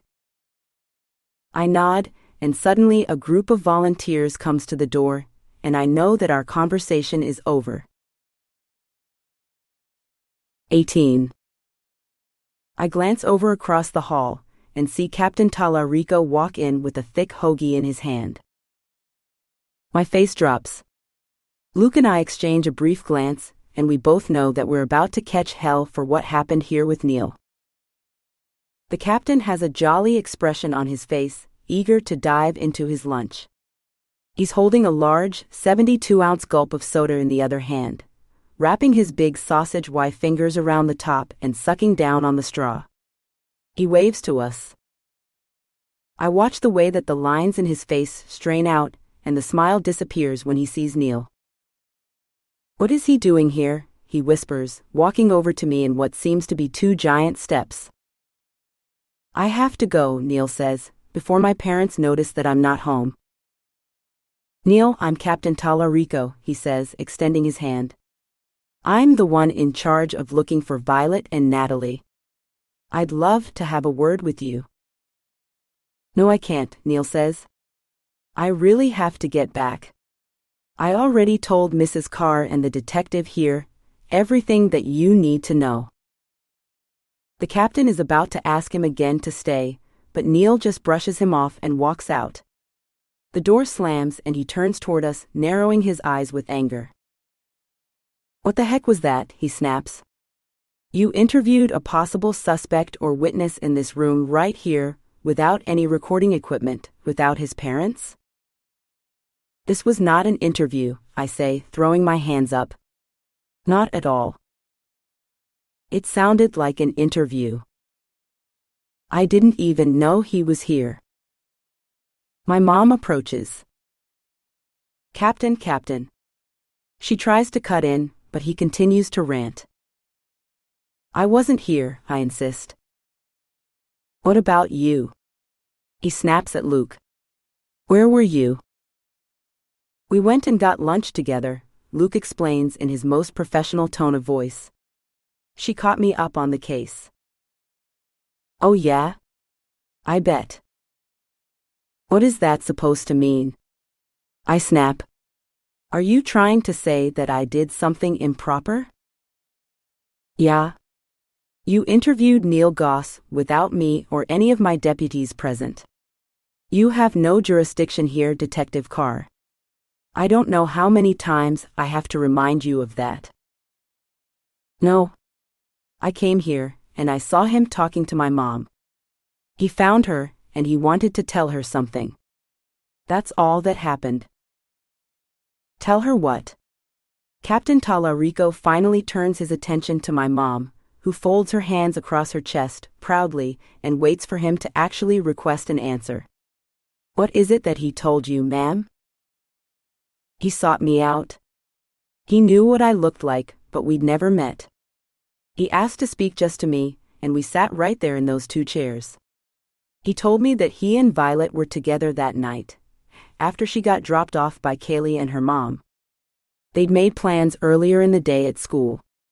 He picked her up on his scooter, and they went out. Where? To the observatory. They had a picnic. He brought 2 sandwiches. I'm surprised by my mom's succinct explanation of the facts. No elaborations, no emotional details. It's the way that they teach you in the academy. It's something that I have always struggled with, without adding in additional details. Like the fact that he was sobbing, and how that made me feel. He cried, Mom says. He was really upset. Kaitlyn and Luke can corroborate that. The captain doesn't seem particularly satisfied with my mom's answers, but he focuses his discontent on me and Luke, the other law enforcement officers in the room. Did you talk to him about the inconsistencies in his statements about where he was that night? I only came in at the end of this conversation, I say. I didn't get a chance. I wanted to. That's the thing. That's why we do this in the proper place and at the proper time, he says. This is why we have interrogation rooms with cameras. Yes, I know that.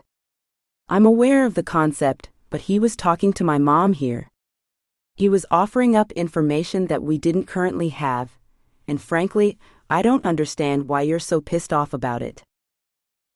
I'm pissed off because you didn't ask him the right questions.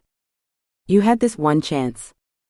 Now he, as a minor, is going to go back home, talk to his prosecutor father, clam up, and we're not going to be able to get at the truth. You know just as well as I do that there was an inconsistency between where Natalie said she was the night of Violet's disappearance and where Neil said he was. He said he was with Natalie on the night Violet disappeared. Yes, I do know that, but that doesn't mean that he was going to answer those questions tonight. He came here to talk to my mom, and just my mom to tell her that he was with Violet. That's it. I think that he did that without his father knowing, and without his father's permission, because he snuck out on his scooter, came here, and was very eager to go back as soon as his mission was accomplished. Captain Talarico makes some disapproving puff of a sound, and crosses his arms demonstratively to shut me out. I know that he is annoyed, pissed off. He's not in complete control, and the one thing we as law enforcement people hate is lack of control. What else is there to do? I take a few steps away from him, and he does the same thing. It's the only way to diffuse the situation. He needs space. He needs to regroup. If I keep pressing him, and if we keep having this fight, then he's just going to dig in his heels and we're going to accomplish nothing. 19. I slip outside and decide that this is as good a time as any to try to find Violet's English teacher. I haven't brought up the fact that she might be lying on her grades to my mom yet, and a part of me wonders if maybe she knows already but just didn't want to say anything. It would be better to have a few more facts available. Much to my surprise, I find Miss Dolores in the parking lot talking to the two other teachers that I met during the search. She couldn't come to participate, but she wanted to be here to show her support.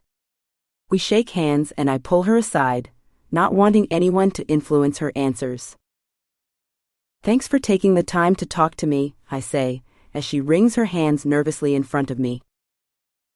Her hair cascades down her shoulders in soft auburn waves, and she has milky white skin with a few freckles just on the bridge of her nose. Violet was a student of mine. I just can't believe that this happened to her, or to Natalie either. Can you tell me what your experience of Violet was? How is she as a student? What did you teach her? Well, I had her for 2 years, last year for English A, and then this year for English B. Okay. How was she? Well, frankly, it's been like night and day. What do you mean? I ask, pulling the small notebook out of my pocket. I hesitate, but decide to ask if I can record her instead. I don't know. It's just for my own personal note-taking, just to keep track of everyone's story. I just want you to please feel free to say anything because we just never know when some little insignificant detail is going to break this whole thing wide open. I press record, and she nervously shifts her weight from one foot to the other. Finally, she opens her mouth and starts talking. Violet is such a wonderful kid. Last year, she would turn in all of her assignments on time. She would come and bug me, and ask me incessant questions if she ever got anything lower than a B. When I saw that I had her in my class again, I was excited. I knew that she would bring everyone's general attitude up, and she wouldn't be one of those kids complaining about too much work or too many projects. Morale is very important in middle school. Yes, I know, I say, briefly remembering my own time and all of the black I wore paired with a black lipstick and all the cynicism I spewed about how love doesn't exist. I was one of those kids who was always too cool for school. So, if there were anyone talking about their lives, anything emotional or anything real, I went back to my sarcasm and my cynical analysis of how everything was stupid and not worth your time. I'm glad that Violet was a good student. I'm glad that you enjoyed having her in your class. Yes, more than that, but it doesn't change the fact that recently, this past quarter, something was off. What do you mean, exactly? I glance down at the recorder to make sure that it's getting it all down. She changed. Did she start to dress differently? No, actually she didn't. She wore the same kind of bright sunny clothes she always had, but her attitude changed.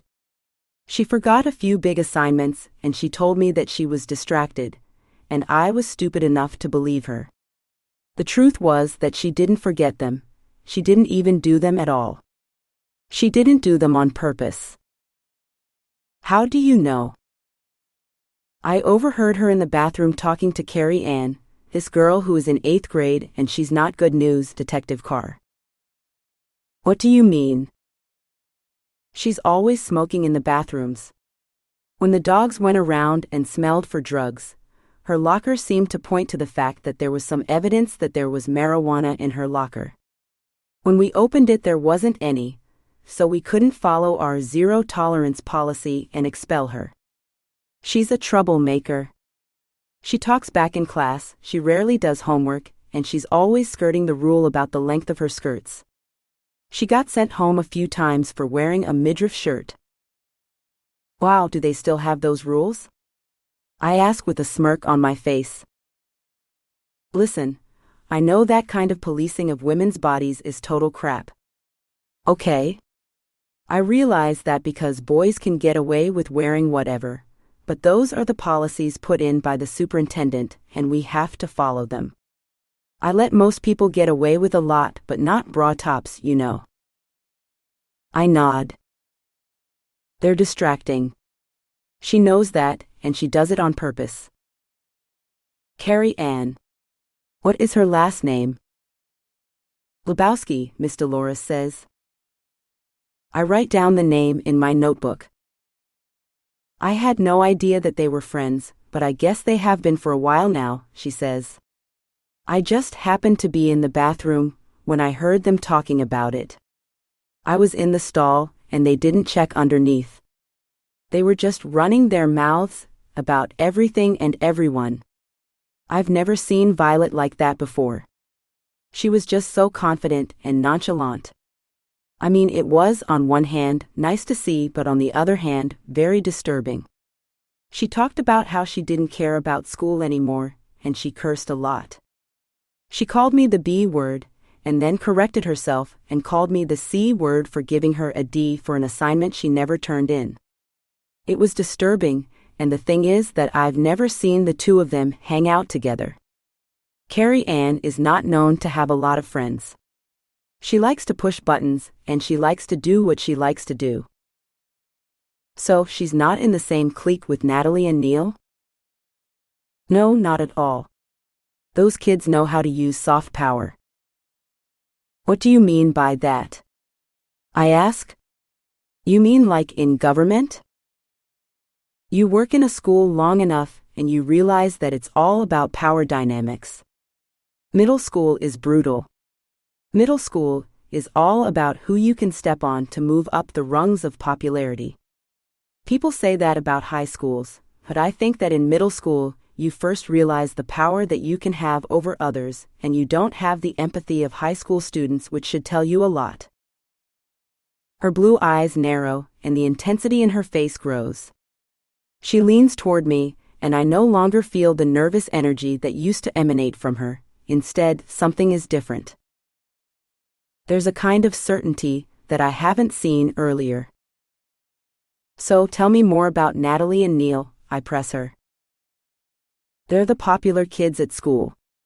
They and her two brothers are his best friends. He plays hockey and basketball. She's got about 5 other friends, and he's got about 4 or 5 other friends. They rule the school. In terms of fashion, in terms of musical tastes, and in terms of everything. There are lots of kids that ignore them, or basically don't even get on their periphery, and Violet used to be like that. What about Carrie Ann? Carrie Ann is an odd duck. She's like a jester. She sits in the back of class, makes fun of assignments, and mocks people under her breath when all of us teachers know exactly what she's saying, but we can't exactly draw more attention to it. She's not part of that clique. They're all pretty well off and their families go skiing together. Not here at Big Bear, in Colorado. So how does Violet fit in? I ask.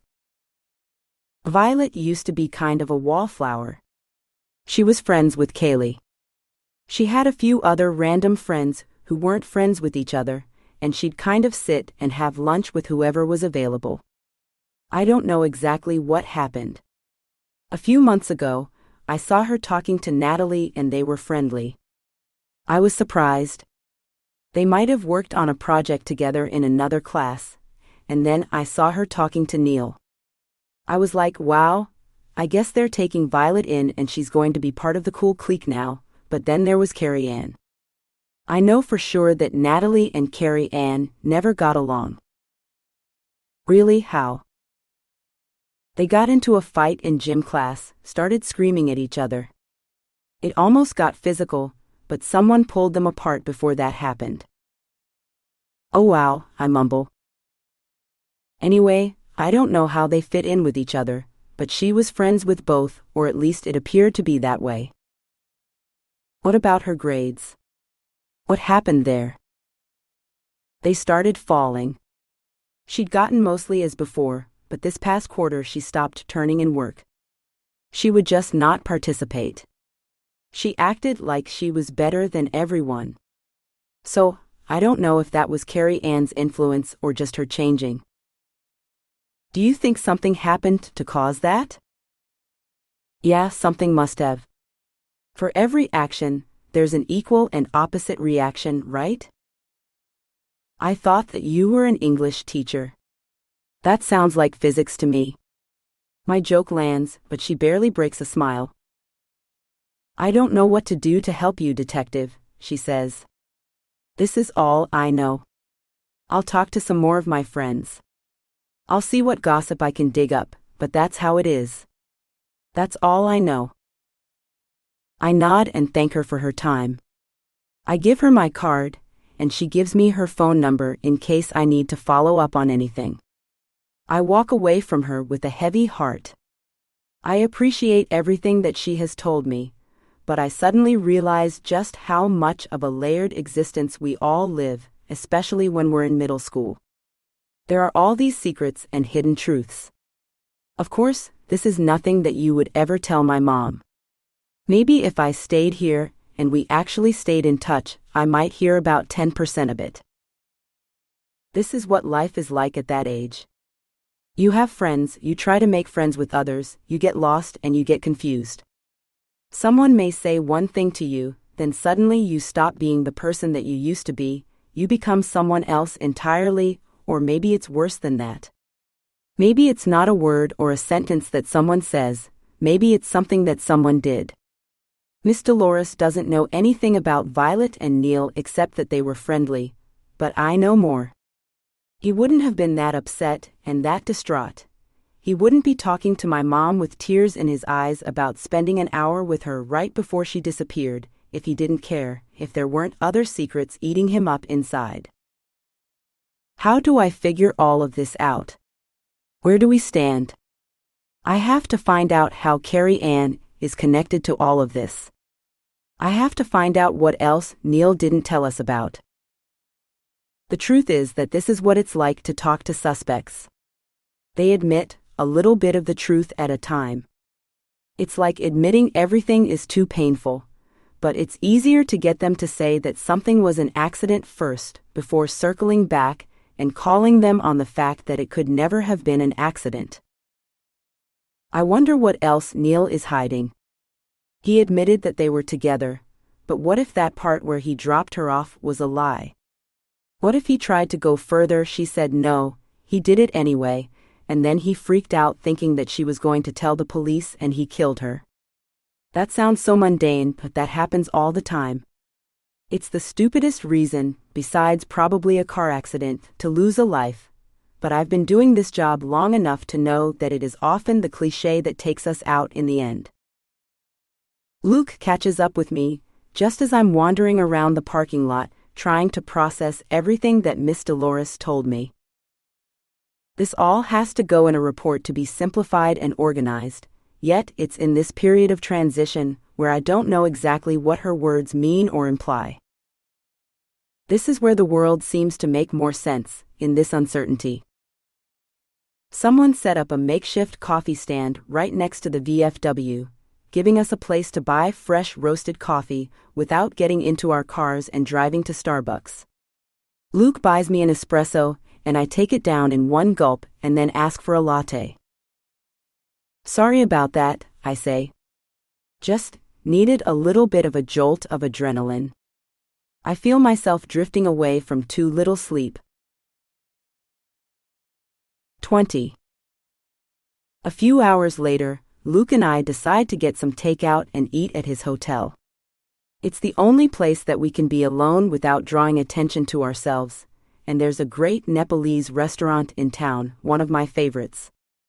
I make suggestions for what is the best thing to order. We pick up the food and dig in feverishly, sitting across from one another at the little table in his room. We don't say anything for a while, until we're both done with about half of our cartons. Tell me about Violet, he says, chewing a little bit of food. What do you want to know? Just what she's like. She's a good sister.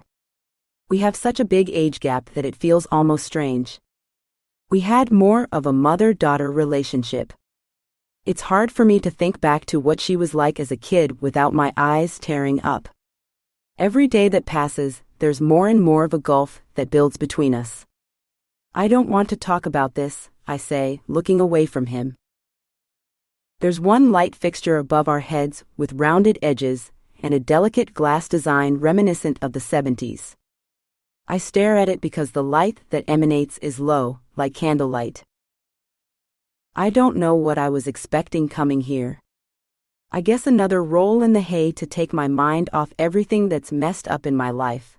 But now suddenly, I feel myself getting closer to him and I'm not ready for that. Not in the least. What do you make of Neil? I ask. His whole thing, coming over to my mom. Do you think he was telling the truth? Yeah, I do, Luke says, shifting his jaw from one side to the other. What do you mean? I gasp. Just got that feeling, you know?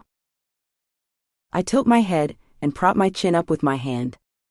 I glare at him in disbelief. No, you can't be serious. I'm totally serious. What are you talking about? There's no way.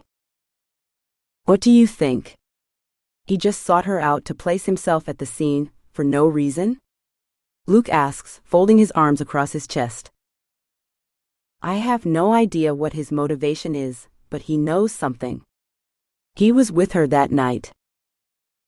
Yes. The fact is that we would not know it, if not for him coming forward and telling your mom about it.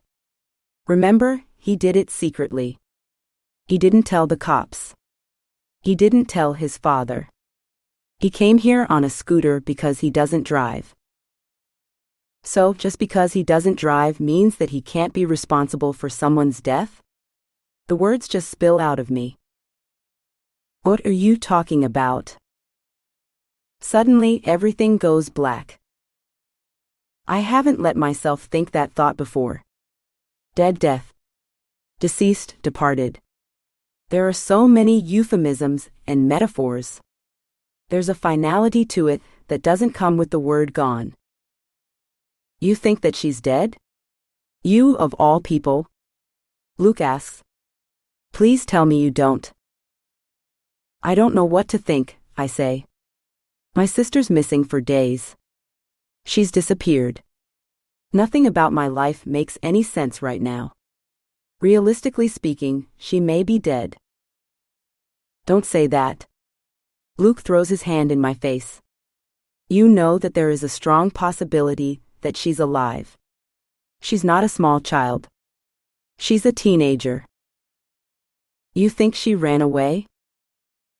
No, I'm not saying that, but if someone took her, there's a strong possibility they're keeping her alive. That phrasing, his word, sends a shiver through my body. They're keeping her alive and doing what? The worst possible things that men tend to do to women or little girls. Do you want her to be dead? Is that easier for you? Shut up, I say, getting up from my seat and resisting the urge to slap him across the face. How dare you say that? Of course I don't want her dead. I'm just... You're being a realist? I don't think so. Luke shakes his head. He remains seated, but turns his body toward mine as I pace in front of the television.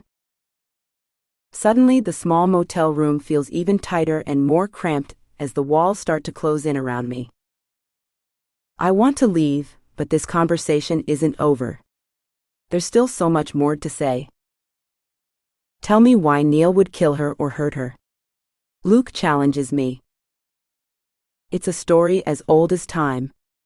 He tries to take it a little further with her, and she's not happy with it, but he keeps doing it. Maybe he fondles her, maybe he rapes her, and then he feels bad. He starts to think, what's going to happen when I drop her back off at home? Is she going to call the police? Is my life going to be over? So he picks up a rock and he hits her on the head. He buries the body somewhere. Where? At the observatory? He asks. I clench my jaw. Highly unlikely, because we've never looked there and he would be pointing us in that direction, but yeah, he buries her somewhere. How does he get her there? He asks. What are you talking about? How does he physically take her from that park near the observatory to this other place? He has only a scooter, remember? So does he drape her body over it? I don't know, but we have to look there. Deputies are already doing that, remember? He says, reminding me of what the captain mentioned offhandedly. I have to go and look there too, I say. You're not going to be able to find anything tonight unless it's the body, and I'm sure that the sheriff's deputies can do that very well without you, but the thing is, Kaitlyn, that this doesn't make sense. We were never looking for her in that spot. So why would he come here and confess this thing to your mom, unless everything he said was true? He was there. They did have a picnic. Then he dropped her back off. That's it. End of story.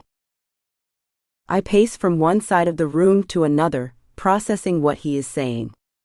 My blood pressure is elevated. I feel tense and nothing seems to make sense, except that something keeps gnawing at me. You know as well as I do that people tend to come forward with only a part of the story. They tell a million half-truths, and you have to keep interviewing them to get the rest of it. They're not going to come right out and admit that what they did is rape and kill this girl. He's going to say something else. He's going to place himself at the scene because he's worried that we're going to find some evidence of him being there anyway. He's just going to preemptively explain it away. We have to keep digging and keep getting more information in order to find out what happened. Listen, if you want to think that, that's fine, but I'm going to wait for the sheriff's department to do their search and see if they do actually find any evidence of them being there, let alone a murder taking place. I slow down my pacing back and forth and take a few deep breaths to calm down. I sit on the edge of the bed. There's something else, he says. Natalie. I nod. She's still missing. If you think this kid killed Violet or had anything to do with her disappearance, then you probably think he has something to do with Natalie's disappearance. What are the chances of a 13-year-old making two of his friends disappear? Doesn't that sound like a job for an adult? I nod. I know what he's saying is right. What if he was involved? I ask. Yeah.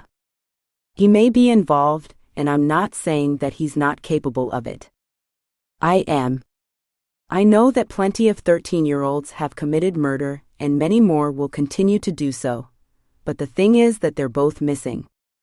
We found nothing, no evidence, no fingerprints at either scene, no camera presence from the neighbors' Nest cameras, no witnesses, no sign that they were abducted, let alone killed. What does that tell you? If Neil is involved, he's involved with somebody else. So what do you think happened? I ask. You think that it was some shadowy figure driving around, grabbing girls from their porches?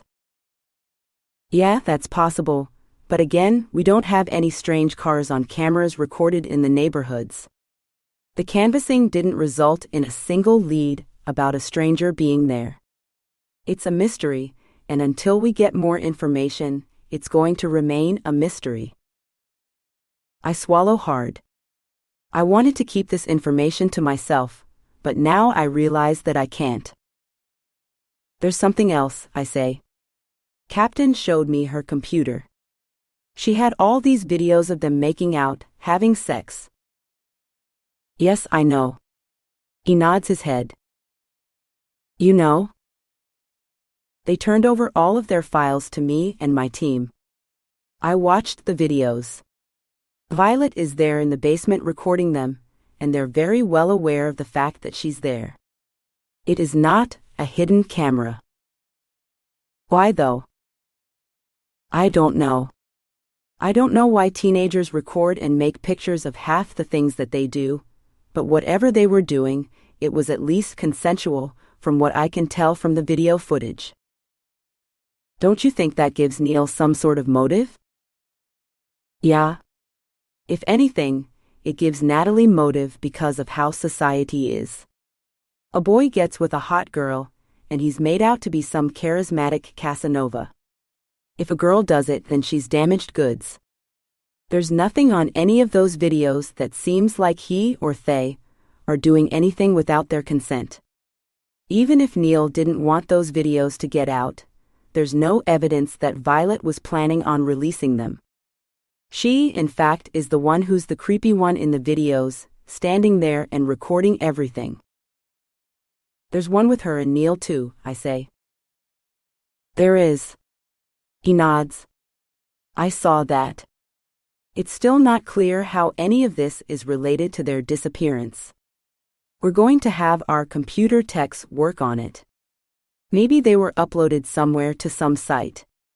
Maybe that will lead us and give us some clues. But so far, it seems like all the evidence is pointing to a stranger taking them or... His voice drops off. Or what? I ask. Or them going somewhere on their own. No, I shake my head, absolutely not. I know that you think it's unlikely, but you also know that Violet has had a secret life, and that doesn't mean that there aren't more secrets to uncover. 21. I get a call from Captain Medville, and I immediately answer to find out that Robert Kassler is coming in to speak to them without a lawyer at 8 a.m. the following morning. Medville is brief, and he gets to the point right away. Can I come?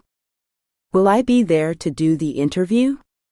I hesitate briefly, and he senses that.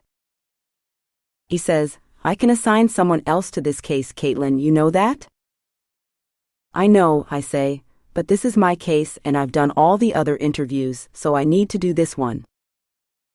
Okay, but only if you're here on your own time and you're fully committed, because I just can't have this going back and forth, he asks. I nod. Carr, he asks, and I suddenly remember that he can't see me. I'll be there. The investigation here has kind of reached a bit of a pause. So, I'll be there, and I'll do the interview 100% committed, sir. He hangs up without a goodbye. I exhale slowly. I know that this is the right thing to do. I've already gotten a lot out of him, and I think that, in a different environment, with cameras and a little bit of pressure, I can push him over the edge and get him to tell me what he did to his wife. So you're going back? Luke asks. I nod and answer, I can't let him reassign this case. Robert already told me a lot, and I think he's kind of afraid of me. I probably have the best chance of getting him to open up. Hey, you don't have to explain it to me. Besides, if I get reassigned, then I may catch a murder investigation, and you know how those are. There's the additional pressure from the 48-hour time clock, so everything's accelerated. Listen, I know exactly what you do and what you need to do. I get it, Luke says, but I sense a pulling away from him. I know that he doesn't want me to leave, at least that's what it feels like. I want to apologize for the argument that we had earlier, but the problem is that I'm not sorry. It's good that we disagreed. It's good to have opposing opinions, just in case things don't go as planned. Listen, I have to tell you something, Luke says, sitting down next to me on the edge of the bed. I grab the remote control, turn on the TV, and let it bathe us in a deep blue light. Luke reaches over and flips it off. What's wrong? I ask. I don't know how to say this to you exactly because I wasn't expecting us to get together earlier, but I actually have a date tonight and I have to go. What? His words sound jumbled, and I'm not entirely sure if I understood what he's saying. What are you talking about? What do you mean, you have a date? Who do you even know here? It's not here. It's down in San Bernardino. My cousin lives in Riverside, and she set up this double date with her and her boyfriend a while ago. I can't cancel. This is her friend and I don't know. I just can't cancel. It's been set up for like a month, way before us. Okay. I nod. Nothing's going to happen. I mean, I like you. I like you too, but this isn't serious or anything. You don't have to run anything past me, I say defensively. Now it's his turn to look surprised. His eyebrows rise and he nods very slowly, and suddenly I regret what I had said. Well, I just wanted to let you know to be a nice guy, but I had no plans for it to be a real date, but my cousin. Listen, you don't have to explain anything, I cut him off. You have a date, fine. Whatever. We're just friends, right? Well, I thought, he starts to say. If you thought that we're more than that, then why are you going on this date? I told you, it was something that was set up earlier. Okay, well then go. That's totally fine. You go on your date, and I'm going to drive back and get some sleep before my interview tomorrow. I start to head toward the door, but he grabs my hand. Listen, I told you if you want to go, go, I snap. His eyes dart from side to side but focus on mine. He's basically asking me to stop him, but I refuse to play that game. We're not together, and if he doesn't want to go on this date, then he has to stop himself. Listen, I pull my hand away from him, you don't owe me anything. You can go and do whatever you want. He nods and bites the inside of his cheek. I want to take that back. I shouldn't have said that, but I grab my purse, zip up my jacket, and I walk out into the cold. I feel lost. I'm not certain of anything. I'm not certain of my own instincts or what feels like the right thing is. I knew that Luke and I weren't officially together, but I had no idea that he was making other plans, other dates.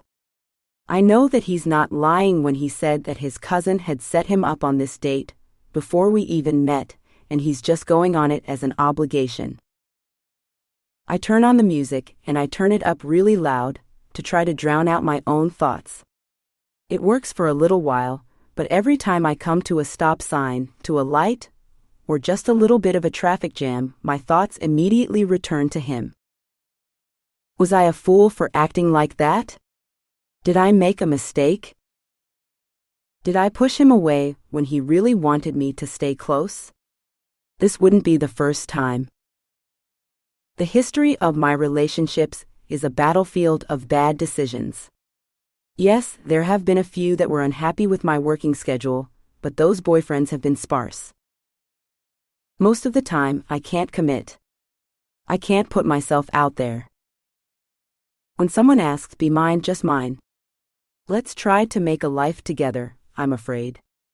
I know that it probably goes back to my childhood, and how uneven and unstable it was to be my mother's child.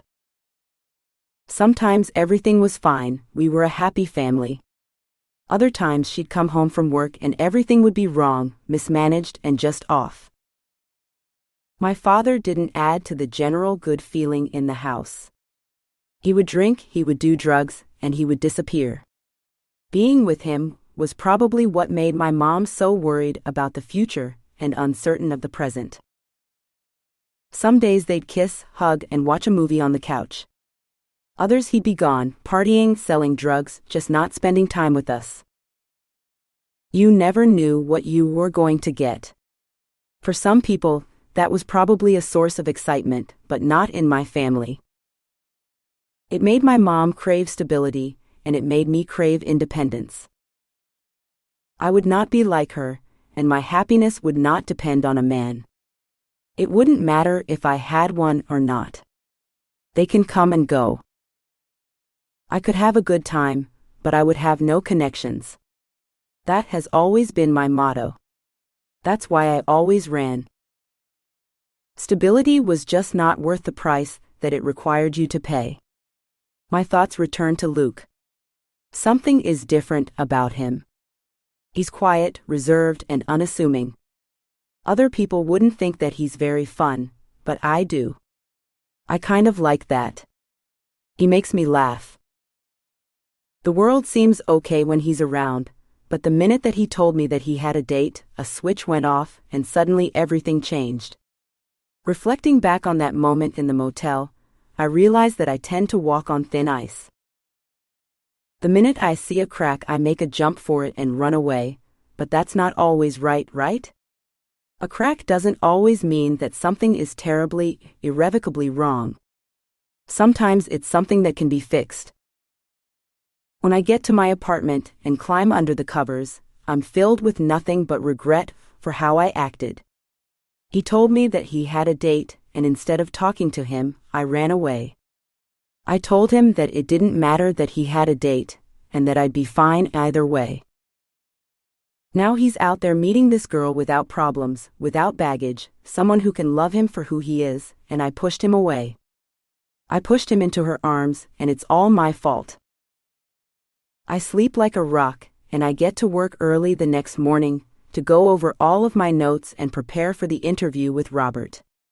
Captain Medville is happy to see me and offers to walk me through what we have on the case so far. It's not much, just a lot of suspicious talk and uncertainty. Frankly, we don't even know whether or not she's missing of her own volition, the captain says. Looking over the case file, we can assume that she isn't, given the fact that she's not using her phone or her laptop, I say. No, I don't think so. He shakes his head. She could be running away from him. Maybe he was abusive and no one knew. Maybe she doesn't want to be found. Maybe she got a burner phone at Walmart with no registration with the phone company. That's plausible, I guess, I say, but what about her friend? What about her doctor's appointment? Why would she just disappear right after the trip? Why wouldn't she at least tell her friend not to worry? I guess that's what we have to find out from Robert. No, I don't have a good feeling about this, I say. I think that if she's gone, she's not gone of her own volition. We sit with that for a few minutes around his desk with neither of us saying anything, and both of us burying our eyes in the case file, even though what we look at is nothing in particular. What about her parents? Also, were you able to get anyone in the media interested in this case? That's the thing, I say. Her parents are across the country, in South Carolina. So the local stations ran a few reports about her being missing, but there's no one to interview. There's no one locally besides her friend to participate in the search. So, they're having trouble gaining interest in her story. He looks at a recent picture of Karen, smiley face, tousled hair, and features that aren't exactly selling a lot of newspapers. Neither of us wants to say it, but we know why the media isn't interested. She didn't have much of an online presence, and she didn't have many friends. She also doesn't have family members to interview and cry in front of reporters. There isn't any concrete evidence, or even enough to make an accusation against her husband. I mean, she is pregnant, I say. They always like the stories about pregnant women. Yeah, that's true. Has that been confirmed? We need a warrant to access her medical records. Otherwise, the gynecologist won't tell me anything. Just between you and me, she did give me a wink, so to speak, but she won't go public with it. Well, she did take all of those pregnancy tests that she told Ellen about, right? The captain asks. I nod. He takes a long sip from his canister, undoubtedly filled with the darkest, blackest coffee imaginable. So, what do you want me to ask him? I ask Captain Medville. Anything specifically to focus on? You know what to do, he says confidently. You're good at this. I nod. I've been having doubts, and I appreciate him saying this. Just press what you know about from Ellen and the doctor. Push him to say anything about seeing her even a little bit, even for a short time after she got back from her business trip. Maybe he made a mistake. Maybe they had a fight, and he didn't mean for anything to happen. That's the usual technique when it comes to these interrogations. First, you get the person to admit that they were there. Then you get them to say that whatever happened was an accident. People are more likely to admit to an accident than doing it on purpose. Once you have that on record and on file, you press harder. You show them all the ways that it could never have been an accident. That's when the confession usually occurs. They try to prove you wrong. They talk themselves into a corner. They admit to more things that happened to try to show you that they are right, and that's when they get in trouble. That's how they slip up. My only purpose here is to get Robert to do this, to get him to tell us what happened to Karen and what he did to her. I have one chance at this, technically more than that. There are infinite chances, but people get frustrated when you ask them the same questions and they either give you the same answers or they clam up entirely. No, with him I have to show myself to be just the right type of person, the kind of person that he would open up to.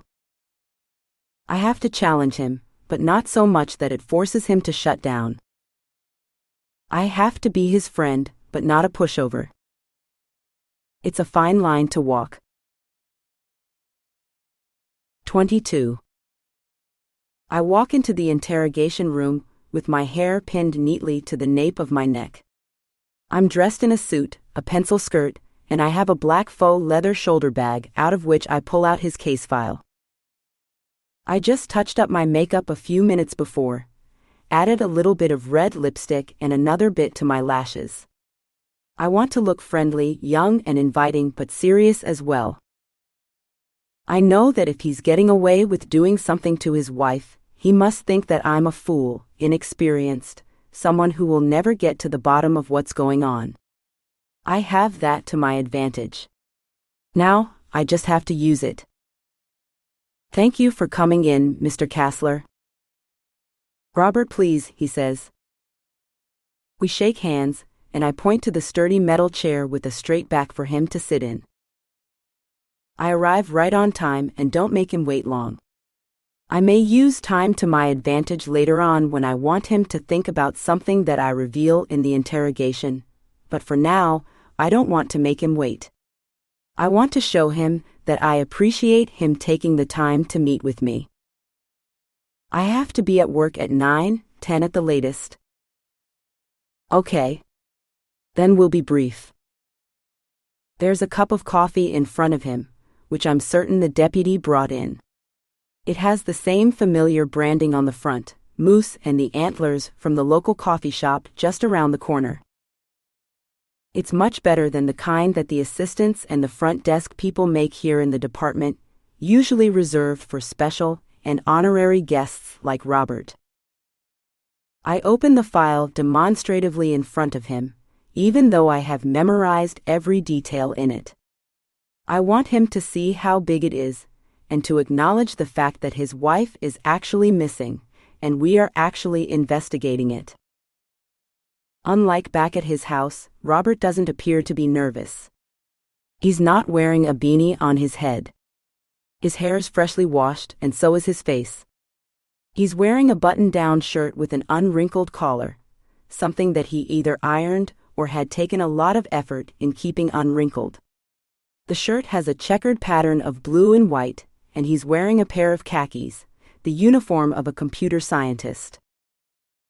So, what do you want to ask me? He asks, folding his hands in front of me and looking straight into my eyes. I wonder where all of this confidence is suddenly coming from. Does he know something that we don't? Is he certain that we will never find out? I want to go over your testimony again about how your wife went missing. Yeah, sure. If you want to waste more time, he says nonchalantly, but keeping his gaze straight on me. You think it's a waste of time? Yes. I think it's an insane waste of time. I told you everything that I know. Suddenly he is fired up, irritated, on edge, and the way it happened, it was like a light switch. 1 minute calm, the next pissed off. There are certain inconsistencies. Like what? He snaps. Like the fact that you said you weren't aware of the fact that your wife was pregnant. Your wife was, let's say, obsessed with having a child, but you? I already told you I didn't really want to, but if she wanted to, that was fine by me.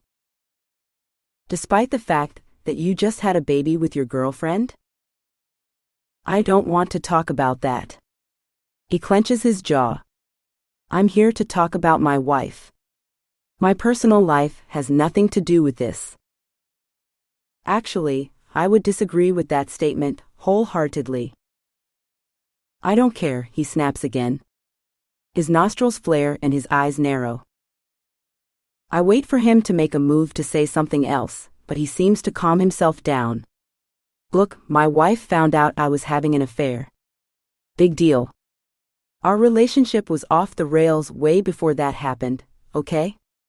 She said she wanted to have a baby. Well, we never had sex.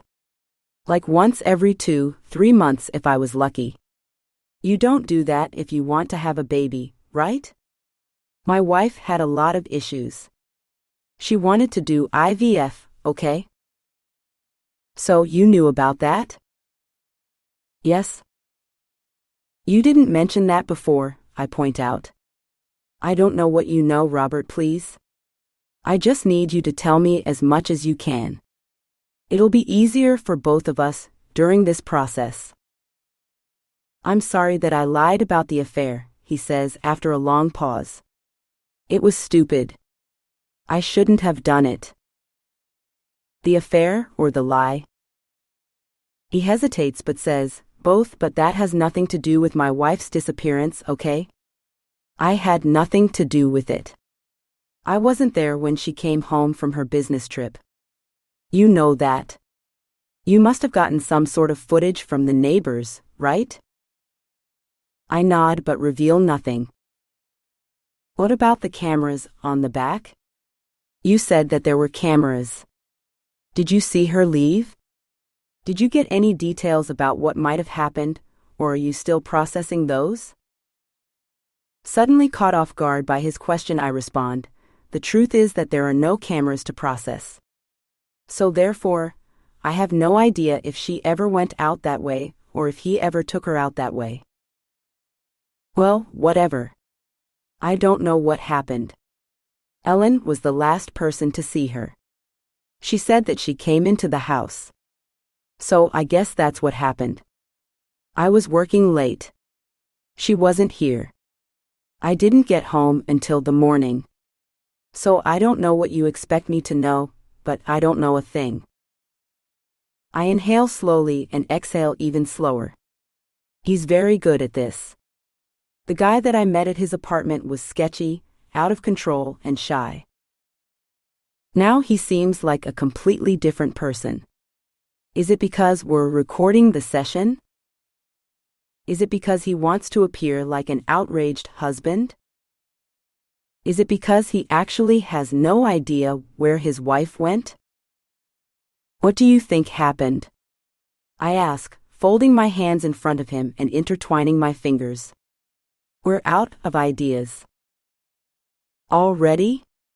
You're the LAPD, how can you be out of ideas? We've interviewed, simple as that. We interviewed her friends, canvassed the neighborhood, talked to your neighbors. She's gone.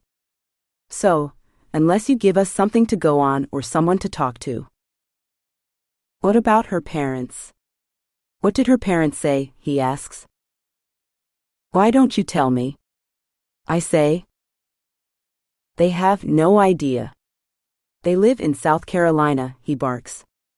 A little droplet of spit lands on my cheek, and I wipe it off and glare at him. I'd appreciate it if you didn't spit on me, I say. Listen, I'm just upset, he says, leaning over the table. It takes all of my strength not to pull away from him and remain exactly where I am, despite the fact that he's invading my personal space. I don't know where my wife is, okay? I want you to find her. I didn't tell you about my affair, because we all know that it looks bad. She caught me. I have a child. I want to leave her, okay? I was going to leave her. What if she was pregnant? I don't know. It'd be a miracle if she were. So what? So what? He or she'll be your baby. Yeah, but I don't want to be with her anymore. I want to be with my girlfriend and my baby. So if the paternity test says that the baby's mine, then I'll accept the child as my own. Pay child support, do visitation, whatever. This catches me by surprise, but I decide to just go with it. Let's go back to her parents. They don't like you very much, do they? Yeah. They don't. They never have. They mentioned that you haven't visited them for the last few Christmases, I point out, quoting verbatim from the interview that another detective had conducted with them. Yeah. So what? I don't have much time off, and I didn't want to waste it flying over there and spending time with people I don't like. She went by herself. They seem pretty convinced that you have something to do with their daughter's disappearance. Listen, Daniela and Brad have hated me for years, okay? They never wanted us to get married. They never wanted to get to know me. They always tried to poison our relationship. I was putting up with it, but I wasn't going to make any extra effort. Not on her behalf anyway. Why? She's your wife. Every time she would talk to her mom, we'd get into a huge fight, okay? Her mom was pressuring her to have children way before she was ready. Making her feel bad about how old she is and how everyone her age has children. All of that crap that women think. In reality, my wife, she didn't want to have kids at all, not for years. That was fine with me, We would have been happily married for many years if her parents hadn't gotten themselves so involved in our lives. He sits back in the chair and takes a few big gulps of his coffee. I regroup. I look through the file to try to think of a different way to approach this conversation. He has revealed some additional clues, but we're nowhere near to getting to the real answers. Listen, I have to go, he says, looking at his watch. We're not through with this conversation, I say. That may be the case, but I am okay. I came in here. I talked to you on 3 separate occasions. I think that's enough. It's not. I have a lot of things to still discuss with you. I'm tired of going in circles, okay? You don't seem to understand. I had nothing to do with my wife's disappearance, and the more time that you focus on me, the less time that she has. I listen for past tense, and I listen for any clues as to the fact that he might think that she's no longer here, but I don't hear anything. I would like you to stay longer, please. I'll get right to the point. I have a few more questions. I can't. I told you how much time I had. This isn't a request, I say, getting desperate. Yes, it is. He stands up. Unless you are putting me under arrest. You're asking me to stay, and I'm not missing work because of this crap. He stands up and walks to the door. He waits for me to stop him, but he and I both know that I can't. Next time you want to talk to me, you call my lawyer, he says, putting the metaphorical nail in the coffin. He walks out of the interrogation room, and I see the case slipping between my fingers. 23. After a somewhat disastrous interview, I lick my wounds over lunch. Early lunch, it's barely 11, but my stomach is growling since I haven't had anything substantial to eat since the night before. Much to my surprise, my phone goes off. When I look down at the screen, I see that it's Mark. I had programmed his phone number from his card into my phone, just in case he ever called without really expecting him to. I'm tempted to let it go to voicemail, but then I click accept. He invites me out for drinks after work for happy hour. I know that I should go back to Big Bear, but all of the driving is wearing me down. I need a break. Just someone who doesn't work in law enforcement. I need to talk about something different, be with someone different. When he asks me out, I just say yes. I have a whole afternoon until our meeting, so I decide to drive up to Reseda to talk to Robert's girlfriend. I don't know if I'm going to get any answers, but she's the one person I haven't spoken to yet. I wonder what details she can shed on this whole situation.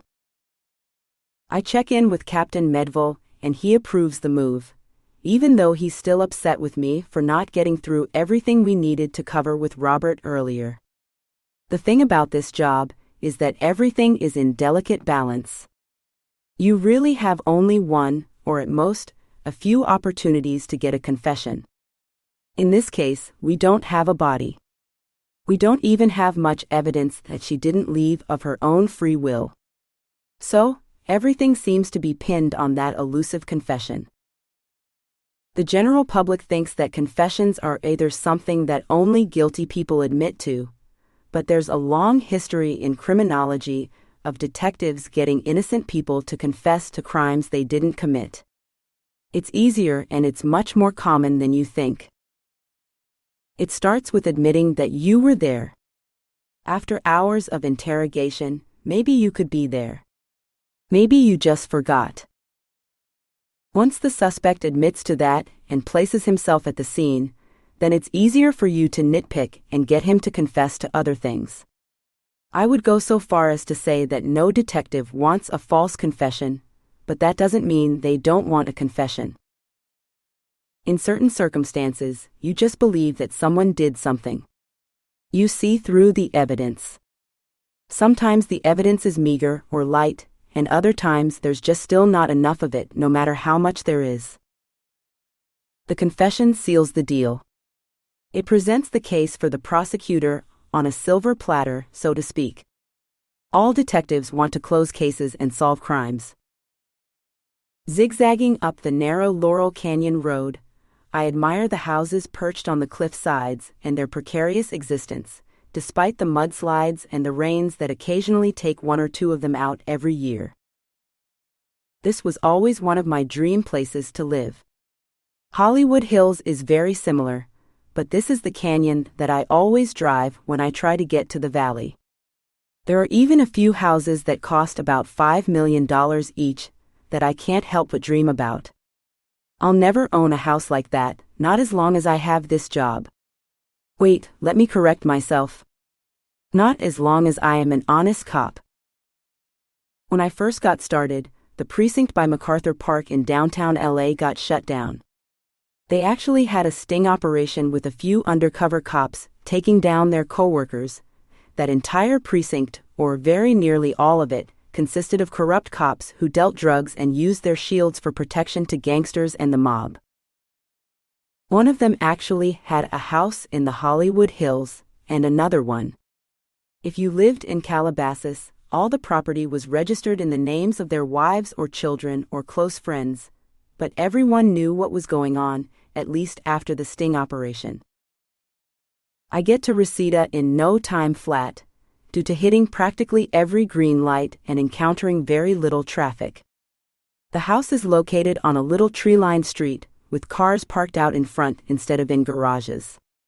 This is an older area, and the houses have a historic craftsman quality to them, while others are just low-level construction popular in the 70s. Very few had garages at that time, and very few were required to have attached garages. I park in front of Margaret Lane's house, and note the giant red rose bushes spilling over the white picket fence that's freshly painted and clearly loved. It looks like a lovely little house, in a picturesque little town, in a Hollywood movie, rather than in a bedroom community attached to so many others in Los Angeles. There's no way to get to the front door, except to open the gate. I walk through the rose garden and knock on the bright blue door. There's no doorbell, just an ornate brass knocker in the shape of an elephant. There's a Subaru parked in the driveway, and I know that she has a baby, who I really don't want to wake up. I knock again, hoping that I'm not too loud but yet loud enough to get her attention. Margaret answers the door with a big smile on her face, and her hair tied up into a loose bun on the top of her head. She smiles widely at me, and I notice the beads of sweat on her forehead and across her chest, like she has been exercising. Her face is flushed but beautiful with delicate features and big almond eyes. She's slim and dressed in yoga pants and a matching sports bra. I introduce myself, and her face falls immediately. I ask her if I can come in to talk for a little bit. She hesitates and finally agrees. She shows me inside her craftsman bungalow, with wide white trim around the single-pane windows and a matching trim around the fireplace and living room. Everything in the home looks well-loved and taken care of. There is a big tapestry above the sleek gray couch, featuring an elephant, as well as a few more elephant-style decor items, elephant candlesticks, a lamp with the trunk of the elephant holding up the shade, and barely visible etchings of elephants on the curtains swinging in the wind. I just finished a yoga class, she says, pointing to the couch for me to sit down. There's no coffee table, just two end tables, and I realize that this is probably because she has a small child who's just starting to walk. My baby is in the other room sleeping, she says quietly. Okay, good. This shouldn't take long. You were doing yoga? I ask, wondering if someone was home babysitting the child while she was in class. Yeah. Online. I teach over Zoom, she says. I have clients all over the US and some in Europe. I usually teach 7 days a week, occasionally 6. She wipes her brow with the back of her arm.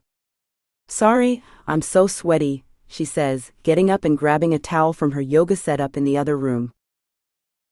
There's a laptop on top of a chair angled down as well as blocks, and a stretch band on either side of the teal-green yoga mat. I'm not usually a fan of small talk, but it's easier to dive into more difficult conversation topics after a little bit of chit-chat. I ask a few more questions about her practice, and she tells me that she's been doing it for a few years after getting fired from a yoga studio due to a series of layoffs and consolidations of spaces. I figured this way I'd be in charge of all the income that I bring in. Sometimes it's not as much as I used to make, especially in the beginning, but now I have a good group of clientele and it has really grown. Good. I'm glad that's working out, I say. I pull out my notebook, signaling that we're about to get down to the nitty-gritty. I ask her about Robert, and she confirms that they've been seeing each other for close to 2 years. How did you meet? Actually, at work. His company brought me in to do this meditation and yoga practice for the employees. We started chatting. He was a really funny guy. We had a lot in common. He likes horror movies, and so do I. So he asked me out. I wonder if it would be odd for a yoga teacher who is all into peace and tranquility, or at least should be, would be into horror movies, but I guess it's just as much of an interest as any other. So, did you know that he was married when you met? No. She shakes her head. You didn't? No, I would never go out with someone who's married. So what happened? I looked through his phone one day. I don't even remember why. It was like a message came in and he told me to give it to him or something like that, and that's when I saw her name and all their conversations. He was never really active on social media. He didn't list himself as married, nothing like that. So I had no clue. What happened then? I left him. You did? I asked, surprised. Yeah, I did. Then 2 months later, I found out that I was pregnant, and I went to tell him that I was going to keep the baby. He started telling me all this stuff about how much he loved me and missed me, and that he wanted to leave his wife to be with me. I was pregnant and emotional, and they didn't have any kids, so I believed him. I was so stupid. So what happened when his wife showed up? She did show up here, right? Yeah, she says after a long pause. She did. He told me that they'd separated and that she'd moved out. We were spending a lot of time together, almost every evening. Sometimes he even left work early. So he wasn't working late most nights? No. He'd just come here right after work. Oh, okay. Then one night, about 2 weeks ago, she just showed up with her friend, she says. We were in the pool out back, and she started screaming at him. It was terrible. My neighbors heard everything. It was so embarrassing. I was so angry with him, and I was so angry with myself. I just couldn't believe that he would do something like that. In retrospect, he lied to me once, why wouldn't he lie to me again? So what happened that day or after? Her friend was there, and she kind of pulled her away. They left eventually, but she was really belligerent. After that, I told him to leave. I told him I didn't want to hear from him again. I didn't want anything to do with him. What about your child? I told him that I wouldn't fight for visitation or anything like that, but he'd have to put in the effort and actually make arrangements. I was done taking care of everything in that relationship. I was so exhausted and tired of just being with him. She puts her head down and buries her face in her knees and begins to sob. Big sad sobs. The kind that makes it almost painful for you to hear. She chokes up a few times, and it takes her a few minutes to gather her composure. Wiping her eyes, she looks up and apologizes. The thing about Robert is that he makes you feel like everything is perfect when you're together. Like finally your life makes sense and you found a perfect partner, but then he hides all this stuff from you. He has all these secrets, and I never knew that he was keeping all these things from me. I guess he figured that I would never date him if I knew he was married, and I never would have, let alone have a child with him.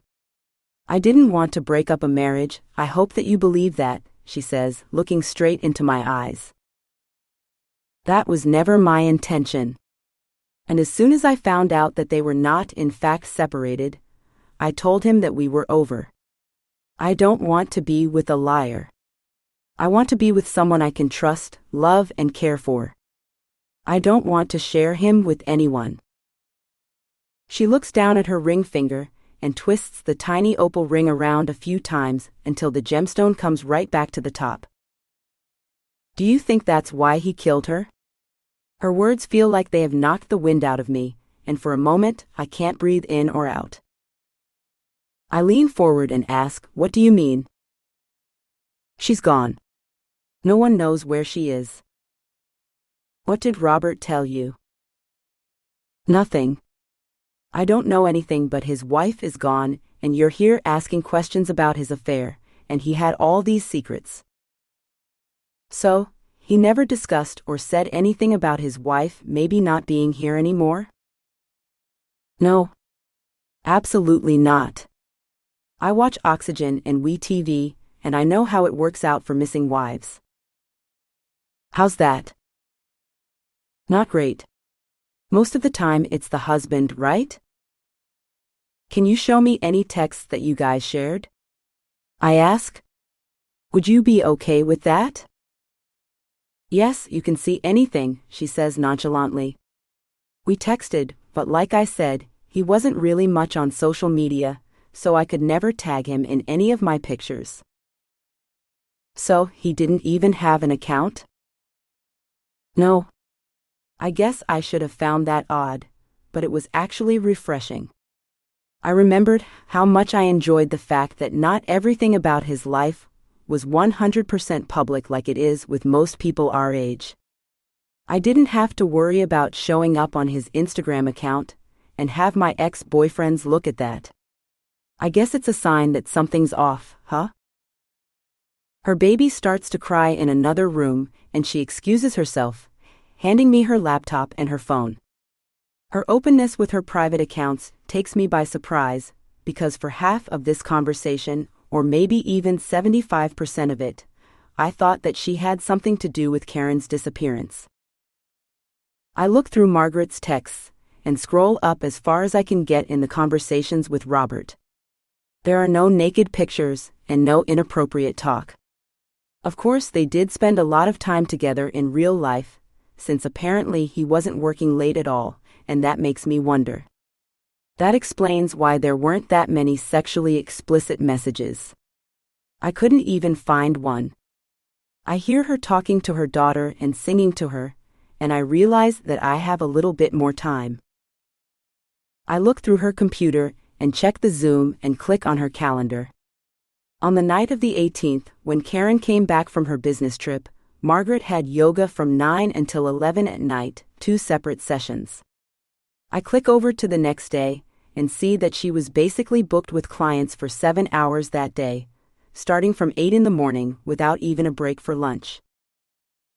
Just because these meetings were in her calendar doesn't mean that she was there. Margaret comes back and sees the calendar open on my lap. I'm sorry. I hope this is okay, I say. I just wanted to see what you had going on the night of her disappearance. Yeah, of course. Margaret shrugs without missing a beat. I was really busy. I had all these classes, and then I also do personal training. It was a little bit easier because I don't have to do all of the sets with the client. I can print you off the schedule if you want to see it, and I can give you info from different people who are in all these classes, or you can access the details of all the people who participated in sessions right here. Yes. I'd like that, I say. Sometimes people who are overly helpful have something to hide, and I wonder whether in this case this is exactly what Margaret is showing me. She logs into the Zoom sessions and shows me the recorded videos. Do you usually record them? Yeah. Sometimes people can't make it, and if they pay to be in my unlimited class program, I give them the link and they can watch the recording at their leisure. She opens one file after another, showing me recordings of the classes that she taught, as well as the personal training sessions and all of the names of the clients who were there during the live classes. I ask her to send me all of these details to my work email address, so that the computer tech team can go through this in more detail, and she agrees. She uploads the files, and we both watch them go one at a time. What is going on with you and Robert now? I ask, still holding her phone in my hand. We're done. When I heard about Karen's disappearance, I was just in shock, but we were done that afternoon when she showed up. I apologized to her and her friend profusely. I actually had no idea that they weren't separated or filing for divorce. I felt so bad for her. She was so upset, distraught, and I just knew that I'd caused all of that pain. I scroll through her messages again, and then click on the name at the top. It's labeled as Robert, but I want to see the actual number. I write it down and compare it to the one I have in my notebook. It's a match. He was texting on his phone. He didn't have another phone? I ask. Yeah, she says, blushing, and looks away. Her baby starts to fuss, and she excuses herself and reappears a few minutes later with a little bundle in her arms. She's 9 months old now, she says. How was Robert as a father? Absent, she snaps. I mean, he would come by and play, but when I asked him to move in, he said he wasn't ready. That should have been a sign to me. There have been so many signs, she says, shaking her head. Like what? I challenge her. Like the fact that when we had a fight after Karen left and broke up for good, I asked him about the phone. I asked him what phone he used to talk to me. I wanted to know whether or not it was premeditated enough to go out there and buy one of those untraceable phones at Walmart. Like, was he that devious? Was he trying to deceive me that much? What did he say? He told me that he was using his regular phone. He said for a while Karen never cared, never looked, but then when she started to get a bit suspicious, he just made a different app and put our text messages in there. I don't know how that works exactly, but basically it was like a secret folder on his phone where he kept just our conversations. I don't stay long after that. I give her my card and ask her to be in touch if she thinks of anything else. I have to. I also tell her to expect a call from me in the next few days, following up and possibly asking her to come in for an official interview. She looks at her schedule and says that she'll be able to move her classes around because she'd love to come in and talk to me more. She walks me out past her rose bushes, still holding the baby on her hip. When I get back in my car, I look through my notes trying to make sense of Margaret Lane. When I came here, I thought I would meet a cagey woman who knew about her boyfriend being married and didn't particularly care about it, going so far as getting pregnant. After meeting her, I'm pretty certain that assessment is completely untrue. She gave me the sense of being honest and transparent by showing me her phone, her laptop, and agreeing to come for an official interview. It's something that has been done plenty by guilty people, but there's something else. She seemed to have real sympathy for Karen. I don't know whether she suspects Robert for sure. I got a pretty strong sense that she did, but I also feel like she was telling me the truth, that they broke up the afternoon that Karen and Ellen caught them together. Still, what if it's all an act? What if she's just a really good actress, and she in fact did have something to do with Karen's disappearance? Robert could have told her what he was doing, or maybe she threatened to leave him unless he divorced his wife, and he wasn't ready to do that, but he was ready to kill her. These thoughts, and about 100 other possibilities, consume me like a flood of the unknown. Uncertain as to how to proceed just yet, I look at the time and head back out for some drinks with Mark. 24. I meet Mark at a little bistro right off of Fairfax called Glass. It has specialty cocktails along with some really nice hors d'oeuvres and no dinner. It's basically a bar, but with really good, tiny plates of food. When I get there a little bit after 5, Mark is already waiting for me. He's sitting at the far end of the bar in a suit, tie, and shiny shoes glistening in the warm glow of the chandelier above him. As soon as I walk in, he waves me over and gives me a hug that's a little bit too long. When our bodies touch, I can hear the beating of his heart through his dress shirt, a quality that he always seemed to have. "How are you?" "So good to see you," he says, without taking his eyes off of me. "You look beautiful." "Thanks." I nod quietly and force myself to look at the menu. His hair is a little bit long in the front, but with that, giving him that smoldering expression. Beautiful. Bringing attention to his green eyes and his strong jaw. "You're an attorney now?" I ask. "Really?" "Yeah. Is that hard to believe?" "Kind of. You weren't exactly particularly law-abiding when we knew each other." "Huh, what is that supposed to mean?" "Drove too fast. Drank underage." "Yeah, I guess so." "Hey, listen," he says, "I don't even think you're allowed to be an attorney if you don't drink, but that's just between you and me." I nod. "How are you?" "What's new, Detective Carr?" "Nothing. Just working cases. Mad hours. Same thing."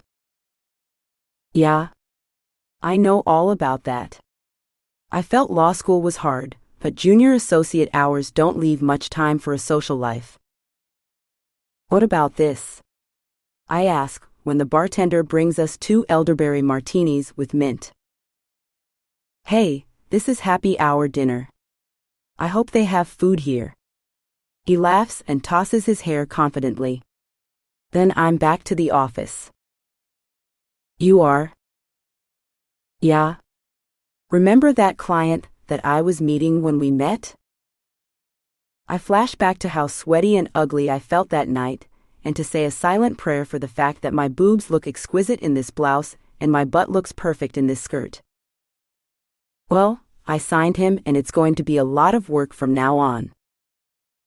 "Can you tell me anything about it?" I ask.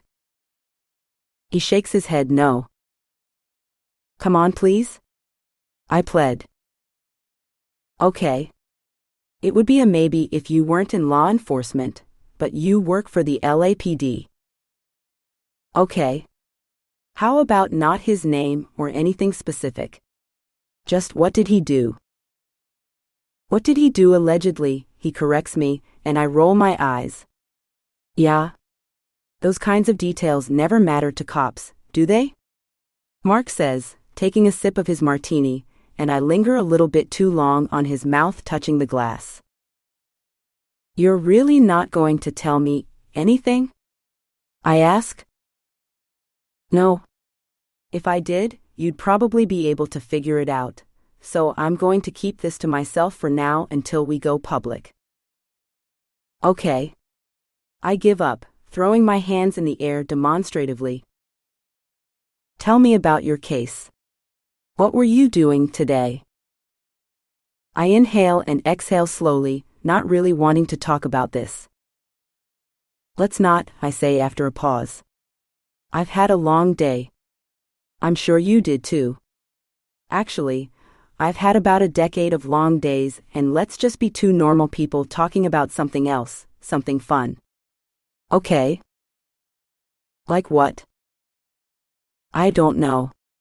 "Your turn," I say, finishing my drink a little too fast and asking the bartender for another.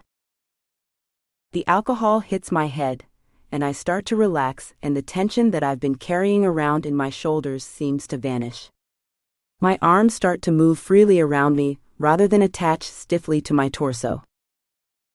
He stares at me, looks deep into my eyes, and suddenly my smile goes away and the mood seems to change. You know, I'm surprised you wanted to meet here, I say quietly, since you know the grove is right over there.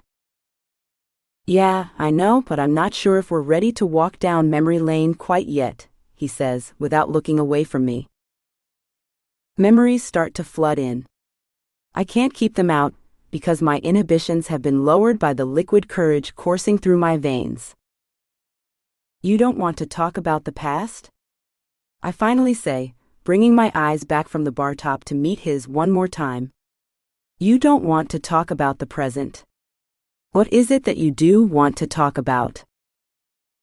He leans over to me, and I get a whiff of his aftershave. It's exactly the same brand that he used in college. Suddenly, I find myself back there holding hands, spinning around in the rain after finals in the quad. He's so close to me. I feel like he wouldn't even have to move an inch to kiss me, but instead he moves a little bit closer to my ear and whispers in it, the future. 25. I don't know exactly what he means by that, but our gazes remain locked for some time until the bartender asks if we want to refill our drinks. Once the trance is broken, I pull away. Uncertain as to what else to talk about, I bring up my case. This has always been kind of a default thing, and something I wanted to avoid, but talking about the truth with Mark seems impossible right now. I don't mention names or locations, but I do mention the missing wife, which piques his interest. Hope you're not interested in representing him already, I joke. No, not until you arrest him. I laugh and he laughs along with me. For a moment, it feels like all of those years that separated us have disappeared, or maybe were never even there in the first place. When the conversation reaches a natural ending point, and it's time to start another, I pull away. I have more work to do, as I know, does he? He walks me out, and we stand next to each other right outside the front door, not exactly certain of how to say goodbye. I'd like to see you again, Mark says. I don't know if he means romantically or as a friend. Me too. I nod. This was nice, catching up, seeing what you were up to. Yeah, sorry that you couldn't stalk me on social media. Hey, listen. I'm sure that you stalked me. It's only fair, right? He laughs and then leans over and kisses me. When his lips collide with mine, I stand here for a moment lingering, but then pull away. No. I shake my head. I'm sorry, I thought that. No, I can't. I'm sort of seeing someone and, well, I don't know what that is, but I can't deal with this. Listen, I know that you work a lot of hours and so do I, and that this seems complicated, but it was so nice being together again. Don't you feel like everyone you date, everyone you're with, you can never get back what you had back there in college, and that maybe it was a mistake? What? I ask. Breaking up? I look away from him. It would be a lie to say that that wasn't at least partly true. I've thought about him often, but it has also been years and I don't know if I'm the same person anymore. I don't know if I'm capable of being that happy. I don't tell him any of this. It would be too painful, and the conversation would take too much time that I don't have. Can I still see you again? He asks. Can we pretend that I never kissed you? I think about that for a moment. Yes, I say definitively. He stands there with his hands to the sides, knowing full well after being turned down and unable to make another move. It's my turn. I reach over and give him a brief hug, and an even briefer peck on the cheek. Call me, I whisper into his ear and walk away. Later that evening, after talking to my mom and Captain Talarico, but avoiding calling Luke just yet, I decide to stay in LA because there are no more updates about Violet or Natalie. In the middle of the night, I get a call. A body has been found, and there's a strong possibility that it belongs to my missing person, Karen Moore Kassler. It's not necessary for me to drive up there right now at 1 a.m. They will be processing the scene, and the body will be going to the morgue, but I can't help myself. I have to know if it's her. She fits the general description, and I know that I won't be able to get any sleep tonight unless I confirm this for myself. I get into my car and get on the freeway.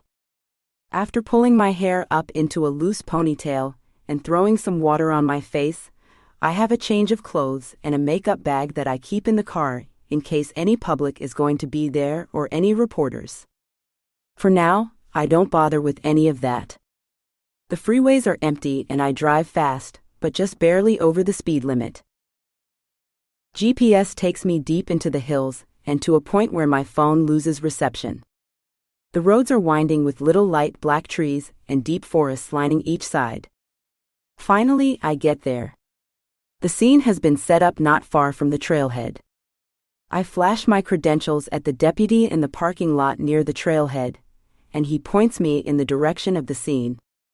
I'm already wearing a pair of sneakers, and I'm thankful for that because the body is about 1.5 miles up. I walk by myself in the forest, and the trail is eerie at night. There's no light, and I use my phone as a flashlight to illuminate my path. I trip a few times over a few loose stones. I get a cramp in my side, and I regret not bringing a bottle of water. Finally, I see the tent out in the distance, with people mingling around, setting up, and processing the scene. Detective Rodriguez, a family man in his mid-40s with 5 kids, the youngest of whom is already heading to college, meets with me to discuss the details. "Glad you came," he says. "We just found her wallet. She's going to have to get identified by the next of kin, but it seems like it's her." I walk over to the taped-up scene and see Karen's lifeless body lying on her stomach with her head twisted to the side. Her hair is matted down, and the top of it is covered in blood. "The rock used is right over there," Rodriguez says. Somebody is photographing the palm-sized piece of granite, also covered in blood. I'll have to wait for the crime scene investigators, but it seems like a match to me. I take a few steps closer to look at her face. It's tilted toward me. It matches the woman from the pictures that I've seen. Straight nose, strong jaw. "It's hard to tell whether she's been hit once or more than once," Rodriguez says. "This is likely the murder weapon." "No bullet holes?" "No. Well, not that I can see from here. They'll be processing the scene." I nod. It's not unusual to find additional evidence, and we have to wait until all of it comes in. I think to myself before drawing any conclusions, but there are already conclusions that can be drawn. "How did she get here?" I ask. "Most likely scenario," he says, pushing up his glasses to the top of his head, "she walked here. The bastard who did this walked her here of her own accord. Maybe they took a hike, and then he did it here. There are no drag marks, and unless he carried the body and dropped it off, it seems like a long way to go." I nod, thinking back to the trail that I had just walked. It's winding with lots of corners, and I'm sure anyone would hesitate to carry a dead body all this way just to drop it along the side of the trail, without bothering to go deep into the forest. What about an ATV, or any other alternative outdoor vehicle? I didn't see that many marks or tracks leading up here. They're forbidden on the trails, but that doesn't mean that someone hadn't used one. "Yeah, I didn't see any either," I say, thinking back to the trail that I had just walked, and all of the details that I tried to notice on the way up here. Also didn't see any obvious droplets of blood, which might have happened if he had carried her body here. Any chance that she was wrapped up in anything? Like, I don't know, some sort of bag? That seems unlikely too. I was looking at her face, and you can see right there that the blood is pretty much coagulated right where it formed. It seems unlikely that she was moved from this position at all, let alone that she was wrapped up in anything and then transported. So she walked here? I say, biting my lower lip and looking around. There are floodlights illuminating the forest, casting long, jagged shadows in all directions. Who found her? Somebody called it in. We're still trying to track it, but they used a cell phone. It sounded like two girls, young 20-somethings, had a strong Valley accent. Sounded a bit ditzy, if you don't mind me saying. So, they never actually met you guys here? No. They called about 3 hours ago, called 911, said that they were taking pictures and stumbled upon her, but they had to go and they couldn't stay, and then they gave the information. We're going to track the phone, but it's going to take some time. We sent someone out here. A deputy was about to turn back thinking that it was just some sort of prank call, when he stumbled upon her body right there. Wow. Yeah. Rodriguez nods. I guess she's not a missing person anymore. I take a few steps away from Rodriguez and take a closer look at the body. She's dressed in leggings and a sports bra, but no sweatshirt or a top layer. She looks like she has been here a long time. Her face is blue and the blood looks old. How long exactly? I'm not sure. The fact that she wasn't wearing a sweatshirt probably means that she went hiking during the day. The state forest officially closes at sundown. It looks like some animals have already gnawed at her legs and arms. There is a lot of evidence of insect activity as well. I count back the days that she's been missing, though body evidence science is never that precise. Once the body gets over a week old, or probably even sooner than that, there are a lot of different experts with different opinions, but we're still in the early stages of finding out exactly the time of death. Things like insect activity, location of the body, the heat and the humidity all play a role in decomposition. A body that decomposes in the hot and humid sun in a place like Georgia has a different rate of decomposition than a body that would decompose in Alaska or California. Here, the sun is strong and warm during the days, but the nights can drop as much as 30 to 50 degrees in temperature depending on the altitude. This is a desert after all, making the climate rather unique. I lean down and get as close to her body as possible to look for details that might mean anything. She's wearing a gold locket, but I won't know what's inside until the medical examiner puts out her report. She's wearing an Apple Watch, and I wonder if it might hold any clues as to how she got here or how far she'd walked. I point the watch out to Rodriguez, and he nods approvingly. Yeah, that's going to be the first thing we check out. Let me know as soon as you do. There may be apps on it that she used to track herself, even if she didn't use the main walking app. Yes, I know I have one myself, he says. Been trying to get those 10,000 steps in every day. How's that working? I ask. Some days better than others. All that time in the car isn't helping much. With the hike up here, I might get that 10 kelvins yet. I smile. It may sound coarse and rude to talk like this, to make jokes, but this is our job. We're not mocking the victim, not in the least. We're just trying to make a terrible tragedy bearable for us to investigate it. 26. In the morning after the Apple Watch has processed, I get the result. Karen was recording her hike on a trail walking app, and it showed that she started it in the parking lot on the day that her husband reported her missing, the 18th. I don't bother going home after a few hours at the scene. So, I take a little cat nap in my car, get some coffee, and head back to the parking lot at the beginning of the trailhead. Benjamin Lawrence, the computer tech who got up early to work on this as a personal favor to me, sends me the GPS coordinates of everything that the watch recorded. I start in the exact spot. I use my phone to line up my own GPS coordinates and start to follow her trail. Her walk up the trail precisely. It's morning now, and I'm not limited to the flashlight or my phone for visibility. The trail is winding with a steep incline. I follow the GPS coordinates as precisely as I can, while also taking note of the trees, the vegetation, and the shrubs all around. I'm looking for blood droplets, anything that would indicate that she hadn't walked up there. I'm also looking for other things, maybe something that was dropped or forgotten, or anything that could be of any significance whatsoever. When I get almost to the top, to the location of the murder site, I head back down and do another loop. Nothing catches my eye until my shoelace unties and I kneel down to fix it. I get a cramp in my back.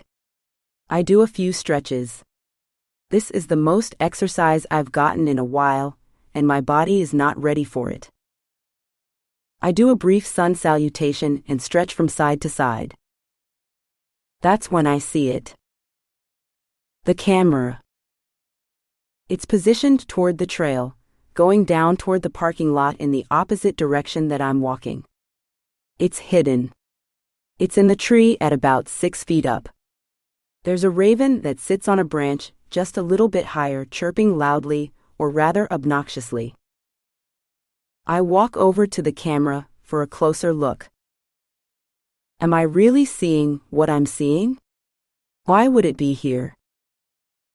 Then I remember that this must be a trail camera, a webcam set up to monitor wildlife. Sometimes they're used for tracking purposes, but they're also commonly set up on national forest and state park websites in order to get the public interested in going there. High school kids and younger kids will monitor the cameras for science classes. Occasionally there'll be a brown bear or a mountain lion who will do something interesting, funny, or cute, and then it will go viral on YouTube. I'm so excited by this discovery that I immediately start to run. It's a good quarter-mile uphill, and I'm completely out of breath when I get there. A ranger from the National Forest has already arrived, and I ask him about the camera, choking on my own breath. I just found it there, not too far away by the big boulder, I say. My breathing is rapid and out of control. There's a camera there. How long is that footage kept? Do you think that maybe she might be on it? We actually stream it live and we do keep it for about 2 weeks, he says, and then asks me for my name. I realize that I haven't even introduced myself to him. We shake hands and he tells me to call him Michael, and says that back in the office he has access to all of the webcams that are set up around the forest. Okay. Can you show me where you have it? Can we go there right now? I ask, finally catching my breath. Yes, of course. He nods. Half an hour later, I park in front of the ranger station and Michael shows me inside. He's a young man in his early 30s with a wedding band and a crew cut. He tells me that he's been working here for about 5 years, and his wife isn't very happy with the hours or the salary. He has to decide whether or not he'll continue to work here and get divorced, or go work for her father selling furniture and stay married. I don't know how to advise him, because I've never been in that situation. Personally, I kind of hope that he stays doing what he loves, despite all the obstacles. At the ranger station, he takes me to a nondescript room with office furniture and a pinkish-gray carpet that Michael apologizes for and says that they will finally be changing out in a month or 2. It's not the best thing to have in a place where people walk around in muddy shoes, he says. Bureaucracy. Other stations need other things. He shows me to his desk, a metal clunky thing covered in papers and with drawers that make an obnoxious metal-on-metal sound. He opens his laptop and starts scrolling through the files on the 18th. Can you check that first? Maybe morning? I ask. How do you know which camera is which? They're all numbered. That one is 4327, he says from memory. Occasionally gets a few deer.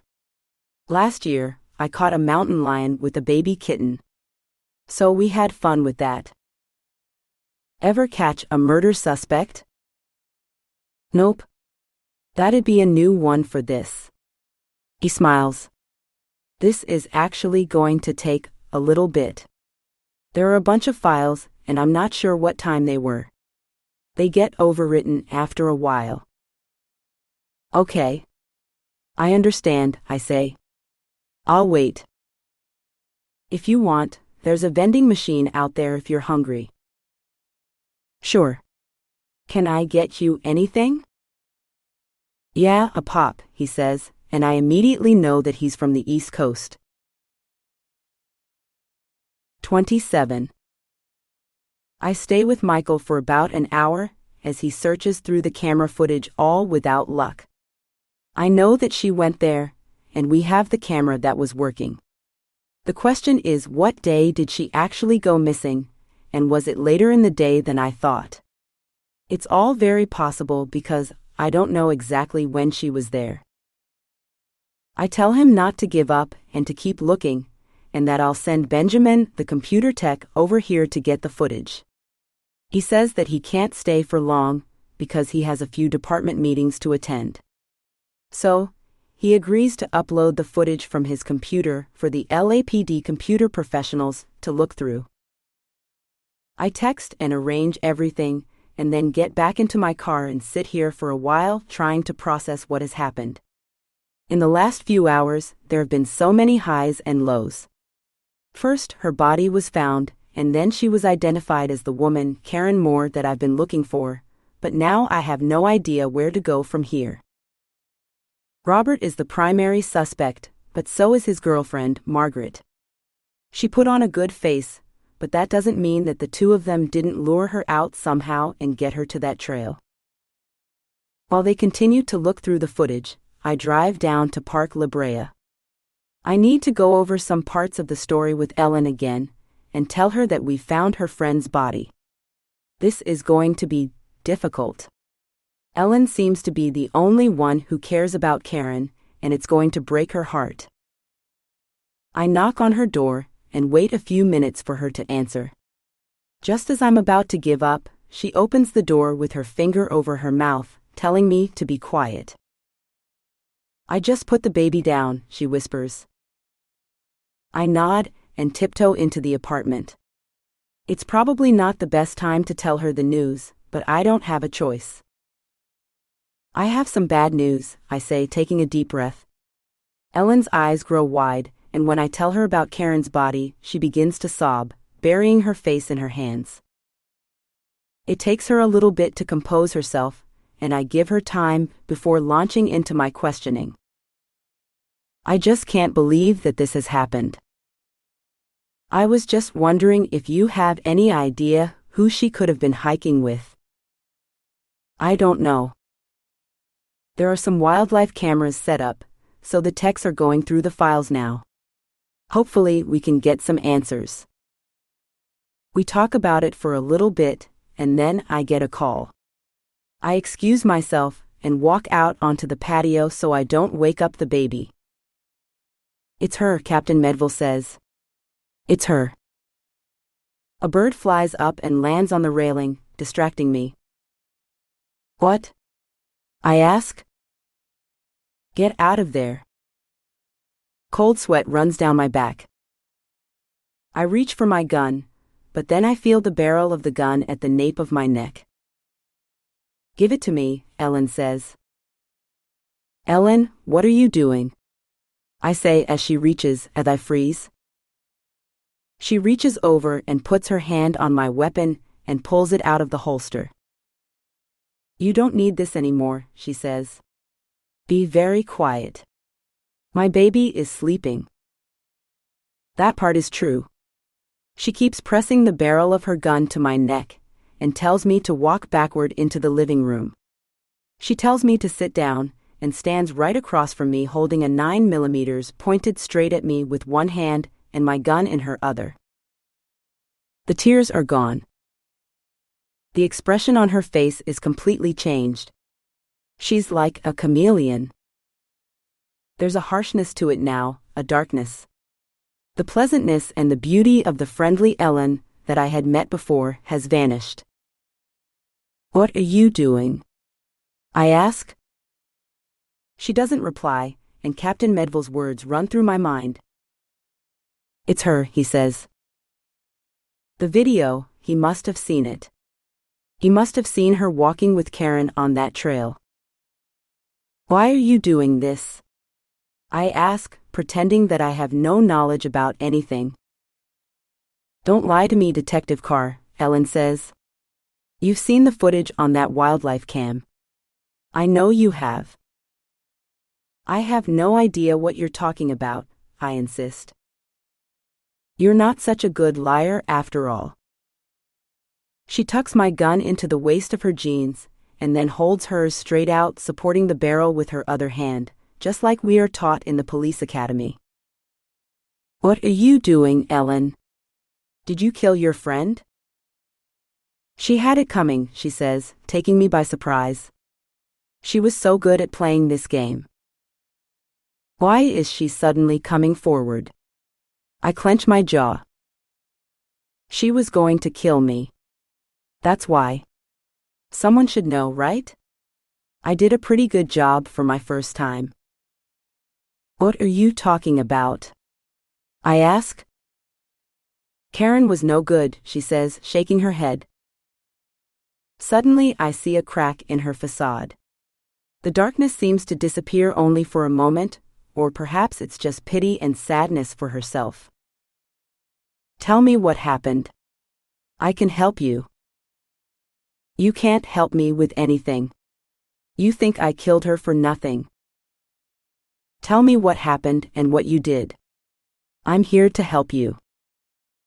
You're a detective. You're here to find out what happened to the victim, she says. The coldness returns. Okay. Then what do you want to do? I'm going to kill you, she says. I swallow hard. I need to buy some time. I need to figure out a way to get out of here, but she's completely unpredictable. One minute she's her best friend, and another one she's this killer, which I never expected. You don't want to do that, I say slowly. Whatever happened with Karen, you must have done it for a reason, right? There must have been a why. If you kill me to get away, that's not going to be good. Not for you, not for your baby. Don't bring my baby into this. She shakes her finger at me, briefly letting go of the gun, but then quickly readjusts her grip. I kick myself for missing my chance to grab it. That baby's the whole reason why I'm in this mess in the first place. He said he was going to leave her. He said that if we had a baby together, then we would be together. What? My mouth drops open. Then it hits me. The baby is Robert's? I ask in a half-whisper. Of course, she snaps. Are you an idiot? Of course the baby is Robert's. How long were you seeing each other? Long enough. Robert likes to have girlfriends on the side, and he likes to get them pregnant. That's what happened to Margaret right around the same time that he was seeing me. He started seeing her. How dare he cheat on me, she snaps. I blink a few times, trying to make sense of everything that she's saying. Is she really mad at Robert for seeing another woman when he was already married and seeing her? He said that Karen didn't understand him. He said that I was the only one who did. He said he loved me. He said that he hadn't slept with Karen in months. Then I find out that he has a girlfriend in Reseda. She narrows her eyes. Why did you kill Karen? Why not Robert? I ask. We were going to run away together. You happy to hear that? He was going to leave her. We were going to be together, but then I thought that if she found out about the affair, she would leave him, or he would finally leave her. I thought that would get the ball rolling. So you found out about Margaret first? I tracked him. Then I wanted Karen to find out. I wanted her to leave him so that he would be mine. What about Margaret? That little skank. She never stood a chance. I shake my head. You don't believe me, she says, whispering because the baby in the other room starts moving around. I just see it as she was dating a man who was already married and who got his mistress pregnant. He got her pregnant, and he got his wife pregnant all around the same time. Why would she want to be with him in the first place? I want to ask, but I decide against it. My goal is to soothe her, relax her, and to get her to let her guard down.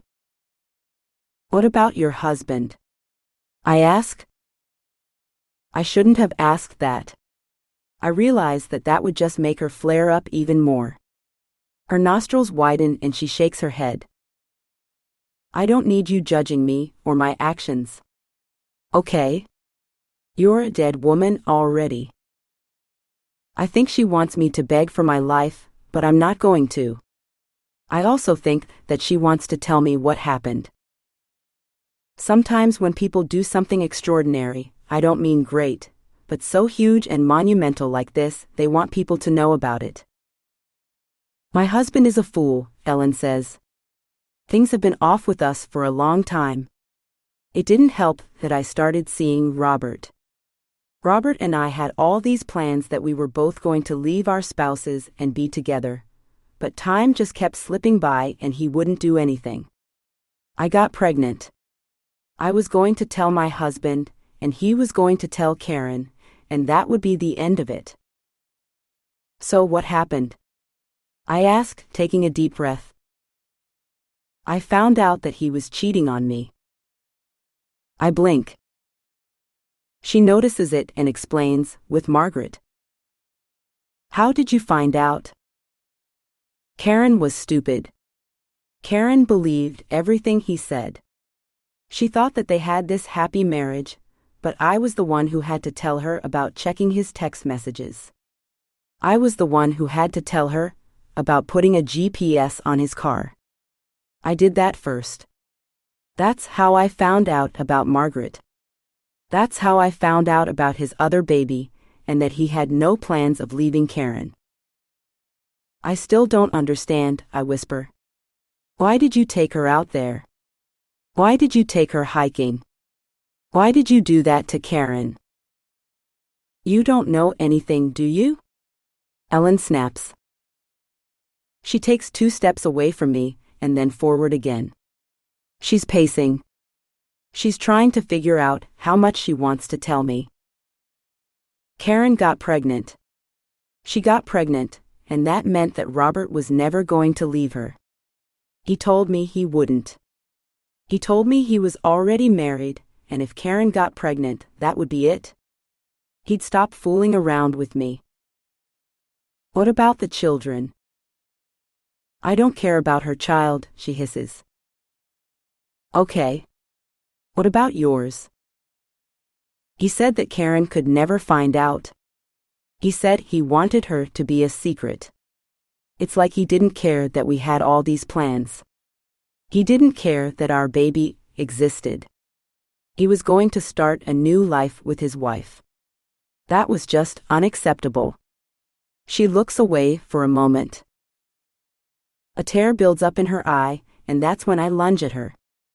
I topple her over, and we fall onto the coffee table, which snaps under us. She kicks me between my legs, and I throw her hands over her head, trying to knock the firearm out of her grip. It takes a few tries before it actually works, but not before she shoots a bullet through the window. I punch her in the stomach, and then climb over her to grab the gun, but she pulls me down, and wraps her long fingers around my neck and starts to squeeze.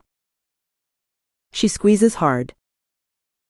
I try to punch her in her sides, but with my airway closing, I start to feel weaker and weaker. She climbs on top of me, the weight of her body pressing me into the floor. She lets go briefly, and I gasp for air and reach for her to stop her from getting the gun.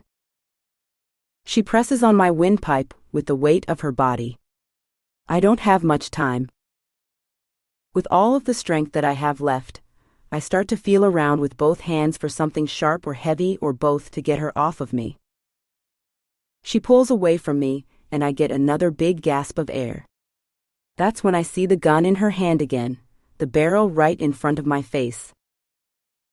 "Goodbye, Detective Carr," she says. At the last moment, my fingers curl around something sharp, and I stab her in the neck with it. Blood sprays out, covering both of us. She cries out in pain, and I grab the gun, moving it out of the way just in time for a bullet to hit the floorboard right next to my ear. The sound deafens me. I pull the sharp object out of her neck and stab her again and again, blood gushing out, but I don't stop until she's dead. After I push her limp body off of me, I get up. I sit up and stare at the carnage with tears running down my cheeks.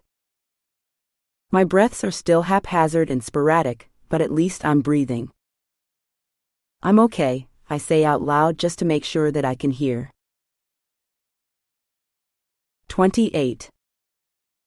After police and the ambulance arrive, they clean me up and take my statement. I don't have any injuries that require me to go to the hospital, but I do have a pounding headache. Armed with a few Advil, I head back to the precinct to give my account and get a fresh change of clothes. Captain Medville meets me up front and gives me a hug. "I'm glad you're okay, kiddo," he says. I smile. It's the first time he's ever called me that. I appreciate it. We go to the conference room, the unofficial interrogation room used for police officers. I pull out the recorder and place it on the table. "What's this?" Captain Medville asks. "I had it in my pocket when I went out on the patio to talk to you. I started it as soon as she sat me down on the couch. I hope it got at least part of what happened." We rewind the tape and plug it into the computer. Our whole conversation comes on loud and clear, except for a few places where the recorder rubs against the inside of my pocket. Everyone listens, but I have to excuse myself because I can't bear to relive it quite yet, if ever. A little bit later, a deputy calls me back in. "You had to do what you did," Captain Medville says. "You know that, right?" "Yeah. Just would have been nice if it went to trial, and everything came out in the open." "Well, we're still going to investigate. We're going to get to the bottom of this, but from that conversation and from what we found on the tape, I don't think that Robert or Margaret were involved," the captain says. I nod. "We'll do more interviews, but right now you need to go home and get some rest." After I get home, I sleep for what feels like days, but it's really just a very long 24 hours. The findings from the medical examiner confirm that Karen was indeed pregnant at the time of her death. We find a lot of evidence on Robert's laptop that corroborates the relationship that he had with Ellen, going back years. In another interview, not conducted by me, he confirms that he did indeed have a relationship with Ellen. At one point they'd planned on leaving their spouses, but he wanted to try to make it work with Karen, despite the fact that he had 2 children with 2 other women. The reason it seems why he was so cagey with me in all of the interviews is that he didn't want anyone to find out about those children, least of all Karen. Ellen had lured her out on that walk, and she may have told her everything, or perhaps she pretended that she was her friend until the end. We will never know. I didn't get a chance to ask, and there are just certain things that people take to their graves. When I wake up, I see that I have a number of missed calls from Luke, along with a number of messages telling me that someone had called him about what had happened and that he wants to know how I'm feeling. His voice is concerned, sweet and loving. I want to talk to him more than anything. The 5th time he calls that evening, I answer. He immediately gets onto FaceTime, even though at first I don't want to get on. I look tired and worn out, but he tells me that I look beautiful, which, given how exhausted I am, is an exaggeration if not a complete lie. I wish I were there, Luke says. I should have helped you. Helped me with what? This is my case. I know. I just keep blaming myself. There's no reason for that. You're investigating my sister's case. I just should have brought backup, but I'm glad that it all worked out. So you killed her with a pencil, huh? He asks, rubbing his fingers across his lower jaw. He looks so sexy and beautiful. I can't help but lick my lips as I imagine his arms around me. Yeah, that's what they told me. All I knew was that it was sharp and pointy, and that was the only thing I found. That's some spy crap right there, he laughs, disarming an enemy with a pencil. I laugh, and so does he. Making light of the dark is the only way to get through this. We talk some more and we laugh. For a little while, it feels like we're normal people, a normal couple even, catching up on the day. Then my thoughts return to Violet. When I ask about her, his face drops. What? I ask. Did you find something? Did you find her? He shakes his head no but doesn't say a word. Tell me, I insist. What is it? We found the clothes that she was wearing that night, he says quietly, about a mile away from the observatory. What do you mean? We found her puffy forest green jacket, jeans and a beanie as well as her Uggs. Your mom confirmed that the clothes are hers and Nancy, Kaylee's mom, confirmed that she dropped her off wearing those clothes. I don't understand. I gasp. We found every single thing that she was wearing, Kaitlyn, Luke says. Down to the socks and the necklace. Why would she change her clothes? I ask, not really expecting an answer. There's something else, he continues after a long pause. I hold my breath. All the clothes were found neatly folded in a plastic bag, tucked under a fallen tree. What does that mean? I shake my head. I have no idea, he says, but we're going to find out. I hope you loved Detective Kaitlyn Carr's investigation. The next book in the Kaitlyn Carr series is Girl Found. One-click Girl Found now. A college student is found dead in the apartment of a U.S. Marine who has disappeared. Where is he? Did he kill her and run? And if so, why? Detective Kaitlyn Carr will stop at nothing to find out what happened. Back home, Violet's disappearance is becoming a cold case to everyone but Kaitlyn. Every lead has been a dead end, but she can't give up now. One-click Girl Found now.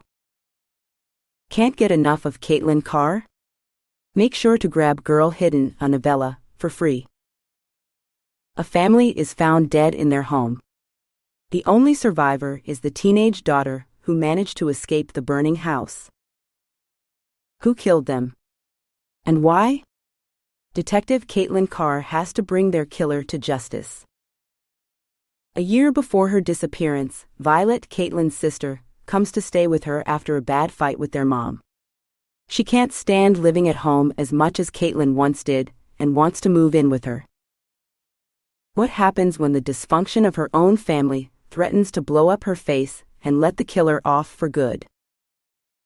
Grab Girl Hidden for free now. If you enjoyed this book, please take a moment to write a short review on your favorite book site and maybe recommend it to a friend or two.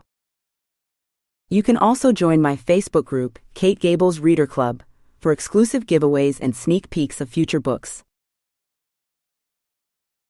Want to be the first to know about my upcoming sales, new releases, and exclusive giveaways? Go to kategable.com. Want to email me? Write me at kate@kategable.com. Also, make sure to join my newsletter and my Facebook group. About Kate Gable. Kate Gable loves a good mystery that is full of suspense. She grew up devouring psychological thrillers and crime novels, as well as movies, TV shows, and true crime. Her favorite stories are the ones that are centered on families with lots of secrets and lies, as well as many twists and turns. Her novels have elements of psychological suspense, thriller, mystery, and romance. Kate Gable lives in Southern California with her husband, son, a dog, and a cat. She has spent more than 20 years in this area and finds inspiration from its cities, canyons, deserts, and small mountain towns. Write her here. Kate@kategable.com. Check out her books here. www.kategable.com. Sign up for my newsletter. https://www.subscribepage.com/kategable+. Join my Facebook group. https://www.facebook.com/group/83385102055755518. Bonus points. Follow me on BookBub and Goodreads. bookbub.com/authors/Kate-Gable. https://www.goodreads.com/author/show/215342224.Kate_Gable. Facebook. BookBub. Goodreads. Instagram. Also by Kate Gable. All books are available at all major retailers. If you can't find it, please email me at kate@kategable.com. Girl Missing Book 1. Girl Lost Book 2. Girl Found Book 3. Girl Taken Book 4. Girl Forgotten Book 5. Girl Hidden Free Novella. Thank you for listening to Girl Lost, a Detective Kaitlyn Carr mystery. A novel by Kate Gable. Narrated by Madison Gilpin. Copyright 2022. The End.